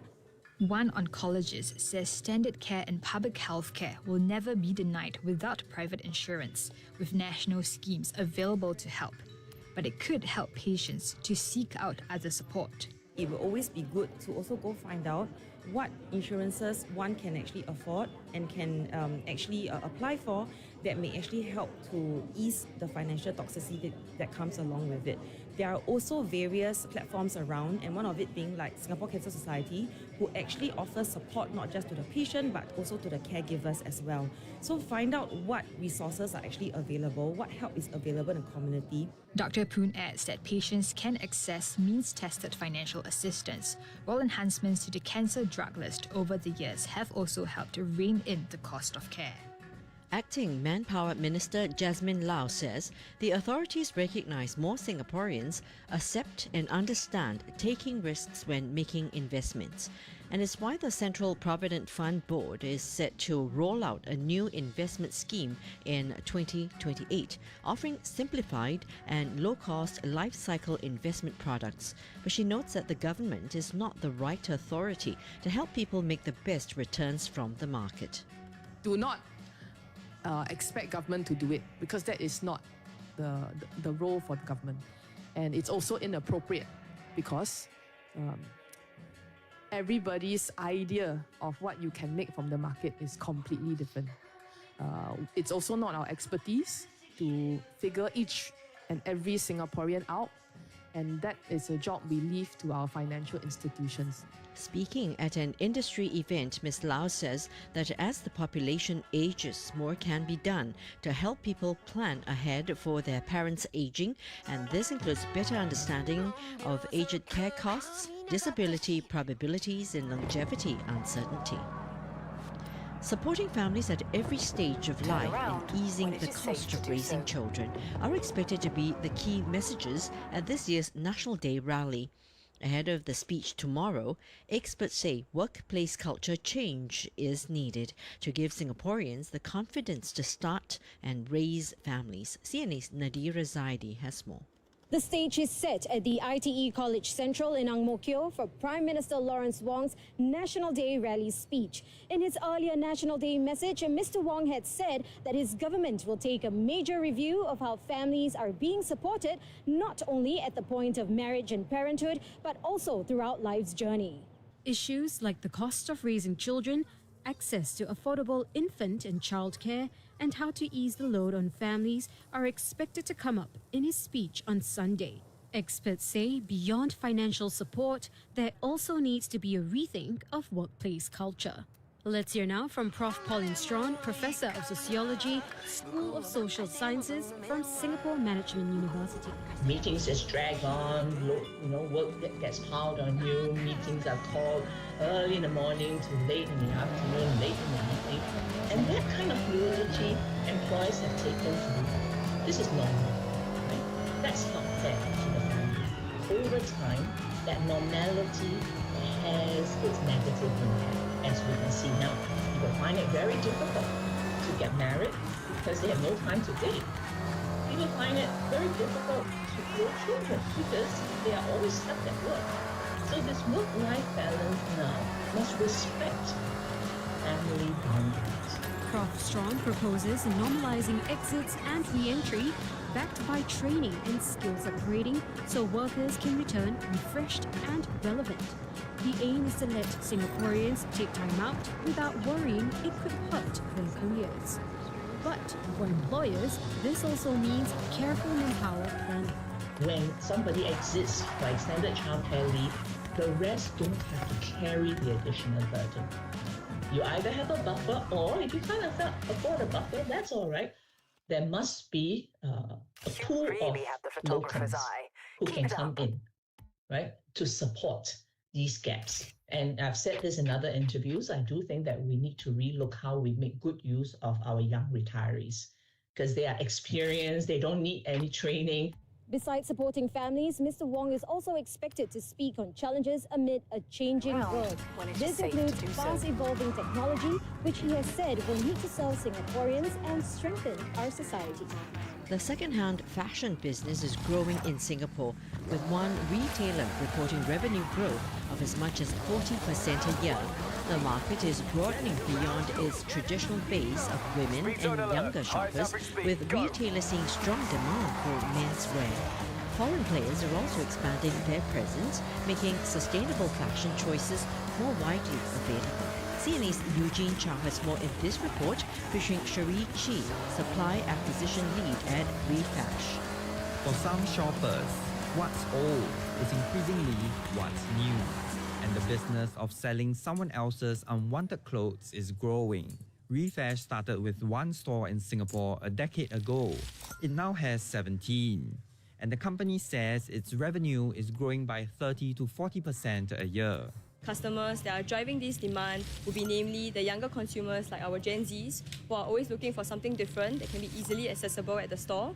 And of course, there's also price-sensitive customers like our housewife that are looking for something that will not break their bank. And demand isn't only coming from the traditionally female thrift market. Refash says menswear is now one category where demand is outstripping supply. Men tend to wear their clothing up until the very end of its lifespan. So by the time they're willing to part with it and sell to us, unfortunately the condition is often no longer sellable. So this imbalance means well-loved menswear pieces, especially in good condition or from sought-after brands, fly off the shelf quicker and they tend to hold their resale value much better and move faster compared to similar women's wear pieces. She says that demand also points to more men becoming comfortable shopping second-hand. Refair says it gets more than 300 drop-offs from sellers every day, with each bag containing tens, sometimes hundreds of items. That adds up to more than 500,000 pieces processed every month. The company is also looking beyond people's wardrobes for stock. What's less well-known about the refashion's business is that it also buys dead stock from fashion brands. These are pieces that can no longer be sold or come from labels that have since folded. Every item gets a new lease on life when it's purchased. And it's not only homegrown firms betting on resale. Japanese chain Second Street opened its first Singapore store last year. It already has 3 and is planning to expand. Second Street says its Singapore customers tend to skew younger. For them, pre-loved offers more variety at lower prices. But retailers say its appeal is also widening.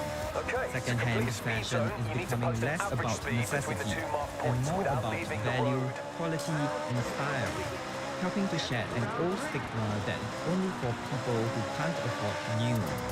And that's helping turn such fashion into an increasingly mainstream choice.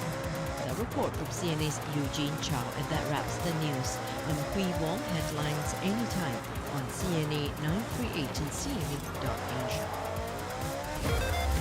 Traffic rise, take note of an accident on PIE towards Changi after Toa Payoh exit 16A. Stalled once to note in the KPE tunnel towards ECP after Sims Avenue, and also in the KPE tunnel towards TPE after ECP. Another stalled one on AYE towards Tuas at Clementi Avenue 6 entrance. Slow going currently in the CTE tunnel towards AYE at Havelock Road exit, and also on the Central Expressway towards AYE at Orchard Road exit. Traffic is slow going in the CT tunnel towards AYE at Canyon Circle exit as well. And weather-wise, it's going to be fair and occasionally windy, and I'm seeing more windy in the eastern parts of the island. A temperature at 31 degrees Celsius, going to a low of 26 degrees Celsius tonight. Prime Minister Lawrence Wong will be delivering his National Day rally speech at the Institute of Technical Education headquarters tomorrow. The speech will be telecast live at 6:45 p.m. Mr. Wong will be speaking in Malay, then in Mandarin. He'll proceed to deliver his English speech at 8 p.m. CNA will provide subtitles in English. You can also watch the rally online at cna.asia, cna.asia/YouTube, or mewatch.sg/National Day. And you can listen to the coverage live on CNA 938. Now, Eat Drink Singapore with Cheryl Goh. That is right. Welcome to Eat Drink Singapore with me, Cheryl Goh. Now, one of the world's hottest taco trends has finally landed in Singapore, and it's bringing a whole new meaning to the phrase drinking your food. Inspired by Mexico's iconic birria tacos, Tomatillo at the Esplanade has launched its new drinkable tacos experience, where flavor-packed tacos are paired with rich broths and savory drippings designed to be dipped, sipped and enjoyed to the very last drop. So joining us on Eat Drink Singapore today are chef owners, and to me a power couple in Singapore's food scene, Daniel and Tamara Chavez, and they always speak to me on Zoom, so I'm really happy to have them in the studio today. Daniel, Tamara, nice to have you with us. Welcome. Hola. We are so happy to be here. Yeah, I love it. So, drinkable tacos, we're going viral around the world. For anyone who's hearing it for the first time, though, some of our listeners, what exactly is a drinkable taco, and how are people supposed to enjoy it?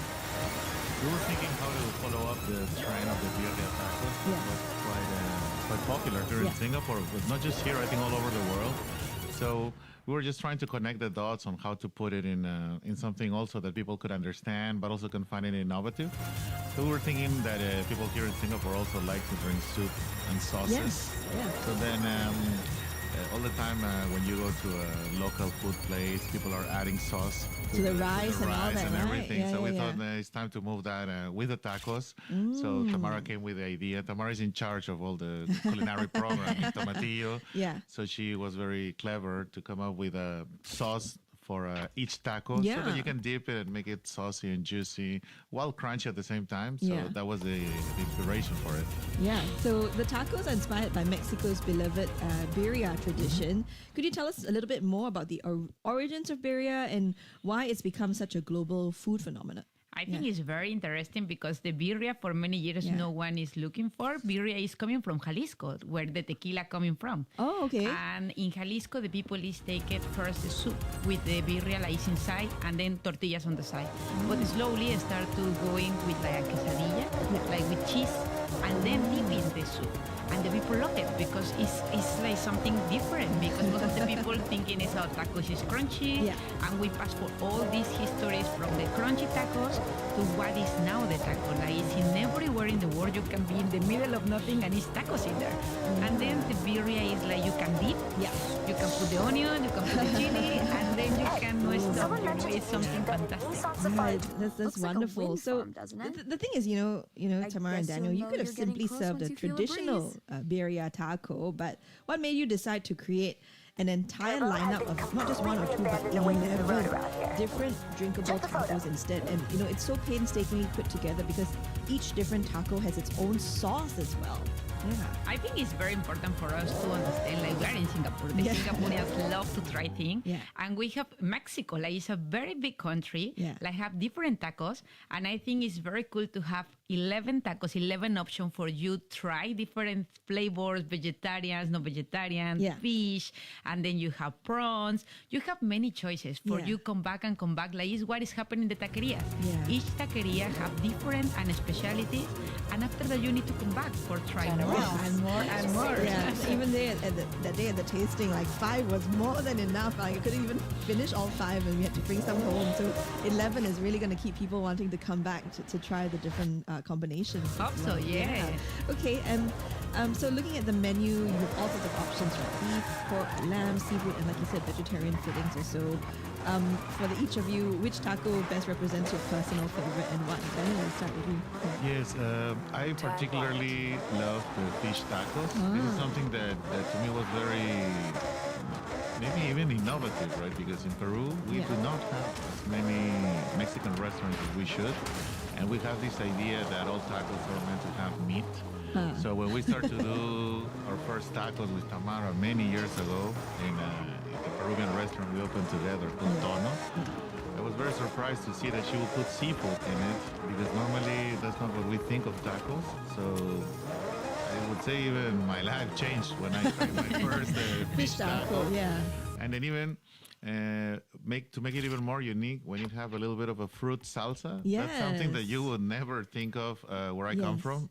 So the combination of crispy seafood, the fruit, and a little bit of lime is quite good for me. And then the one that we do in Tomatillo now, a little bit of a smoked chili mayo called chipotle, which again also is something that I never tried before because most of the chilies we eat in Peru are fresh.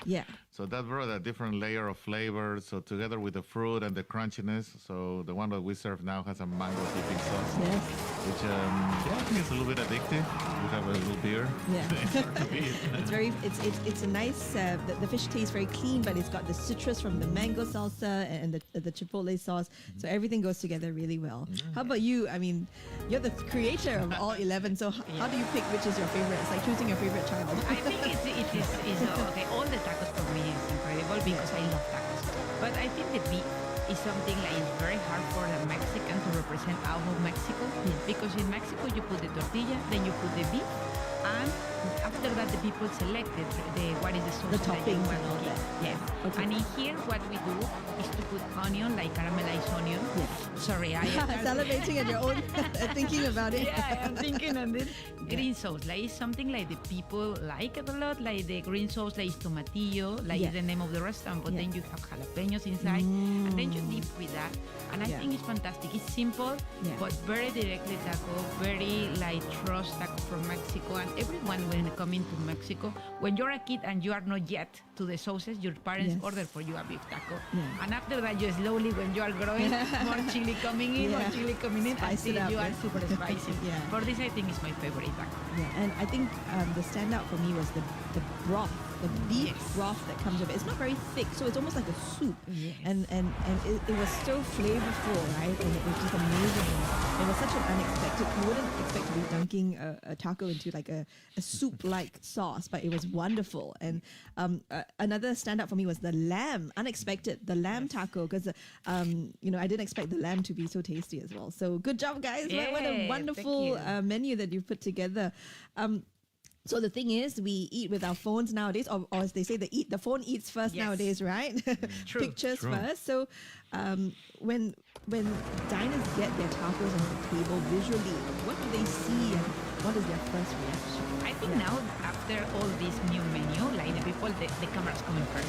Of course, it's very, it's for a chef, now it's a new thing to create menus because need to be for the cameras, but need to maintain hot until the moment when the people is taking. Because it's very important for us temperature, but it's very important to give to the client like what he's looking for. In this case, is to take the beautiful picture with the dipping sauce, and after that is coming in. And I think this is changed to the mentality for all the chefs in the world. And I think this is what we are doing with the tacos, like create something like can be very nice for the fun, but can be very nice if you don't want to take the picture and you only want to dip it and then you want to taste. Yeah, and it's so nice because it comes, some of the tacos come standing up because they've got a nice stand. So it's not that it's flat on its side or anything. It's standing up so you can see a top-down view of the taco with all the fillings just coming out. Visually, your eyes. It's a feast for the eyes as well as the mouth. And of course, the thing about tacos and dipping sauce, it's meant to get messy, isn't it? Yeah, that was the idea. I think. I mean, part of doing this, I would say, repackaging of what we used to do before, and now with this new menu that the team has done led by Tamara. What we wanted was normally when people take pictures on social media, they're trying to show something very fancy and pretty, right? Something fancy and pretty with a lot of finesse, I guess, right? But very seldom they do videos of them eating a taco and getting sauce dripping out their mouth and all that, right? So we thought that's cool. That's a new angle of the restaurant that adds on that mess. And ultimately, tacos, I believe by nature, they're not meant to be elegant. Right? They're meant to be tasty, and that mess is part of the flavor. So we thought, how do we make that into a video, or how do we encourage people to make videos of that? That's why the dipping sauces came out. That was the idea. The mess in itself, a beautiful, delicious mess, right? Yeah, but I think when you go to Mexico, you have that. The tacos is stand up. Before, many years ago, now it's a couple of taquerias that you can see, but most of the time, the good tacos is when you stand up, then you are eating, and then you need to put your body. One day I give you a classes to all of you. Come to a restaurant, I show you the eat a taco. how to eat a taco, because the people is putting, when the man is using this part for the jacket, and then using a necktie, he needs to put inside in the jacket for not be dirty, because you need to come back here because you want the tacos. You want it's tacos. something easy, but it's super yummy. No shame, just tie a napkin around your neck, right? Like a bib, an adult bib. Okay, so Tamatio, also your location, right? You're right by Marina Bay. You've got incredible skyline views. How much of the dining experience is about food, and how much of it is also about creating that little Mexican escape right here in the middle of Singapore? Actually, it was a very unique story. We have not told this to many, right? I mean, we were offered this really nice location in the Esplanade. The day that I went with Tamara to see it, we were not really looking to open another restaurant. But we were on our way to the Esplanade, and that day was raining, it was almost thundering. When we arrived to that beautiful corner, we always say the story, right? It was like the opening of the Simpsons chapter, where the clouds open and the sun comes. It was just exactly, it all looked perfectly, and we thought this is the right place for us in front of the bay to have a taco. Also, there's a little garden so you can put your kids. That's Obviously, right. the place is kid-friendly. And then that we were thinking maybe this is too much of an emotional reaction for us. But then later we came at night, and then they were playing music. And for us, we're Latin, right? So for us, everything needs to have music. So then we thought, hey, we were not aware, to be honest, that in Esplanade there were so many shows going all the time. And on top of that, in Tomatillo, there's a theater where there is free concerts, which for us is very important. In Mexico, there's a lot of free concerts all the time. So then we were sold, and then of course there's the view there in the afternoon. So very nice setting, and we thought this is going to make this Mexican restaurant different than the others. There's many Mexican restaurants in Singapore, but then we thought this makes it an occasion. Right? And I think if you sit in the outdoor part, you can actually see the stage and the performances as well. So you're right, a great time, good food, good music, good performance, good vibes. You know, That's it, so, unmistakable pairing. So Tamara, you know, you've spent years promoting Latin American cuisines across Asia. What are some of the biggest misconceptions do you think Singaporeans have about Mexican food? I think the misconception is that you not travel to Mexico. Everybody's invited to travel to Mexico. But I think because the people from Singapore travel a lot to America, I think stay with this idea like enchiladas, burritas, and crunchy tacos. Like, I think slowly it's changing. And the second part is like the Mexicans need to be like something cheap and faster.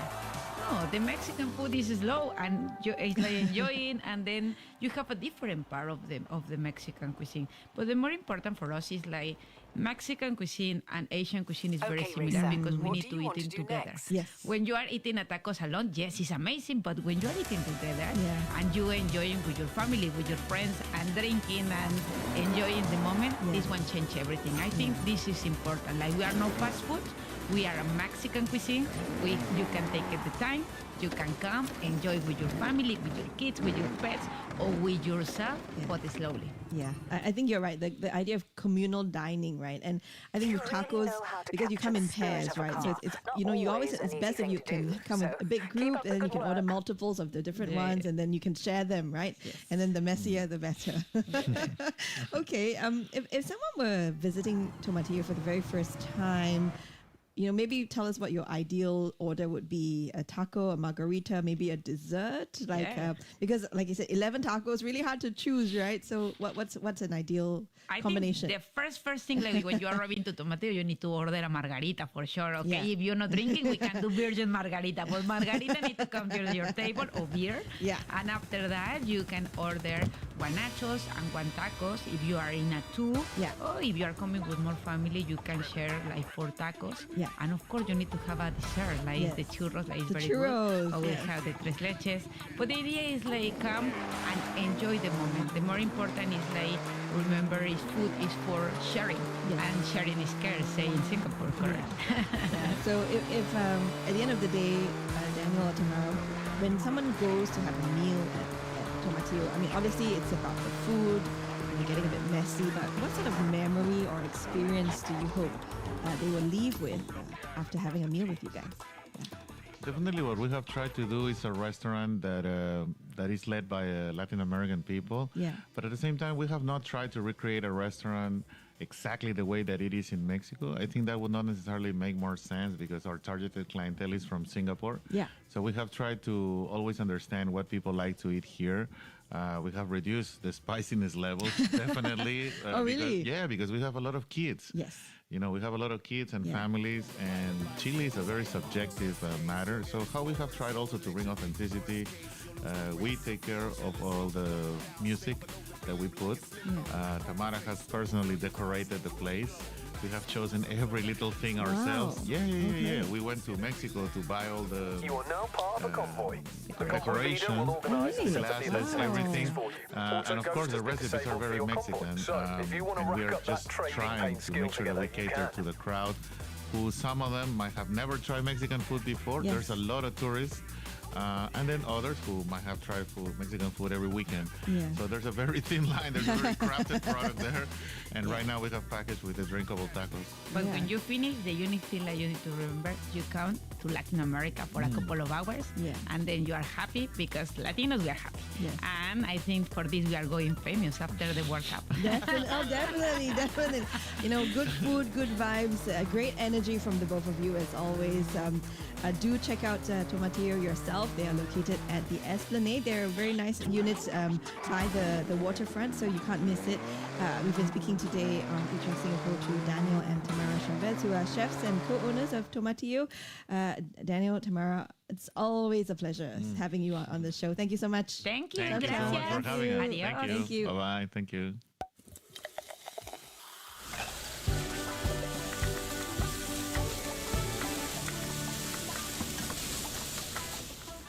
Quartz goes even more over the top, with up to 80% off across IT, electricals, and furniture. And here's this week's star buys. Get an iPhone 17 Pro Max 512GB, now $1,908, save 13%. Get an Acer Nitro V16s at only $1,599, save 20%. Enjoy an additional up to $300 cashback on the full range of Samsung washers, dryers, and fridges. Plus, you could win 100,000 Quartz Home Club points every week. Shop now at Quartz stores and quartz.com.sg.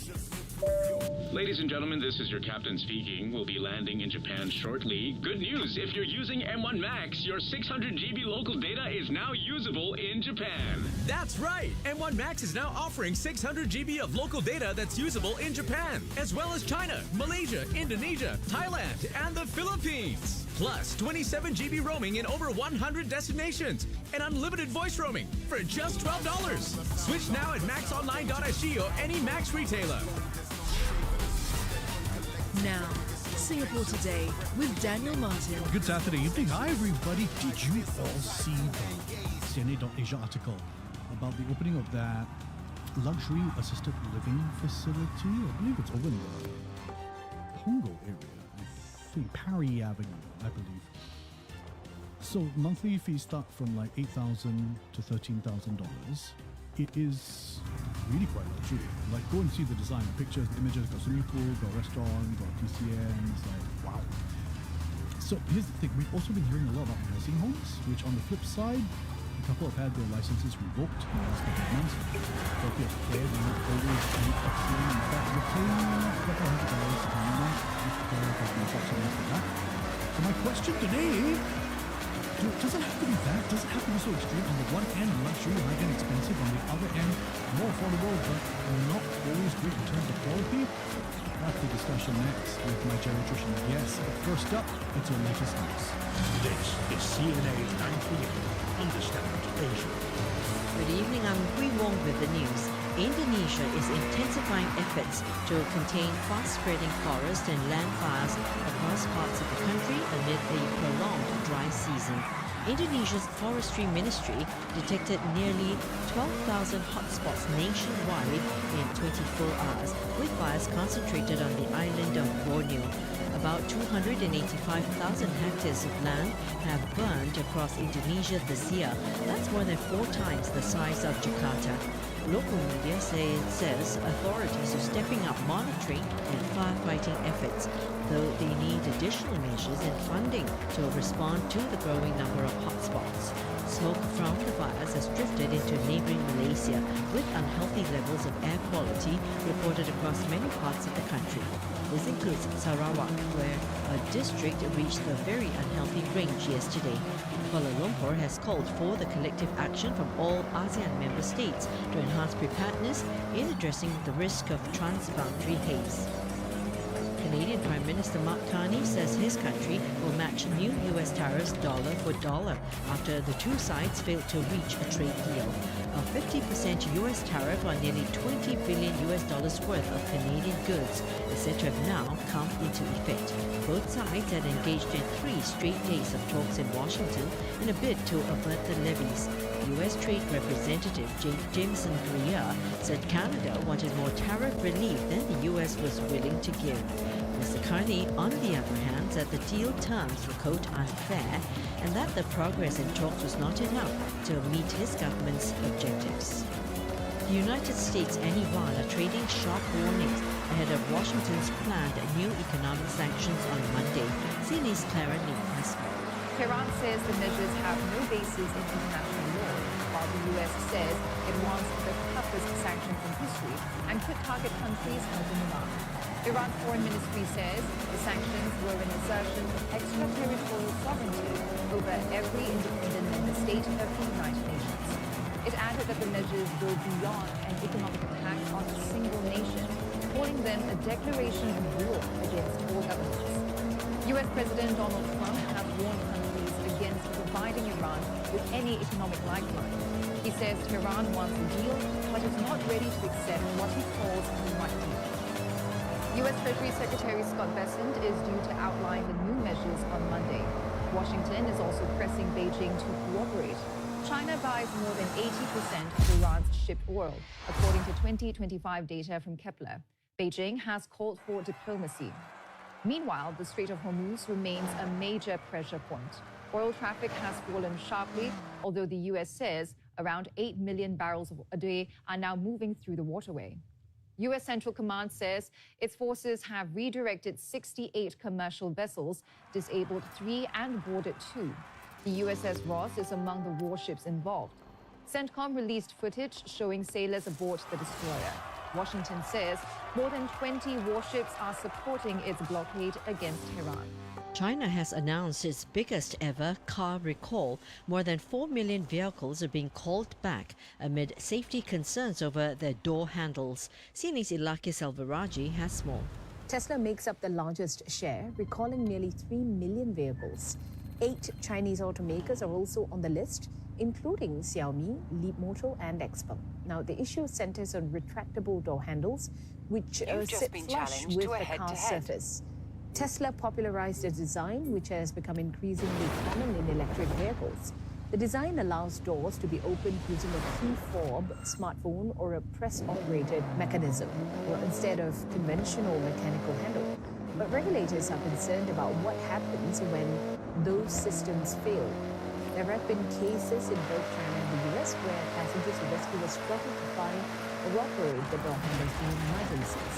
One fatal incident reported by Chinese state media last October involved a Xiaomi SU7 sedan. The car caught fire after a crash, but bystanders were unable to open the doors and rescue the driver. The issue is particularly significant in China, which is home to the world's biggest EV market, with millions of vehicles now using this technology. So, automakers will now attach stickers to the recalled cars to indicate where the door handles are. EV makers will also roll out software updates.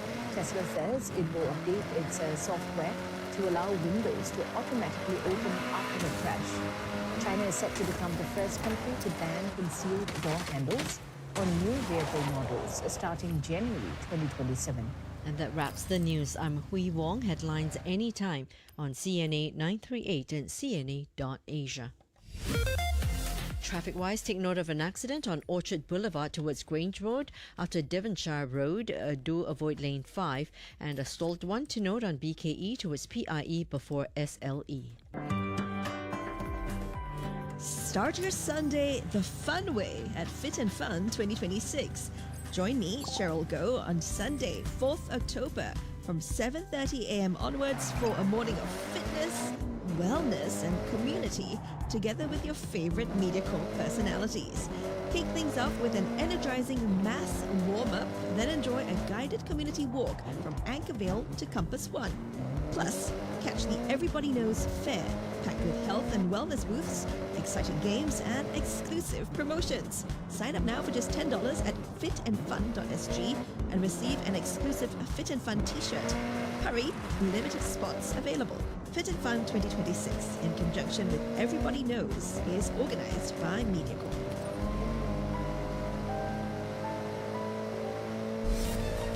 Now, Talkback with Daniel Martin on CNA 938. Elderly living costs in Singapore.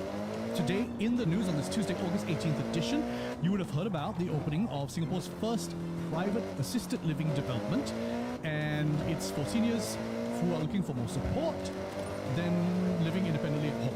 But Perennial Living is offering a whole host of luxury options. This includes, it's a real luxury assisted living opportunity, and prices start from $8,000 per month, going all the way up to $10,000 to $12,000. It's called Perennial Living, and you've heard about it in the news. Also, when it comes to elderly living costs in Singapore, I think the only other option that you've heard a lot about would be the concept of the nursing home, and that has absolutely been in the news recently. The Health Ministry will revoke the license of LC Nursing Home in Siglap after it found serious and systemic lapses in care and safety. These include failures in wound care, medication management, and infection prevention and control. That was Angela Lim in the news on CNA just a month ago, and yes, that nursing home and another in the news in terms of having their license revoked. So on the other end of the spectrum, we've got luxury living happening in the news today with this perennial living, first assisted, or private assisted living development. On the other end of the spectrum, nursing homes, where I went through the CNA YouTube page and there are reports from 6, 7, 8, 9, 10 years ago of mistreatment or poor options in the nursing home in terms of quality of living options or abuse. Cost-wise, okay, here's what we've been able to glean, because depending on which nursing home you're going to, but roughly before subsidies, a nursing home in Singapore could cost you between $4,000 to $5,000 a month. And you think like, half the cost of perennial, it's not that far. Well, hang on, there's government subsidies, which can cover quite a bit. Agency for Integrated Care says the basic costs starting at about $3,900 a month before government subsidies, and government subsidies can take up to 75% of that bill. So it means that, let's say your nursing home cost is $4,900 and the government subsidy is $3,700, 75%, then you would pay about $1,200 per month.